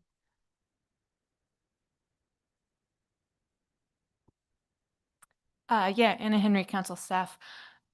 Having looked at this very briefly, I guess some questions that pop up is the first bullet regarding the potential for additional harvesting effort. I don't know that we can quantify that more than we have described that potential exists. Some of the other information requested in here, I'm not sure how much data we would have, for example, on employment or tendering participation. So a lot of this would really probably just be qualitative description. Additionally, this fishery is fairly small, so we do run into confidentiality restrictions to describe things very discreetly in this fishery. So we would do our best to qualitatively describe these, but particularly that first bullet, I think there is a potential for additional harvesting effort for exempted under 32 footers. I don't know what additional information we can provide on that, so we do our best. Thank you. And Ms. Kimball? Thank you. I had a question for Mr. Moeller, and it's related, so I thought I'd raise my hand now on that first bullet. And I didn't know if you were trying to seek kind of what tools are available to address latent capacity in a component of the fishery that isn't required to have an LLP. And I know that's not the words that are up there, but I'm like Mr. Curlin, I'm trying to find out what you're trying to get as new information in the paper, and if that's part of it.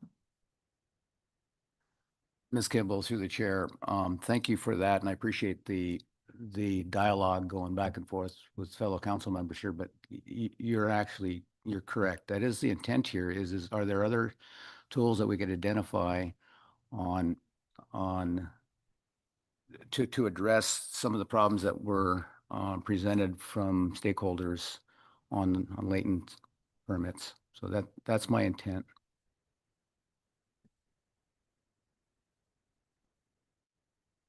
Thank you. Thank you, Mr. Moeller, Ms. Kimball. We can maybe think through whether or not an amendment to that effect might be helpful as we continue to answer questions.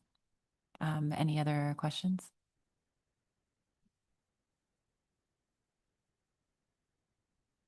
At this point. Let's stand down for 4 minutes here. I'm going to see if there's an amendment. Come back at 3:40. Thank you.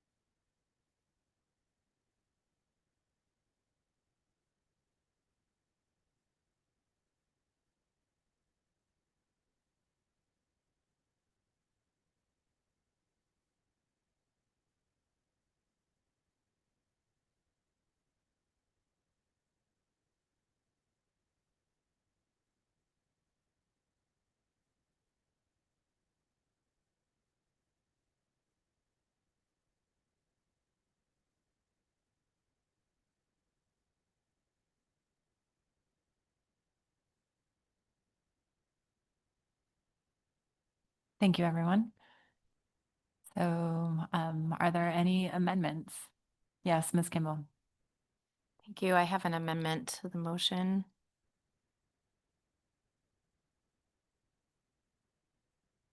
I can't see that far, but what I think this says is that the end of the first bullet to add the words and regulatory tools available to address latent capacity in a component of the fleet that is not currently required to have an LLP. With a second, I'll speak briefly to it. Thank you for the second, Mr. Williams. Ms. Kimball. Thank you. I think the discussion is really the rationale for adding this, and I hope it's not a signal that I support this or support action on the less than 32-foot fleet. I think it's really just trying to better characterize what Mr. Muller's intent already was, that if you're doing a recency action or something that's intending to eliminate latent capacity, there's got to be some other tools to do that on a portion of the fleet that doesn't have an LLP to remove from the fishery. So what is available to us and better characterization of that if that component of the fleet was to be encompassed in this action in the future. That's my rationale. Thank you. Are there any questions on the amendment? Oh, we did have a second, Mr. Williams. Are there any questions on the amendment? Yes, Ms. Baker. Thank you, Madam Chair. Thank you, Ms. Kimball, for the amendment. And I'm just wondering, just because as a staff person, I can imagine Ms. Henry's mind racing a little bit right now. I think we heard in public comment today in terms of potential tools outside of an LLP license, which doesn't apply to the under 32-foot fleet, concepts like an interim use license, potentially other types of things. Is that, are those things, maybe we heard suggestions in public comment today, the types of tools that you're trying to capture here in the amendment? Through the chair, yes, that's correct. That was one example. And I think an interim, potentially non-transferable LLP issued to those, and some discussion, I guess, of what kind of criteria that would require for the council to set up if they went that direction. Thank you. Any other questions on the amendment? Okay. Any comments? Oh, sorry, Ms. Goen. Thank you, Madam Chair. And just kind of along the lines of Ms. Baker's questions, I noticed on the last page or last slide of the staff's presentation, they had the 3 categories and, pot limits, trip limits, vessel caps. Are those all the tools that are supposed to be looked at, or is this intended to be pretty narrow? Thank you. Through the chair. This was intended just on the, I don't have that slide up right now, on the category 1 measures. Thank you, Ms. Vanderhoeven, that were related to limiting access. So I was not delving into the category 3 or category 2 measures. Thank you.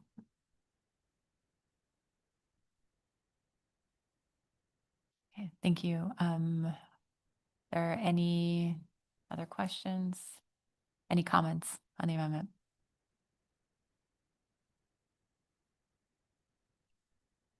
Mr. Mueller. Yeah, thank you, Madam Chair. I just want to thank Ms. Kimball here for bailing me out and writing what I meant and offering up the amendment. So I'll support the amendment. Thank you. Thank you, Mr. Mueller. Any other comments? Okay, any objection to the amendment? Okay, seeing none, that motion or that amendment passes without objection. So we have the amended main motion on the floor. Any further questions? Any further amendments? And any comments? Yes, Ms. Vanderhoeven. Thank you, Madam Chair. Thank you, Mr. Mueller, for the motion. I'm really struggling about the motion. I don't feel like from the discussion paper there's enough information for me to feel comfortable moving forward to an analysis, which then I look at this motion for the expanded discussion paper, but I am really skeptical that the information that comes back is going to help with that. And just noting the discussions that we've been having about resources and availability to get these things done, when to me this is still unclear how exactly it might lead to a path forward. I'm really struggling. So I'm hoping others have comments on the motion that are helpful to make me comfortable with that. Thank you, Ms. Vanderhoeven. Any comfortable comments? Ms. Baker. Thank you, Madam Chair. I'm not guaranteeing that.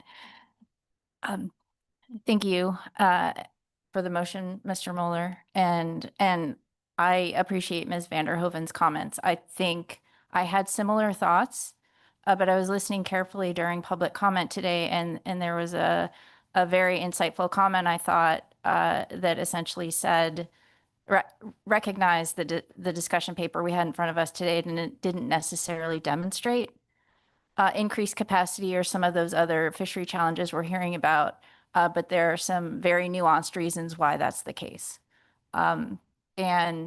And I found that very persuasive because we heard that from several people commenting today. And so I also, based on my comment related to Ms. Kimball's amendment, I want us to be realistic about what an expanded discussion paper, should this motion pass, be able to provide us in terms of what the staff can provide us. I guess if this motion passes, what I'm hopeful for is that the people we've heard from today and other participants in this fishery who have thoughts or recommendations for any potential management action would really participate in the council process. And what I mean by that is especially the advisory panel. Those are the folks who can really help us with some of these nuances moving forward in determining if we want to craft actions. I just noted we had very limited public comment in the advisory panel, and I understand there are challenges in participating, but just, I guess, a signal to folks interested in this action if it moves forward.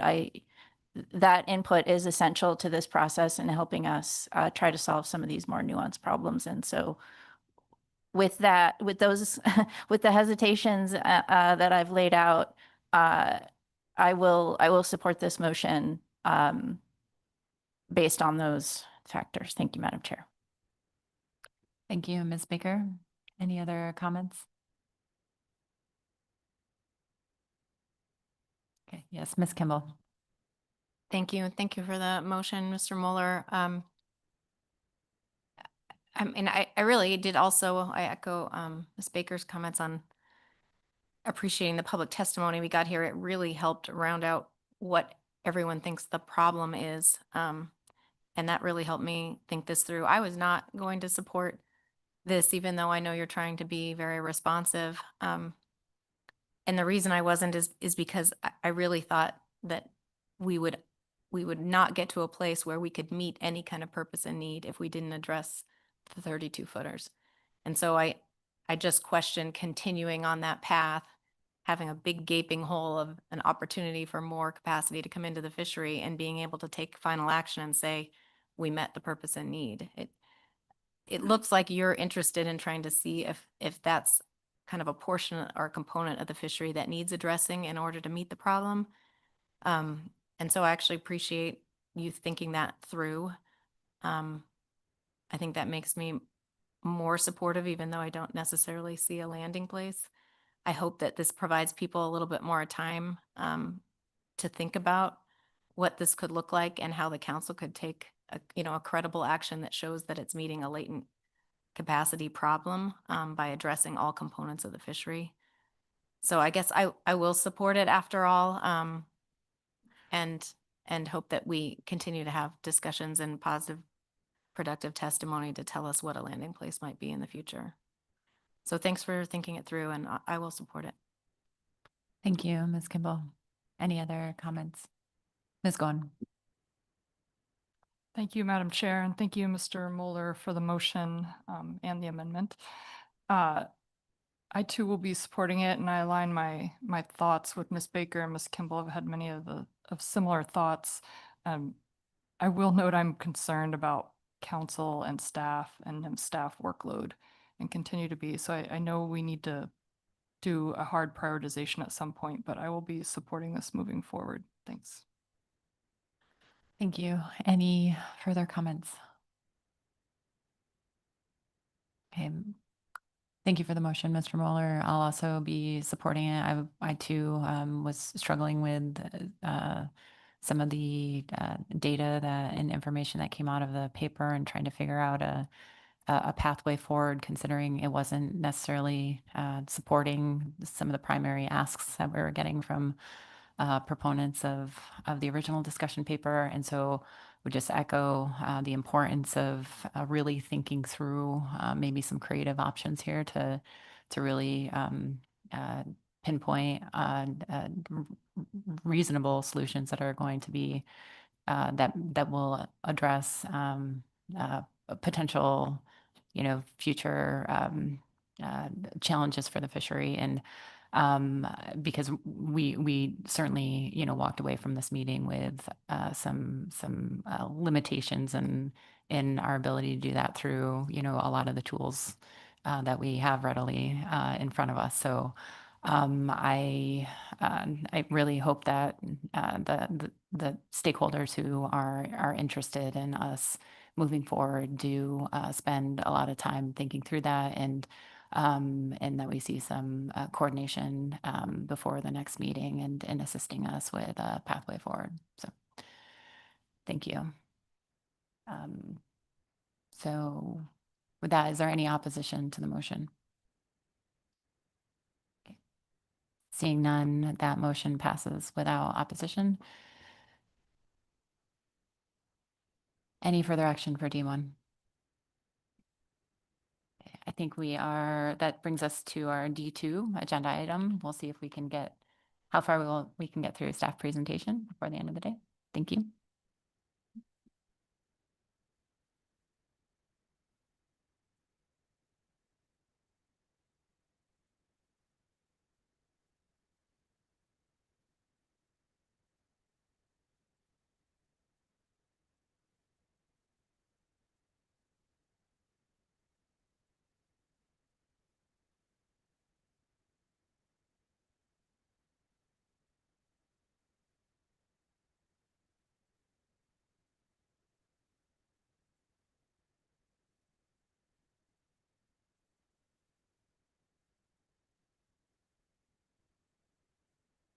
Good afternoon, Madam Chair, members of the council.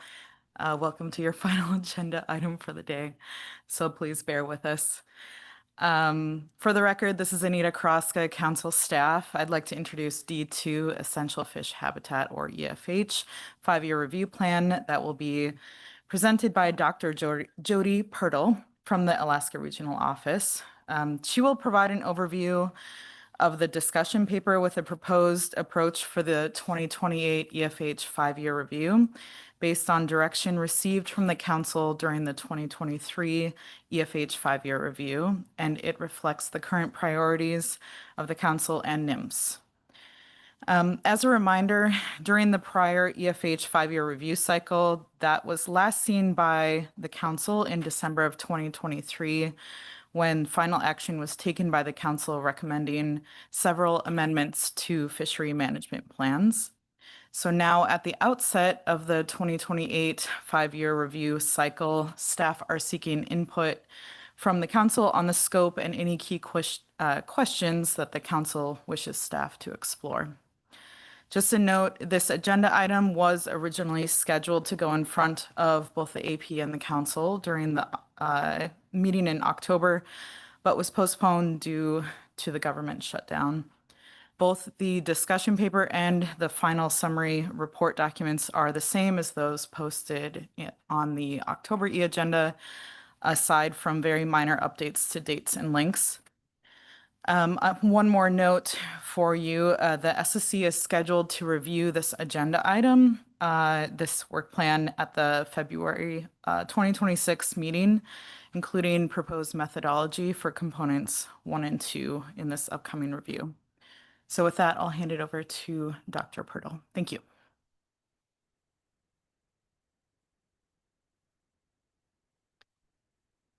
Thank you, Nita. Good afternoon. For the record, Jody Pirtle, NOAA Fisheries Alaska Region.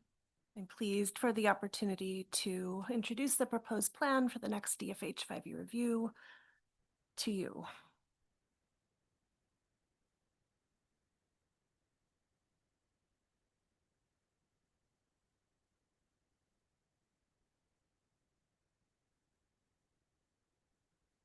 Thank you. Anita covered council action. So we'll move ahead. All right, in this presentation, I will provide an EFH refresher to ground us in the regulations and processes of an EFH 5-year review, introduce the proposed plan for the next EFH 5-year review, which we're launching today, I hope, and conclude with the requested action for this agenda item. We've provided 2 supporting documents, a discussion paper with the proposed plan for review, and the final summary report from the last DFH 5-year review as a helpful reference.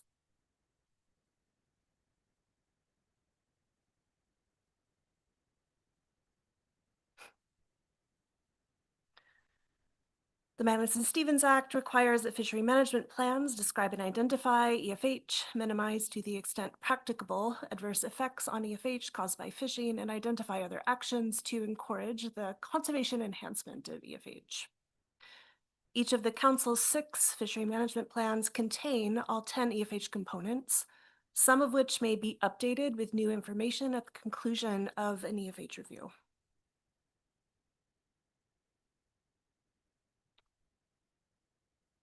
Federal regulations require fishery management councils review and revise EFH components at least every 5 years and amend EFH provisions in the FMPs as warranted based on available information. The EFH 5-year review is a mechanism to ensure that NOAA fisheries and fishery management councils incorporate the best available science available for EFH into fisheries management. The council and NMFS have completed 3 EFH 5-year reviews, one in 2010, 2017, and the last in 2023, each differing in focus and scope. The last DFH review resulted in amendments to 5 of 6 of the Council's FMPs, including new and revised EFH text descriptions and maps, new information for fishing and non-fishing effects to EFH, EFH species prey, and research and information needs. Please refer to the final summary report from the last review for a comprehensive overview. As a result of the last review, in addition to the FMP amendments, we produced several peer-reviewed publications. We list those here with links for your reference. The information in each of these publications was received and reviewed in the Council's iterative and inclusive public review process, demonstrating the effort that goes into an EFH review by everyone involved. The EFH review roadmap in Appendix A of the discussion paper is updated for each 5-year review. For the 2028 review, NMFS has prioritized certain EFH components to focus on top priorities in light of new information available for those components and in consideration of current capacity constraints of the Council and notes. Here we have identified which of the EFH components the Council may wish to review and update with a focus on the BSAI, GOA, and CRAB FMPs, including EFH description and identification, fishing activities that may adversely affect EFH, EFH conservation enhancement measures, EFH species prey list and habitat locations, and then component 10 is the EFH 5-year review. In the following slides, I'll present the proposed plan for the review. Please review to Chapter 2 of the discussion paper, and page references are found at the bottom of the slides. Component 1, EFH descriptions and identification. The EFH descriptions represent the legal definition of EFH for target species and their life stages provided in the FMPs as text descriptions and maps. It is on the basis of these descriptions that evaluations are made about whether an activity is likely to impact EFH, EFH Component 1 requires species maps for the fishery management unit of the FMP, where at least some or all portions of the species geographic range is mapped. EFH is described by information level, listed here on the slide. Our FMPs describe EFH Level 2 information for most species life stages, and Level 3 descriptions are available for some species accomplished for the first time in the last review. So our region is pretty far along with respect to descriptions and identification, which we can all be proud of.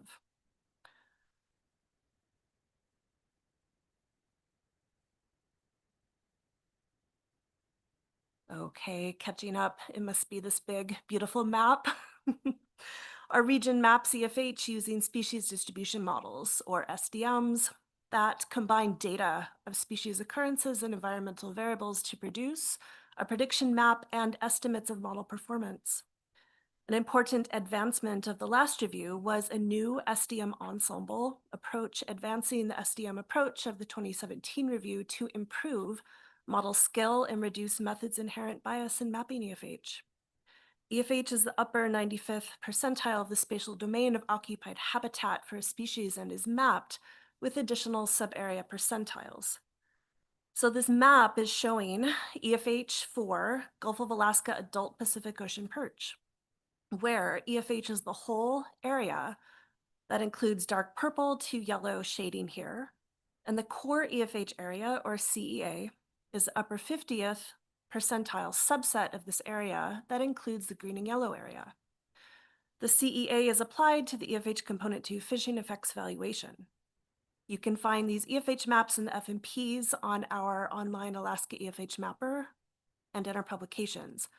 And I'll note that we are the only region mapping EFH at this level of skill in both data, modeling methods, and performance, which we can all take pride in, and I think the maps are quite beautiful. For the 2028 review, we will apply the SDM ensemble with new species data from the surveys and environmental data, including new coral and sponge distribution data from the recently concluded Alaska Coral and Sponge Initiative, and the Modular Ocean Modeling System, MOM6 from CEFI, the Changing Ecosystems and Fisheries Initiative, and more new data sources.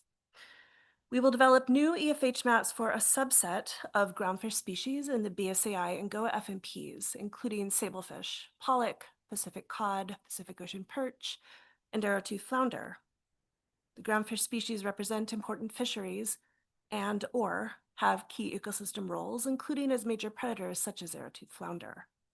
And they are prey across a variety of habitats as well. All 5 species of crab in the crab FMP will be included in this review as well with new maps. And we will do this by sex and maturity stage, which was a research recommendation from the last review. Last, we will also develop new spatiotemporal species distribution models to explore changes in EFH over time, which was an SSC research recommendation from the last review. The STMs can demonstrate how target species may shift distribution and abundance in space and time related to the environment. The data and models from the CFH review are a readily available toolkit to support management decisions for a variety of actions where this information is helpful. Excuse me, question, Ms. Kimball. Thank you, Dr. Pearl. On the last point about developing new spatiotemporal SDMs to explore changes in EFH over time, is that on a species basis as well, or are you picking out a few example stocks to show that? I don't recall what the SSC recommendation was. Through the chair, Ms. Kimball, thank you for the question. The STMs, the spatiotemporal models, will be developed, we propose, for the subset of groundfish species, as well as all crabs in the crab FMP. Excuse me, Ms. Goen. Thank you, Madam Chair, and thank you, Dr. Pirtle, for the presentation so far. Under the 4th bullet there, where it says EFH maps for species with temperature-dependent vital rates, if you've mentioned it, I apologize for missing which species are being covered there. Through the chair, thank you for the question, Ms. Goen. I may have been rushing a bit through this. I can talk about the models all day long, and we don't really have all day. So habitat-related vital rates based on temperature-dependent growth and condition developed by the Saltwater Research Program at the Newport Lab of our Alaska Fisheries Science Center. A few projects have been underway, in particular focusing on snow and tanner crab, the Chionocetes species in the Bering Sea. And those are the only crab species that I'm aware of at this time where we will have new vital rate information for this 5-year review. For the last 5-year review, we were able to accomplish EFH level 3 information for a handful of groundfish species, including sablefish in the Gulf of Alaska, Pacific Ocean perch in the Gulf of Alaska, and the Aleutian Islands, Pacific cod in the Bering Sea, Pacific cod in the Gulf of Alaska, and pollock in the Gulf of Alaska. Thank you. That was impressive that you could rattle that off from the top of your head. So thank you for that. I had a question earlier on slide 8, where you listed the categories of items NIMS prioritized for this review. And I didn't hear the rationale on why those were prioritized and others weren't included, like a cumulative impacts assessment or new research needs. Through the chair, Ms. Goen, thank you for the question. These components have been prioritized based on new information that we know will be available for this review. Of course, we would like to do more every time and take longer for EFH 5-year reviews. However, this also speaks to the current priorities of NOAA Fisheries and the Council coming out of the last review, and is also responsive to the capacity constraints being experienced right now.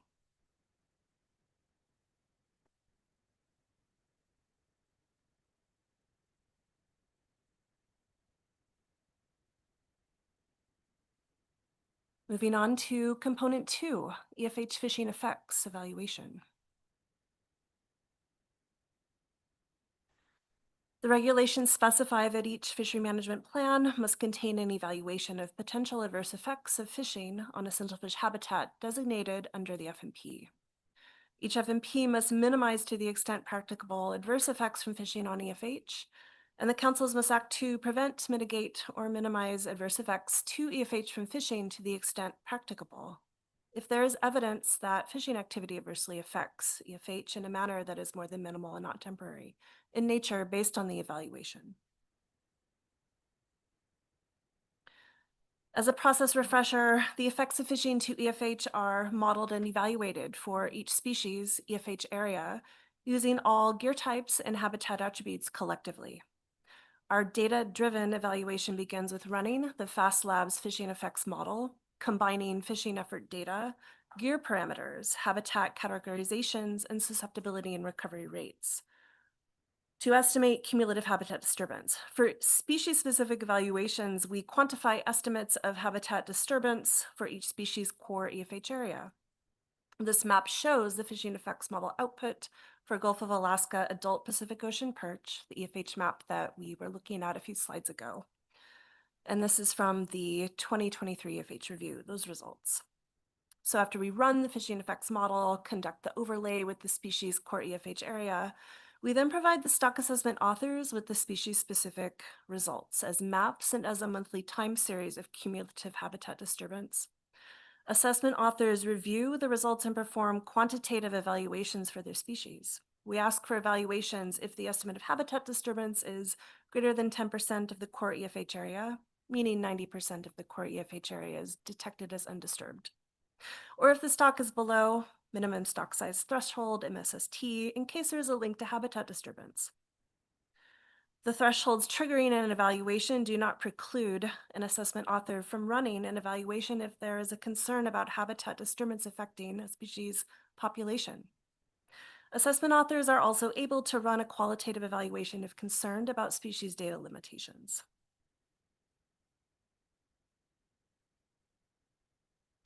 For the 2028 review, we will update the fishing effects model and add new fishing effort data since the last evaluation from the NOAA Fisheries Alaska Region's updated catch and areas database.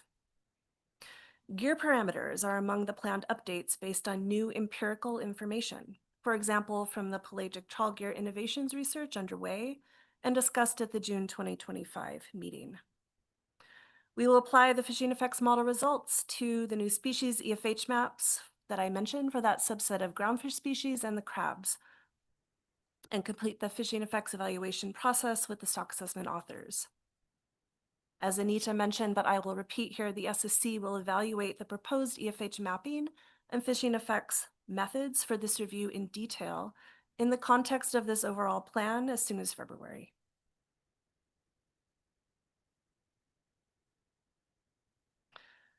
Component 6 is essential fish habitat conservation enhancement recommendations.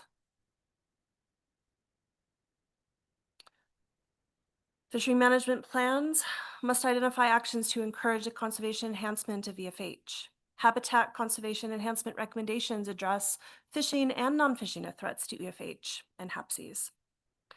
The Council has taken several actions to minimize potential adverse impacts to EFH from fishing activities.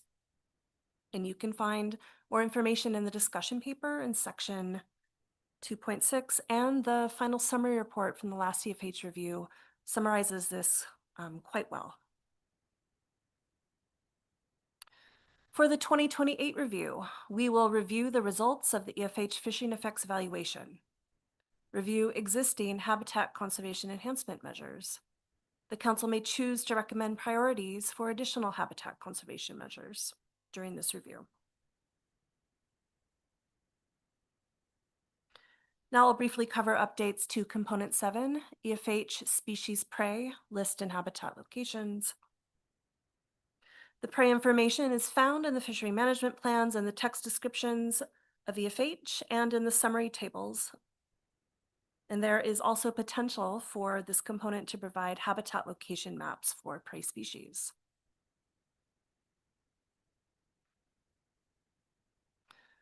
For this review, we will update this component for that subset of groundfish and the crab FMP species with new information from studies that were funded during the last review, developing species distribution models and maps of EFH species prey in the GOA and BSAI FMPs.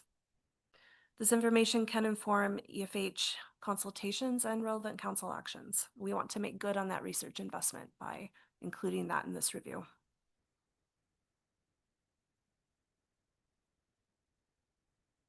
Ms. Kimball.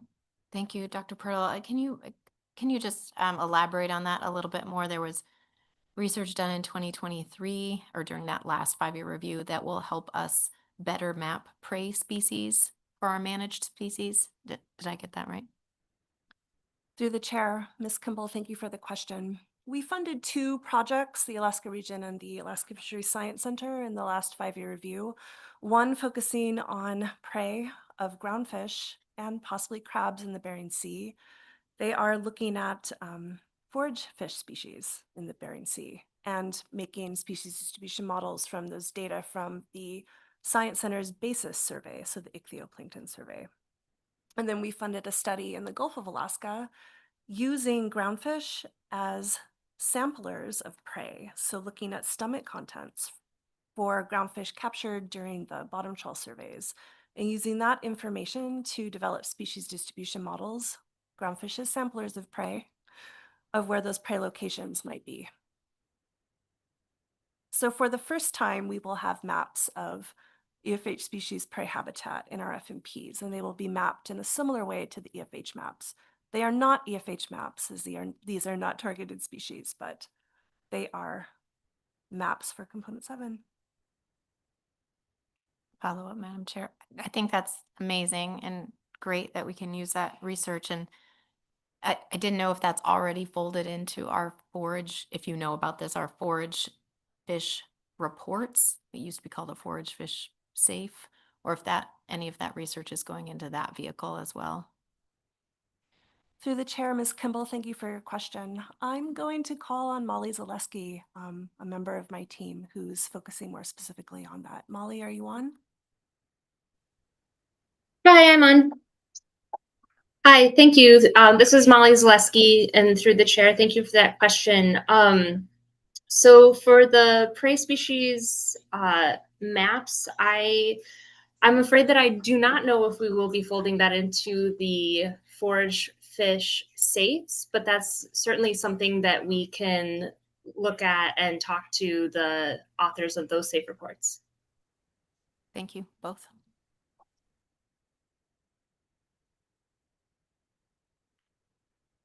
Thank you for the question. I'll add on to the response just a little bit. I've had a second to think. So the ecosystem and socioeconomic profiles are another avenue or management pathway where updated species, target species prey information could also help.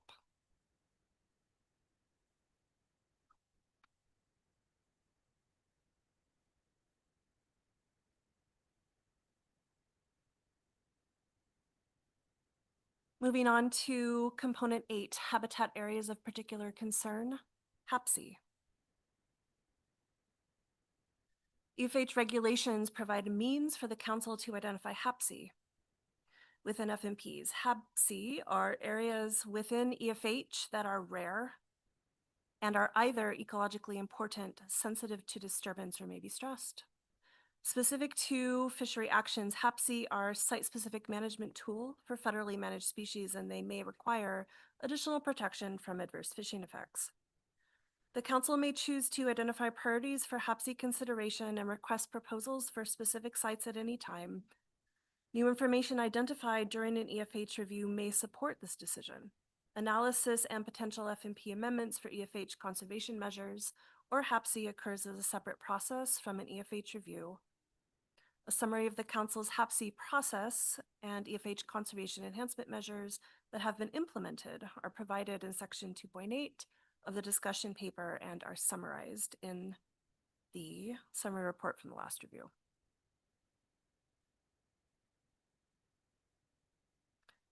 Component 9 is EFH research and information needs. Component 9 is not prioritized for this review, largely due to the capacity constraints that we've been discussing at this meeting.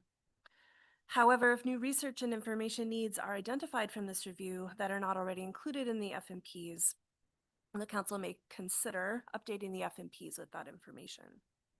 I'd like to highlight the Alaska EFH research plan is in its 4th edition, following the last EFH 5-year review, and the first was published in 2006.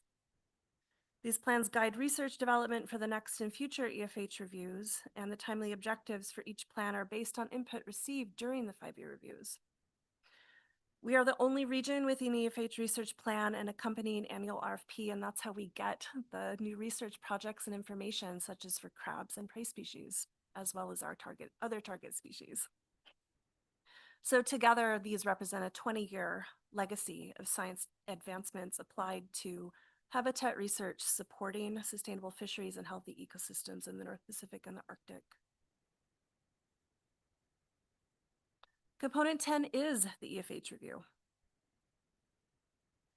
The council will receive a summary report representing the 2028 EFH 5-year review near the end or at the end.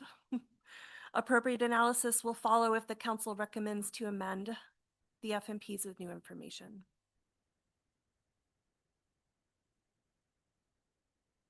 We envision the following proposed general review process and timeline for this 5-year review, provided here to support early planning considerations and communicate anticipated review milestones.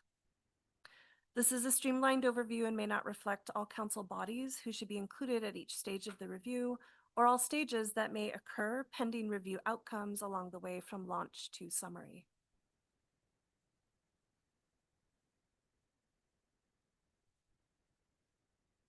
Okay. The proposed plan for the 2028 EFH 5-year review is based on direction received from the council during the 2023 review and reflects the current priorities of the council and NIMS. Here we have identified on this final slide which of the EFH components the council may wish to review and update with a focus on the BSAI, GOA, and crab FMPs. And staff are seeking input from the council on the focus and scope of the review. That's all we have. Thank you. Thank you very much for the presentation. And Ms. Goen, his question. Thank you, Madam Chair, and thank you, Dr. Purtle. On your previous slide, you included component 9 on research and information needs, but I noted it wasn't prioritized in the NIMS list. Can you clarify? Through the chair, Ms. Goen, thank you for the question. A keen eye.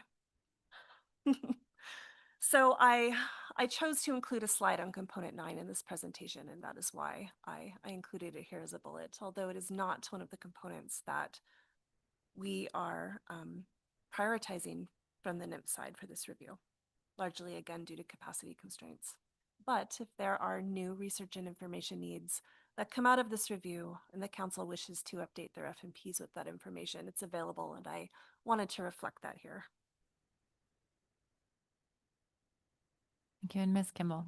Thank you. And just because Ms. Goen brought that up, I've never really understood why we would put evolving research needs in an FMP that then we modify every year. But is that just because we know we're modifying the FMPs on a 5-year basis to update all of our EFH components, so we have that ability to keep changing and shifting those needs? I think it's fantastic that we have our own Alaska EFH research plan, and that makes a lot more sense to me than putting that stuff in the FMP, but maybe you can give me some background on the use of that.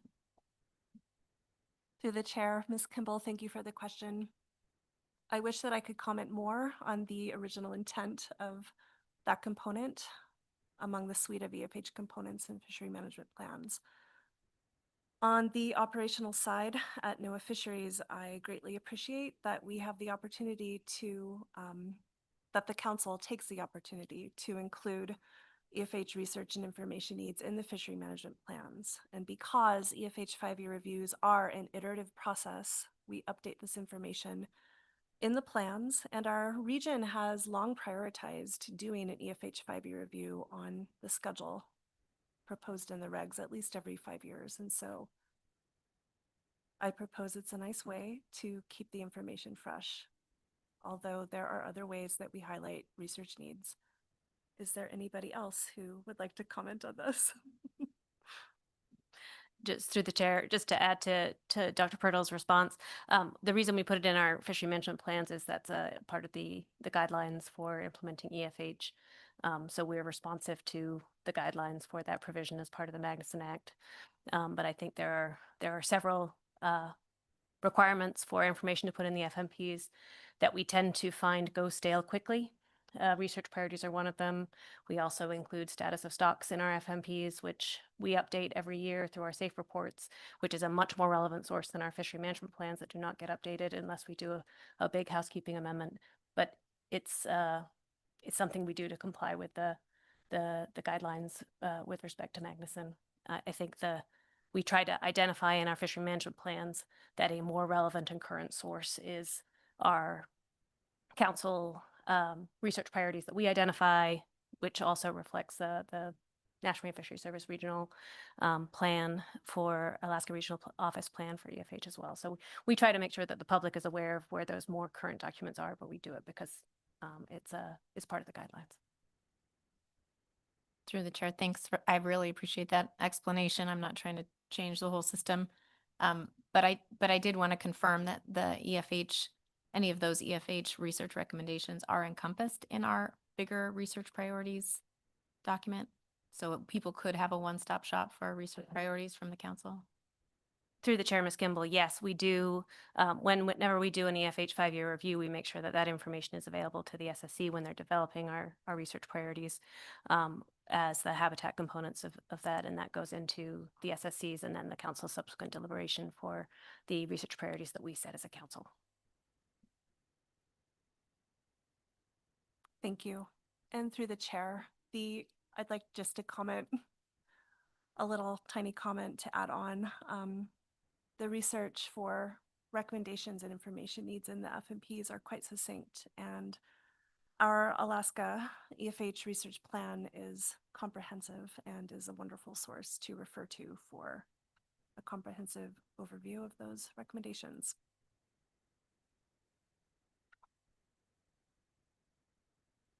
Yes, Ms. Goen. Thank you, Madam Chair. My next question's on the last bullet there regarding the habitat area of particular concern process. And, you know, I've seen in some of the comments, there's some interest in habitat areas of particular concern, but I've heard some confusion over whether they should be requesting them now or whether that comes later in the process. Can you clarify quickly that process for HAPC? Through the chair, Ms. Goen, thank you for your question. The council may choose to open the HAPC process at any time during their regular process. This could be opening the process during an EFH 5-year review or at the end or any other time during the regular process. It's really dependent on if the information and the need are there and the council feels that they should make that call.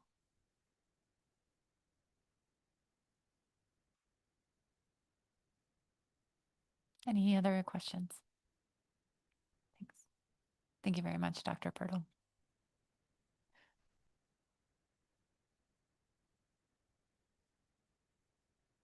Thank you for the presentation. Thank you.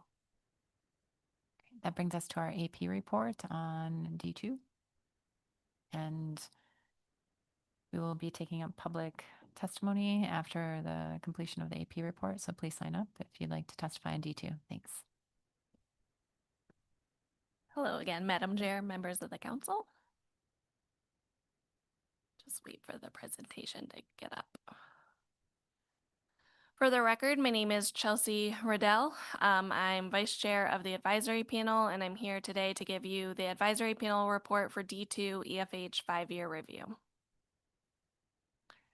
The motion reads, the AP appreciates the opportunity to review the 2028 EFH 5-year review plan and recommends the council endorse the following prioritized components.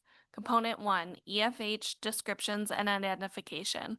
Component 2, fishing activities that may adversely affect EFH. Component 6, conservation and enhancement of EFH. Component 7, changes to the availability of major prey species for council-managed species. Component 10, review and revision of EFH components of FMPs. The AP recommends that the council consider the SSC's review of the 2028 EFH 5-year review plan in February 2026 to include broad input on the scope of work beyond just Component 1 and Component 2. The motion passed 19-0.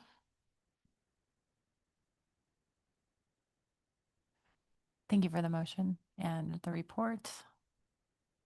See if there are any questions on the AP report.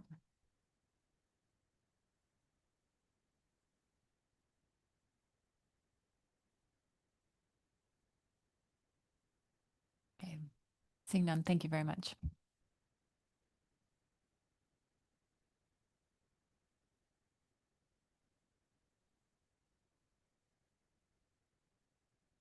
Okay, that takes us to public testimony.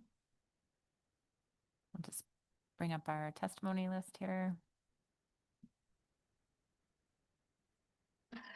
So we have 7 members of the public signed up to testify.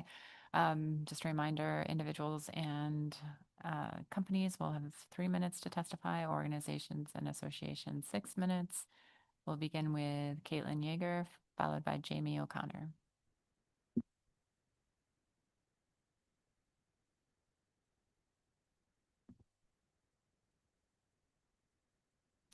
Good afternoon, Madam Chair, members of the council. For the record, my name is Caitlin Yeager, and I'll be speaking on behalf of the At-Sea Processors Association. I'd like to acknowledge the substantial amount of work that NMFS and council staff have put into this discussion paper and the proposed work plan for the 2028 EFH 5-year review.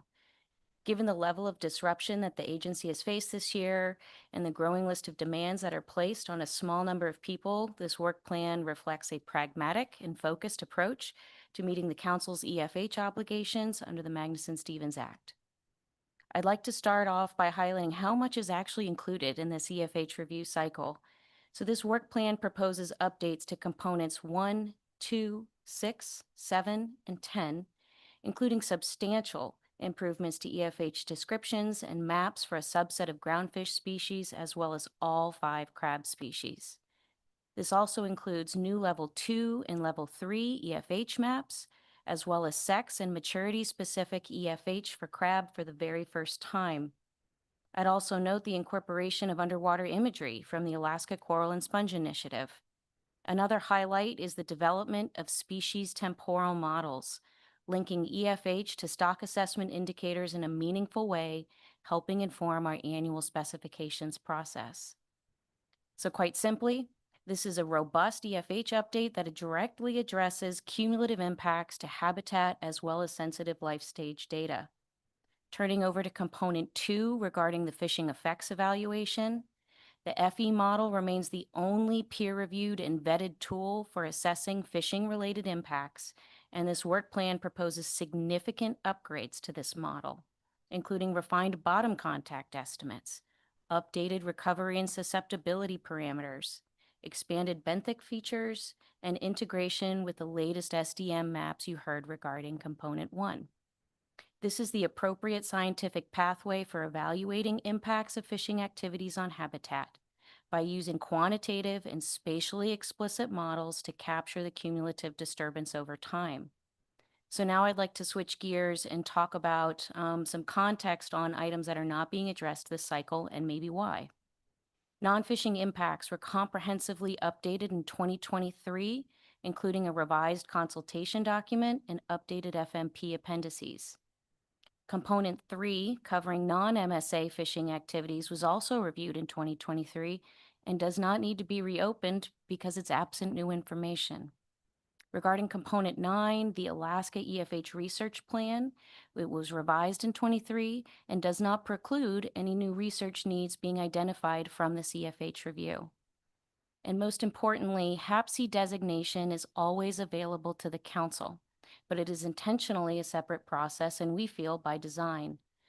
The work plan reflects a practical sequencing of EFH review in where you evaluate new science first and consider additional measures if those results support those changes. So stepping back, this work plan reflects the necessary prioritization given limited staff capacity and the significant scientific workload that is already underway.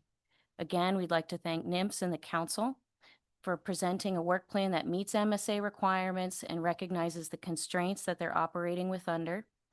We also look forward to the SSC's review of Components 1 and 2 in February and appreciate the transparency and methods here, as well as the incorporation of emerging tools like the STM models, the benthic imagery data, and Gear Innovation Initiative information. So in summary, we do support the proposed work plan and the motion that came out of the AP. We appreciate the time and opportunity to comment on this, and I'm happy to answer any questions that you might have. Thank you for the testimony. We'll see if there are any questions. Thank you. Next up is Jamie O'Connor, followed by Sarah Webster.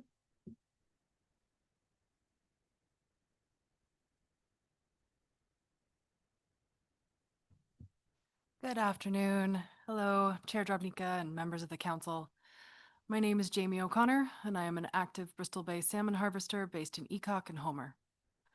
I serve as the Deputy Director of the Alaska Marine Conservation Council, an organization founded to protect marine ecosystems and ensure that Alaska's fish-dependent communities, cultures, and livelihoods endure for generations. Thank you for the opportunity to testify on the 2028 Essential Fish Habitat 5-year review work plan. I'd like to begin by thanking staff for their thoughtful update, especially during a time when political instability and federal resource constraints have created persistent uncertainty for all of us. AMCC has long advocated for sustained investment in the people, systems, and scientific infrastructure that make Alaska a global leader in ecosystem-based fisheries management, and we will continue to do so. That is why we are concerned to see core elements, particularly cumulative impacts and habitat areas of particular concern, removed from the current work plan.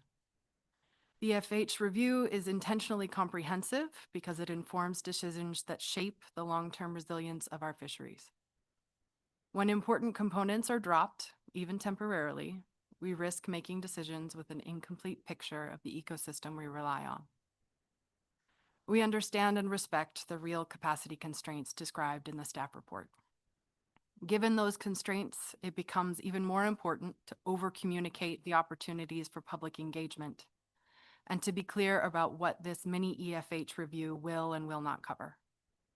Communities, especially Indigenous and small boat fishing communities, need to know when and how they can contribute their place-based knowledge. These observers are often the first to detect changes in habitat, juvenile abundance, storm patterns, and shifts in coastal ecology. Their insights help complete the picture that industry data and models alone cannot provide. I encourage the council to prioritize the establishment of an open and constructive forum for discussing conservation and enhancement alternatives under Component 6 throughout the 5-year cycle. We look forward to collaborating with you as this mini EFH review advances through the process. Thank you for your time and your commitment to sustaining Alaska's fisheries and fishing communities. Thank you very much for your testimony. See if there are any questions. Seeing none, thank you so much. So Sarah Webster is next, followed by Nick Jacuk and Megan Williams.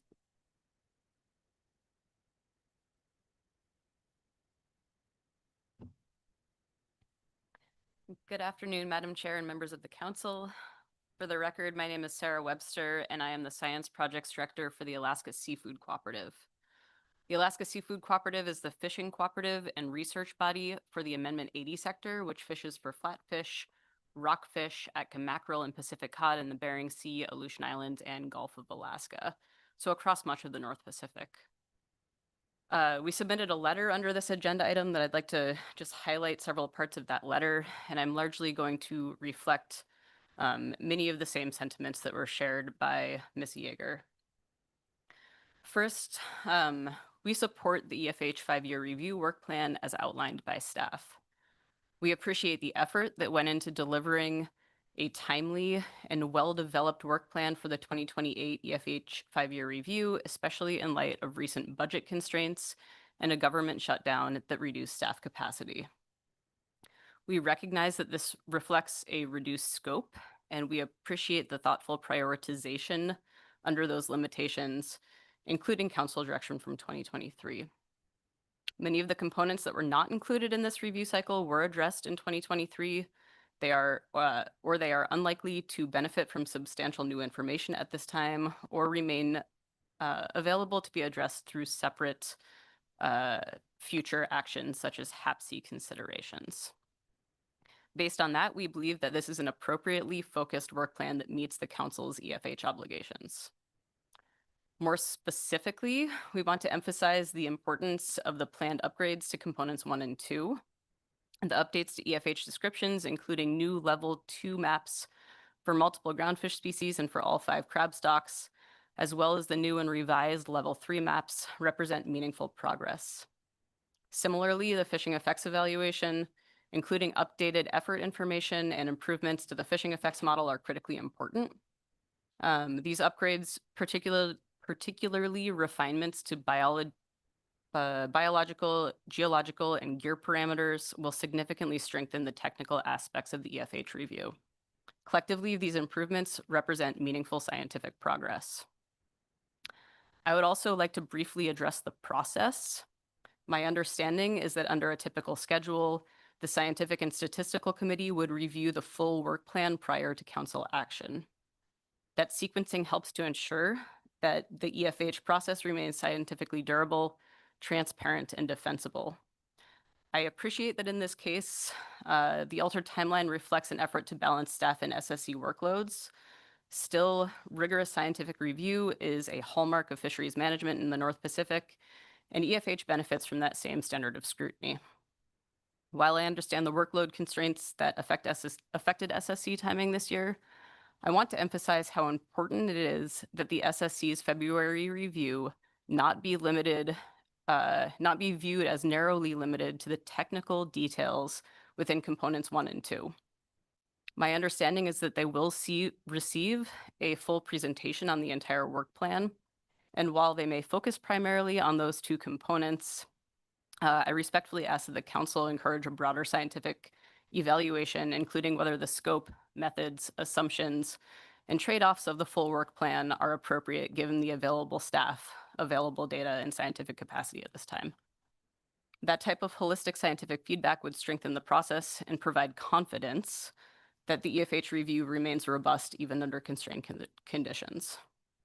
And finally, I really want to acknowledge the reality that the agency is operating under. The staff capacity is constrained, scientific workloads are continuing to grow, expectations continue to increase, and difficult prioritization is unavoidable. We believe that this work plan represents or reflects disciplined and responsible decision-making under those circumstances. And we strongly support moving forward with what is proposed and equally strongly support ensuring that rigorous scientific input remains fully integrated into the process. So once again, I'd like to thank the staff for the work that went into this plan and thank you all for your time and for your continued commitment to science-based fisheries management.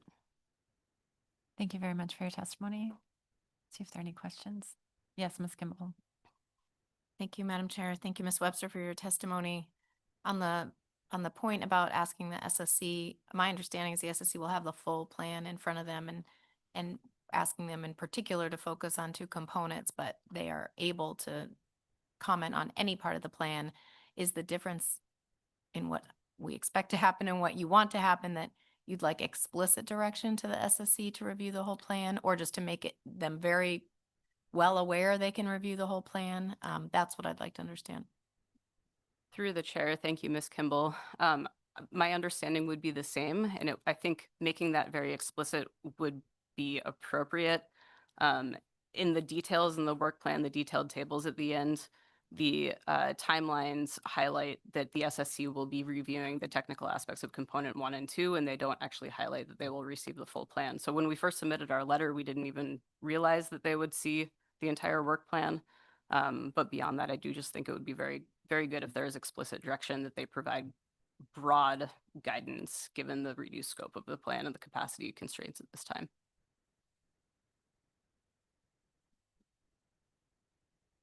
Thank you for your testimony. Thank you. So next up is Nick Jacuk and Megan Williams, followed by Cory Lescher.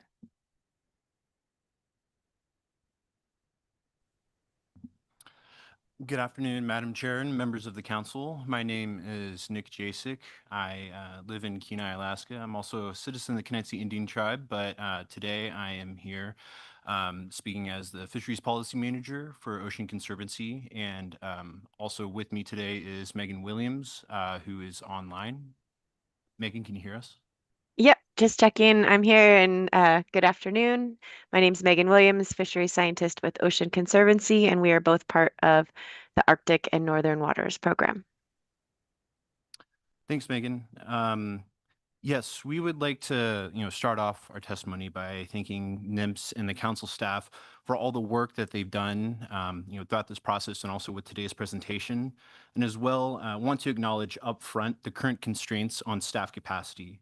Nonetheless, the EFH review process is a key tenet of Alaska ecosystem-based fishery management, and we therefore urge the council to advance the EFH review process and work plan in the most robust and comprehensive manner possible. We want to see this process go forward, and we look forward to updated SDMs and fishing effects estimates for a subset of groundfish species as well as all 5 crab species.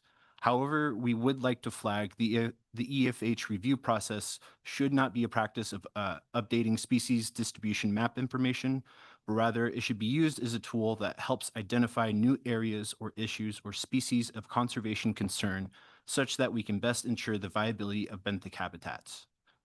Thus, we are concerned to see that component 8 or identification of habitat areas of particular concern has not been prioritized in the work plan. It has been made clear, however, in the identification of HAPSEs can occur at any time within or without the EFH process. With that being well understood, I urge the council to support the development of an open and constructive forum for conservation and enhancement alternatives under component 6. This should be prioritized and communicated through the 5-year review cycle, and we look to the council's leadership in supporting the research and ideas for all stakeholders and tribal entities that can inform these important conversations. Additionally, we would like to stress the importance for agencies to maintain their federal trust responsibility to ensure collaboration and consultation with sovereign tribal governments and entities. Indigenous knowledge, stewardship, and relationality have always been and continue to be a guiding force for healthy and viable habitats, and we find it critical to involve the guidance and also braid the knowledge of tribal governments who wish to engage in the EFH review. To close, we would like to stress the importance of productive and healthy habitats in a changing political and environmental landscape.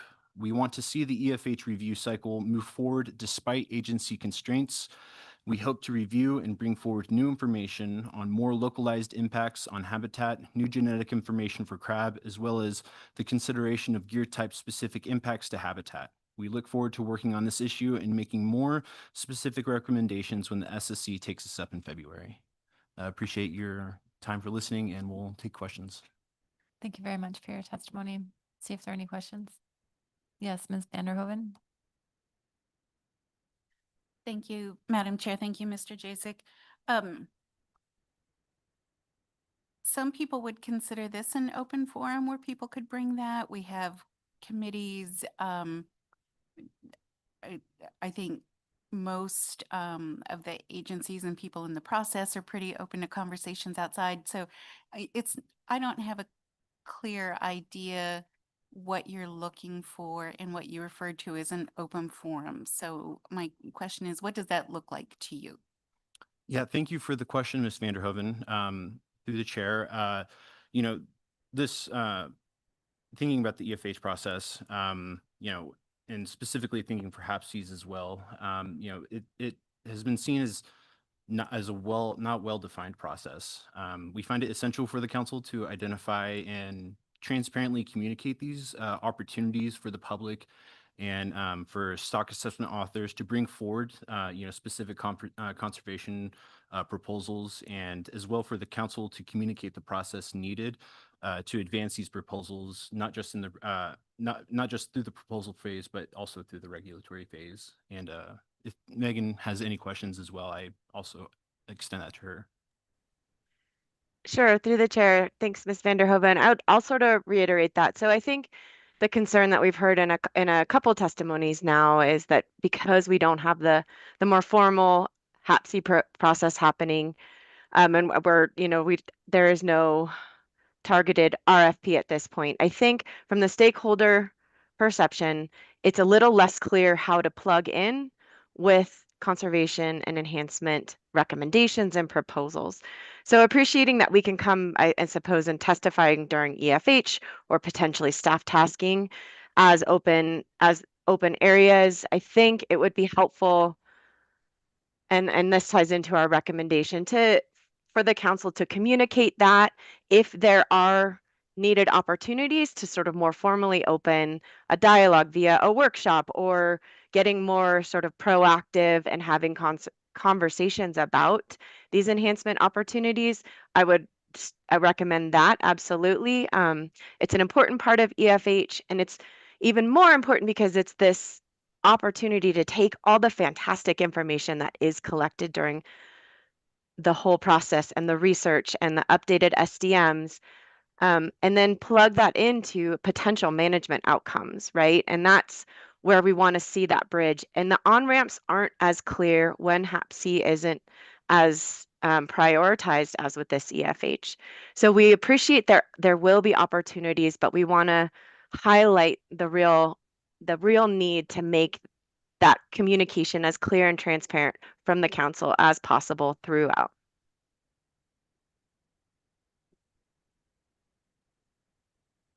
Thank you. And Ms. Gahn. Thank you, Madam Chair, and thank you both for your testimony. And Ms. Vanderhoven asked the question I was going to ask as well, although your answer brought up another question.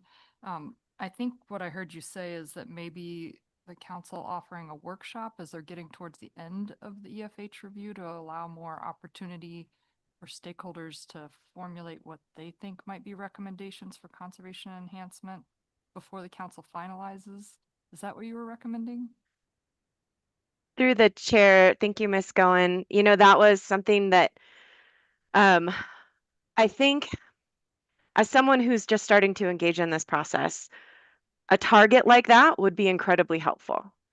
And so I don't mean to be so prescriptive as to determine what that looks like. A workshop is one of the first things that generally comes into my mind when I'm trying to troubleshoot anything. However, I do think having a target, a place for ideas, for creative thinking from all stakeholder groups, from tribes, from industry, from NGOs, all from the whole gamut could be a really effective way, and it could be an interesting process to look at these areas of concern where we see a high degree of habitat disturbance and a number of species with EFH or core EFH even. So trying to maybe think outside the box to look at different metrics would be a really interesting exercise. I think it could take different shapes, but for someone who's looking as a way to engage in this process, that's one way to do it, for instance.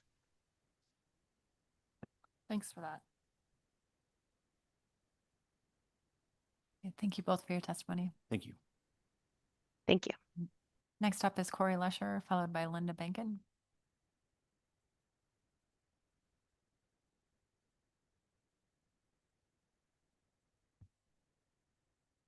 Good afternoon, Madam Chair and members of the council. Excuse me. For the record, I'm Cory Lescher with Alaska Bering Sea Crabbers. ABSC is a trade association representing the majority of independent crab harvesters who commercially fish for king, snow, and tanner crab with pot gear in the Bering Sea and Aleutian Islands crab rationalization program.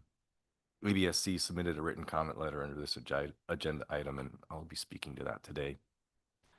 I'd like to acknowledge all the work put forward by staff and the authors to contribute to the review plan thus far, and I really appreciated the detailed and stepwise presentation that we just received.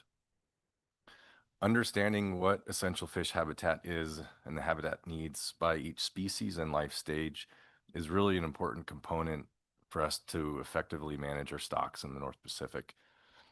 The regular 5-year review process allows the continued integration of new and best available science into the assessments. I'd like to commend this council and the EFH authors for the transparent process and ongoing efforts to update these EFH descriptions and moving the needle forward in this arena. As you'll recall, the crab industry has advocated for prioritizing and streamlining EFH updates for crab, partially due to the recent struggles the crab stocks have been experiencing and the urgency to try and fill data gaps and help answer questions. So speaking to this current review, we're encouraged by the proposed updates for the BSAI crab stocks, particularly the response to our previous request to update level 2 crab EFH descriptions and maps by sex and maturity stage are really an appreciated development, as well as the plan to build level 3 EFH maps for juvenile snow crab and tanner crab. These efforts represent meaningful advances that will improve our understanding of critical habitats, and I'd like to acknowledge that. We also applaud the previous work and inclusion of the supplemental EFH maps for Bristol Bay red king crab and highlight the integration of new research on juvenile energetics and survival. New research is essential to help move the needle forward, incorporating new targeted studies into the EFH workflow continue to be vital steps towards the more effective habitat-based management of our crab populations, and for that, we're greatly appreciative. I'll note here that the SSC won't have the opportunity to weigh in on this agenda until February, and as previous testifiers have noted, this feels out of order, but I'm pleased that the SSC will take this up in February. I think we would have benefited from the review at this meeting, and really I bring this up in part because one of the requests put forward by ABSC in our comment letter is a recent genetic study that provided critical insight into population structure, stock connectivity, and potential local adaptations for red king crab throughout Alaska. The results of this study were presented to the CPT, I believe, in May of last year. And those results that had an idea that the genomic evidence increases the conservation value of locally used habitats because loss or degradation of habitat for these genetically distinct and locally adapted populations risk loss of unique adaptive variation and limited recovery via movement and larval advection. So these data, paired with other recent publications, help us understand ecosystem dynamics in the Bering Sea and how they specifically shape the genomic structure and regional clusters of red king crab. So I have to admit, I still haven't fully comprehended if or how this could shape those crab-specific EFH reviews, which is why I felt it was important to have the SSC review of this subject prior to coming in front of the council. That being said, I appreciate the EFH authors working to integrate the best available science into this process and believe the continued integration of novel and relevant studies into EFH maps and descriptions could allow for more stock-specific habitat delineations and better alignment of spatial management with the biological realities of red king crab populations, which ultimately help improve our understanding of stock-specific essential habitat and how best to manage fishery impacts on unique stock structure and their corresponding habitat. This is outlined rather well in the document under components 1 and 2 with the acknowledgement to incorporate new data. So we encourage the council to include this in their recommendation to the EFH team as a high priority, given the current status of Alaska's crab stocks. And with that, Madam Chair, I think that we'd like to support the AP motion and the council moving forward with this review. And that's all I have. Thank you. Thank you for your testimony. I'll see if there are any questions. Yes, Ms. Kimball. Thank you. And thank you, Mr. Lescher, for your testimony. I just in speaking to the council looking at the work plan prior to the SSC, and that's not ideal, and that was brought up before, but do you think it's appropriate, I guess, that the council at least look at the general focus areas that NIMS is proposing that we focus on for this next review? And then the SSC review is really like what science is available to support work in those areas. So I guess I asked that just to not continue the line of us maybe being off track. I guess if the SSC recommended something completely different and substantive from the council, we could revisit our motion. But does that seem appropriate to you, those two different roles? Yeah, through the chair, Ms. Kimball, thank you. I could provide you a long-winded answer maybe offline, but yes, to answer your question, absolutely.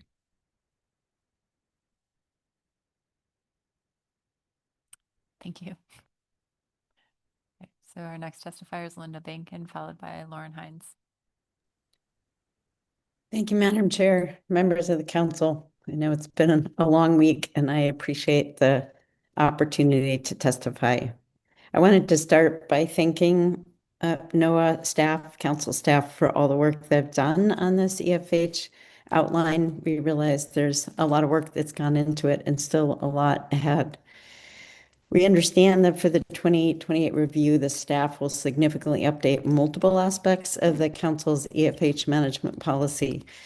But because our members have long felt that the council's EFH implementation of EFH provisions have not adequately protected fish habitat to date, I want to voice our strong support for ensuring this EFH review assesses the impact of fisheries-related disturbance in an area and at the intensity that it is occurring. While we agree with the council's determination that virtually all marine environments are essential to some fish species for some aspects of their life cycle, we recognize that not all habitat is equally productive, nor is all habitat equally resilient to disturbance. We've long been concerned that the current fisheries effects model or the framework by which the fishing effects data is applied fails to capture the damage that is being inflicted on some benthic habitats that are frequently and repeatedly disturbed. Alpha maintains that this application of EFH has allowed some high structure, low resilience habitat to be leveled and profoundly changed in productivity. We're eager to see this aspect of the model and application of the model corrected. And it's difficult for me to determine at this time if that is currently part of this review. As we said in our written comments, our members are increasingly alarmed by the simplification of one's complex habitat and the steady decline in specific areas of species associated with or dependent on habitat structure. The areas they're concerned about once hosted coral sponges and other life habitat and were the richly productive halibut grounds. For example, the Yakutat Gully, the Portlock and Albatross Banks, the Pamplona Spur, to name a few. These areas, which in living memory filled vessels with halibut, are now virtual deserts. While there are certainly many reasons for the current low abundance of halibut stocks, we ask that the council pay close attention to the dramatic changes repeated and concentrated disturbance is having on benthic communities and the species it supports. We ask that there be a way in this reassessment of EFH for fishermen to share their knowledge of fishing grounds and of the habitat that's being disrupted and changed by ongoing disturbance. We also strongly recommend that the council notify the public of when you will initiate a process for nominating and identifying HAPC areas. HAPC designations allow the council to meet several MSA goals and standards. HAPC might also be used at this point to provide buffers against climate change or to support food security for adjacent communities. Alpha recommends the council engage the SSC, the Social Science Plan team, and the public in a process to identify HAPC objectives and parameters, then call for HAPC nominations. And we ask that a HAPC nomination process or a workshop to initiate that process be open soon.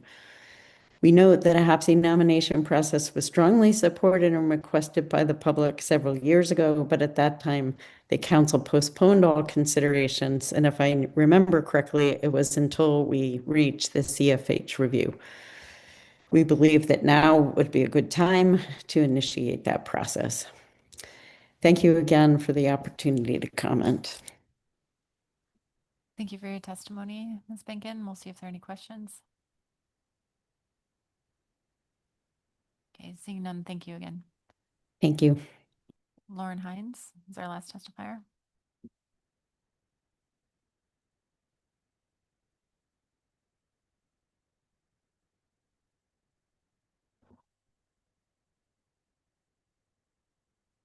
I'm going to wait for a PowerPoint.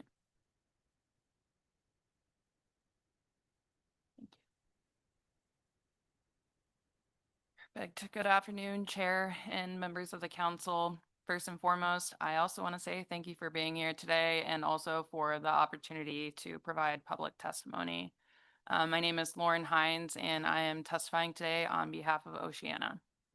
We also provided public comment, which included a reduced PDF of our updated Gulf of Alaska habitat protection proposal.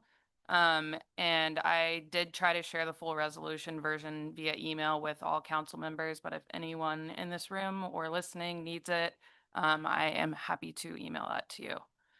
So the EFH 5-year review is a key opportunity to update EFH descriptions, evaluate fishing impacts, and consider stronger habitat protections to minimize such impacts to the extent practicable. So first, I just want to walk you through a few simple maps. The first one's on the screen. So across the Aleutian Islands and the West Coast, managers have already taken major actions to protect sensitive seafloor habitats. In the Aleutians, more than 95% of the seafloor is now protected from bottom trawling. On the West Coast, the council adopted measures in 2020 that closed about 90% of the EEZ to bottom trawling while still keeping key trawl areas open. Together with similar protections off of Canada, you end up with a nearly continuous conservation corridor along the entire Northeast Pacific. The Gulf of Alaska remains the one major gap in that chain. In this region, only 9% is protected year-round from bottom trawls. This means that over 90% of this area is open to trawling, making it one of the last and largest remaining areas from Southern California to the U.S. Arctic, where the overall footprint of bottom trawling is not limited. So this map here uses the apparent trawl footprint, which is shown in red, identified using AIS trawl track data from Global Fishing Watch from 2015 to 2023, which is updated from our last proposal. Using this apparent trawl behavior, we created bottom trawl open areas, which are shown here in yellow surrounding the trawl tracks. And I just threw this in here. This is from our proposal. It's a finer scale map of how open enclosure areas were determined. And as you can see, there are proposed bottom trawl closure areas within some of these proposed open areas. The Albatross Bank open area was amended on its furthest south corner to exclude a coral hotspot based on new data. The Green Star notates the location of over 40,000 lace coral records and nearly 1,000 Gorgonian coral records. So these are not hypothetical areas. They're based on the most current aggregated data sets, including hundreds of thousands of new coral, sponge, sea whip, and sea pin observations.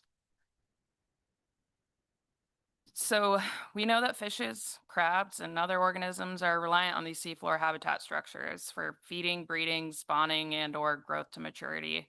This is what makes these features essential. All these photos are taken in Alaska waters, and you can see on the top left an over 3-foot tall Gorgonian coral species serving as habitat for a range of organisms, including a king crab perched on the top. On the bottom left, Oceana photographed a lean cod off of Kodiak using this different Gorgonian coral species as relief. And these cold water corals, such as the Gorgonians, can live hundreds of years and they grow extremely slow, which means they also recover extremely slow. The last photo that I'll highlight here is the top right, where you can see a gravid sharp-chin rockfish using the sponge species as shelter. So this final map here just overlays our proposed habitat protection areas with the existing trawl footprint. The proposal would protect about 90% of the Gulf seafloor habitats year-round from bottom trawling, including 87% of known coral observations, 61% of sea whips and sea pins, and 76% of sponges, while designating a set of open areas that align with where recent trawl activity is already concentrated. This proposal would displace no more than an estimated 7% of recent trawl area and no more than approximately 4% of recent groundfish bottom trawl catch in this region. This level of displacement is both practicable and not unprecedented. When the PFMC adopted the West Coast EFH conservation decision, it determined that displacing less than 10% of trawl effort was practicable. This outcome demonstrates that strong habitat protection and practicable fishing operations can coexist. The PFMC's EFH review is a clear example where a public request for proposals, or an RFP, led to 8 publicly submitted proposals, which then led to amendments that expanded habitat protections while maintaining existing fishing access. This is why we are requesting that the council explicitly incorporate an RFP into this current EFH review. We hope that the council will consider this proposal and help engage the broader public, including all user groups, to work together on a solution to protect sensitive seafloor habitats in the Gulf. This draft proposal is just a starting point, similar to the processes used across the rest of the Northeast Pacific coast. And with that, I would be glad to take any questions. Thank you. Thank you very much for your testimony. We'll see if there are any questions. Yes, Ms. Gohan. Thank you, Madam Chair, and thank you for the PowerPoint here. This is helpful to see. I'm curious on your slide showing the different corals, and then the previous slide before that on all the locations, if that data has also been shared with the agency for them to use in their EFH review. Yeah, thanks, Ms. Gohan, through the chair. A lot of those photos that I added in there are from NOAA.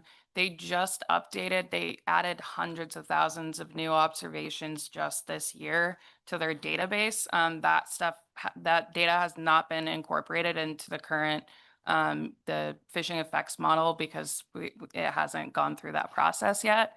But the NOAA and the agency do have those data, and they also have our data from our dive around Kodiak as well. Thank you. Okay, Ms. Kimball. Thank you. Thank you for your testimony. I was just looking at this last map and your comments about, I was trying to write down, but the summary statement of it would only displace 4% of catch. Was that the question? And so I was wondering, because the other part of your proposal asks to remove pelagic gear. So I'm wondering if your displacement summary and that statistic included pollock, or if it was just species that are caught with bottom trawl gear. Thank you, Ms. Kimball, through the chair.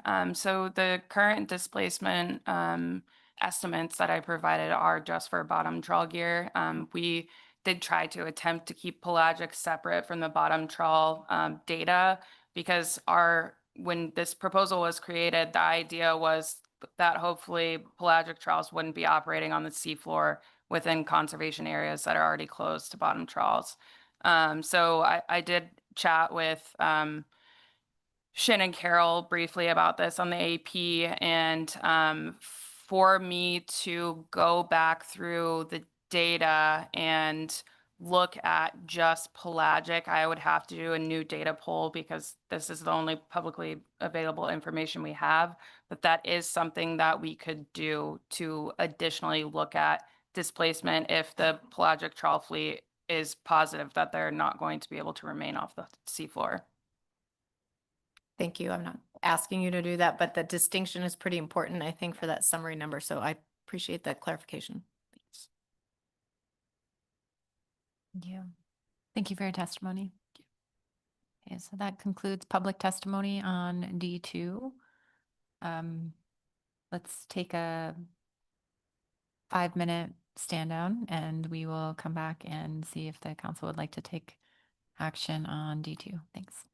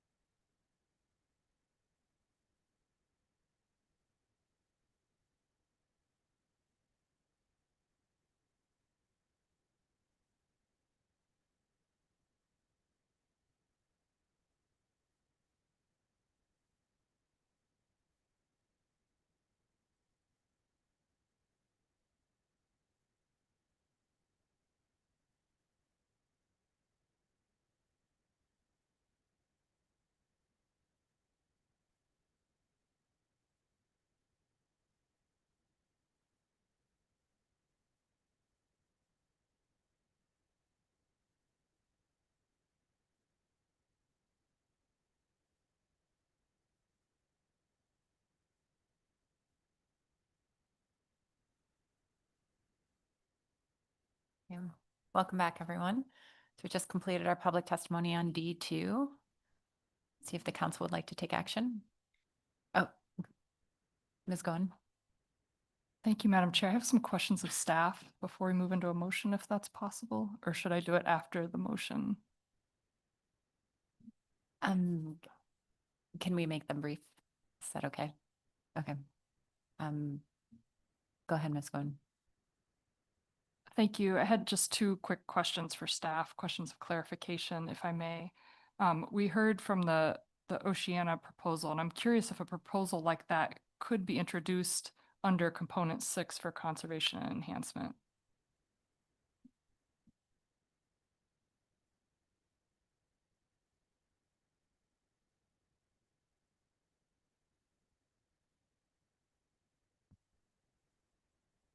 Through the chair, thank you for the question, Ms. Goen. I'll speak about process. So component 6 is essential fish habitat conservation and enhancement recommendations. Component 8 is habitat areas of particular concern, and one requirement of HAPCs is that they're rare. The beauty of an EFH 5-year review is that the council receives all of this new information and has the opportunity to consider that information into whether or not they would like to request priorities for additional habitat conservation and enhancement measures and or to open a process for HAPCs. Information and need are an important part of those regulations and that process.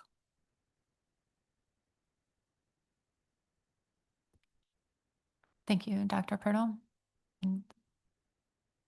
Thank you. And then my other question was under public testimony, we heard support for including component 5 on a cumulative impacts analysis in this work plan.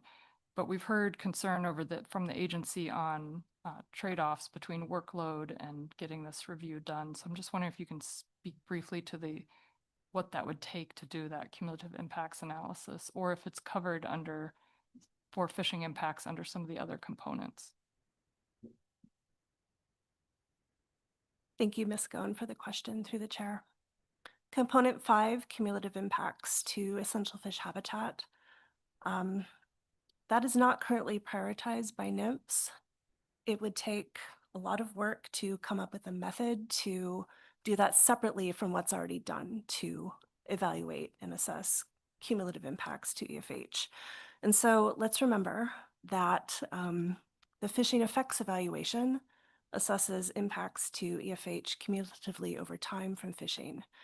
And as part of that evaluation, because it is cumulative and over time, it's taking into account all of the essential fish habitat conservation enhancement measures that are area-based, all of the HAPCs that are area-based that have been implemented by the agency. So it's looking at the cumulative effects of fishing through time with those protection areas in place. Now, component 4, non-fishing impacts to EFH. We did a large update to the information for component 4 in the last review. We published an update to our report. And although we're not able to prioritize that specifically for this review, let's remember that the essential fish habitat consultations are ongoing. So we are continually updating the conservation recommendations with respect to non-fishing impacts to EFH and have a good handle on the scope of activities going on, development-wise and other affecting EFH from non-fishing human activities. And so we are keeping a handle on cumulative impacts to EFH, although we haven't prioritized a specific new analysis of component 5 for this review. Thank you. That's very helpful. I'd also like to emphasize, if that's okay, that if the council were to identify priorities for additional EFH conservation enhancement measures or HAPCs that are beyond those that are already implemented, it would be a separate action. The action of an EFH 5-year review is to update information in the fishery management plans. And so any request for proposals through council identified priorities for component 6 or component 8 would occur as a separate process. Thank you. And Ms. Kimball. Thank you. That just spurred a question. So I want to make sure I understand that those under the EFH process, we are identifying areas that might be worthy of a habitat area of particular concern. But we are not doing management actions to respond to that. That's a separate FMP amendment and reg amendment process. Thank you for the question, Ms. Kimball, through the chair. That's correct. If the council wishes to identify priorities for component 6 or component 8 and open up a process to evaluate information, any analysis regarding that would occur as a separate process from the 5-year review. Okay, thank you very much, Dr. Purtle. And Mr. Curlin. Thanks, Madam Chair. I do have a motion on this agenda item, and I'll read it when it comes up on screen.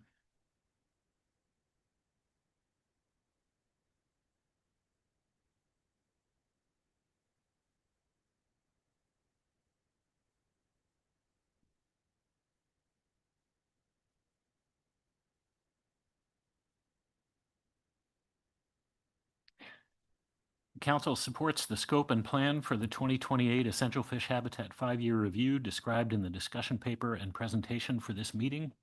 The approach for this review reflects current priorities of the Council and NMFS regarding new information available to update the EFH components of the Council's fishery management plans. Thank you for the second. If I can speak to the motion briefly, the plan presented by staff for the next 5-year review of the EFH components of the Council's FMPs is by necessity a narrower and more focused approach than the Council took in its last EFH 5-year review. In a time of reduced Council and NMFS capacity, this approach reflects Council priorities by focusing on selected groundfish species and crabs and limiting the review to areas where updating EFH information is most likely to benefit Council management recommendations. And I'll just run through the components that are part of the scope here. Component 1, as we heard from staff, includes updates to the EFH descriptions and maps. Here, the proposal is to focus on a subset of groundfish species in the BSAI and Gulf of Alaska FMPs and all 5 species in the crab FMP. The selected groundfish species represent important fisheries and/or have key ecosystem roles, including as major predators and prey across a variety of habitats. Near the conclusion of the 2023 EFH 5-year review, studies were underway to provide new data and analytical updates for Bering Sea and Aleutian Islands crabs, which are now available for this EFH review. The species distribution model ensemble, which was a main analytical advancement of the 2023 review, will be run for this 2028 review with added years of species data and new and updated environmental data. For component 2, EFH fishing effects evaluation, that will include the new ensemble species distribution model EFH maps from component 1 with updated fishing effort data and analytical methods updates to the fishing effects model.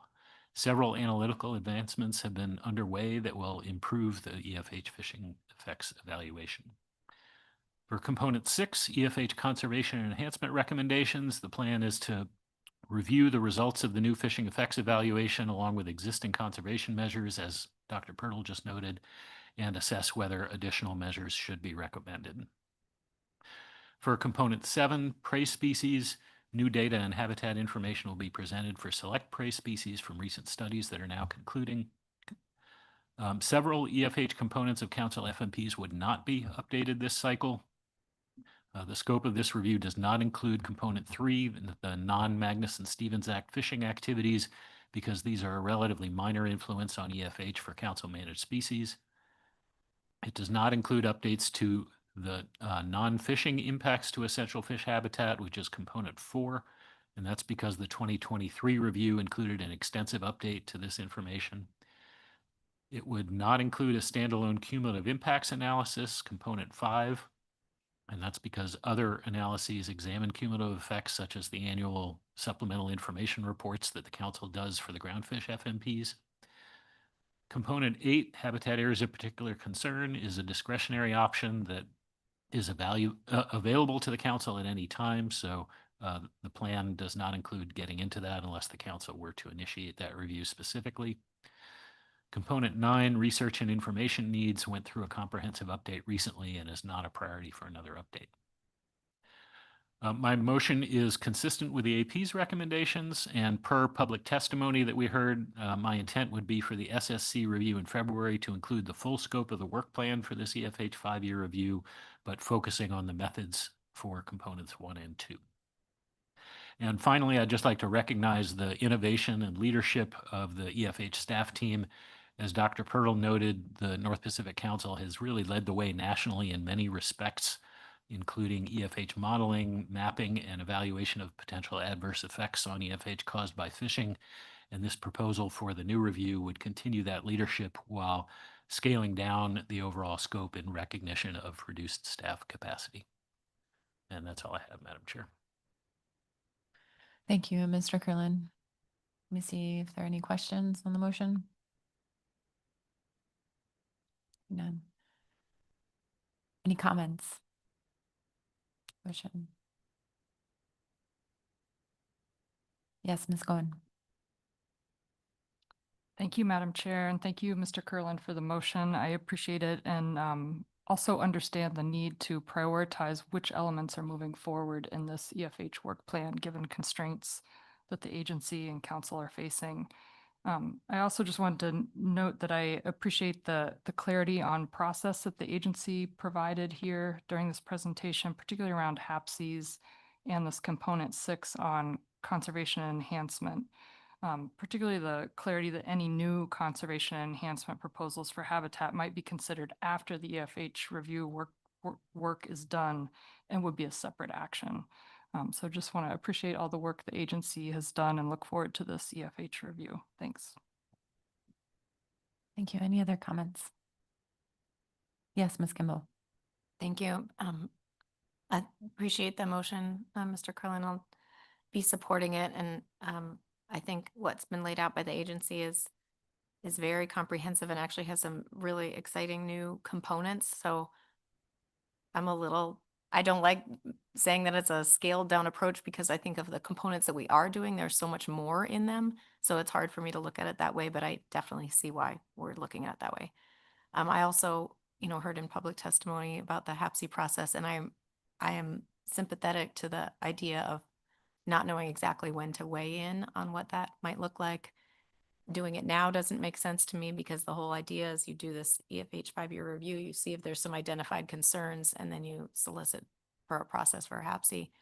But if we wait till the end and then say we don't have time, then stakeholders don't really know where to weigh in. So I'm just cognizant of that based on all the testimony. I don't have a amendment to your motion or a solution at this time, but I think it's good that the council was made aware of for those folks that are going to follow this process closely, look for identified concerns from the plan teams or as a result of the review, and then they want to know exactly how to weigh in if we want to see a HAPC process unfold. So I'm cognizant of that. I don't think it's today, but I appreciate the testimony to that point. I'll support the motion. Thank you. Any last comments on the motion? No. Thank you for the motion, Mr. Curlin, and thank you for the acknowledgement of the North Pacific kind of leading the way on EFH work nationally. So, and Dr. Pirtle for your work. So with that, is there any objection to the motion? Okay, seeing none, that motion passes without objection. Any further action on D2? Seeing none, so we will break for the day. We'll come back tomorrow at 8:30 and we'll begin our staff tasking agenda item at that time. Thank you.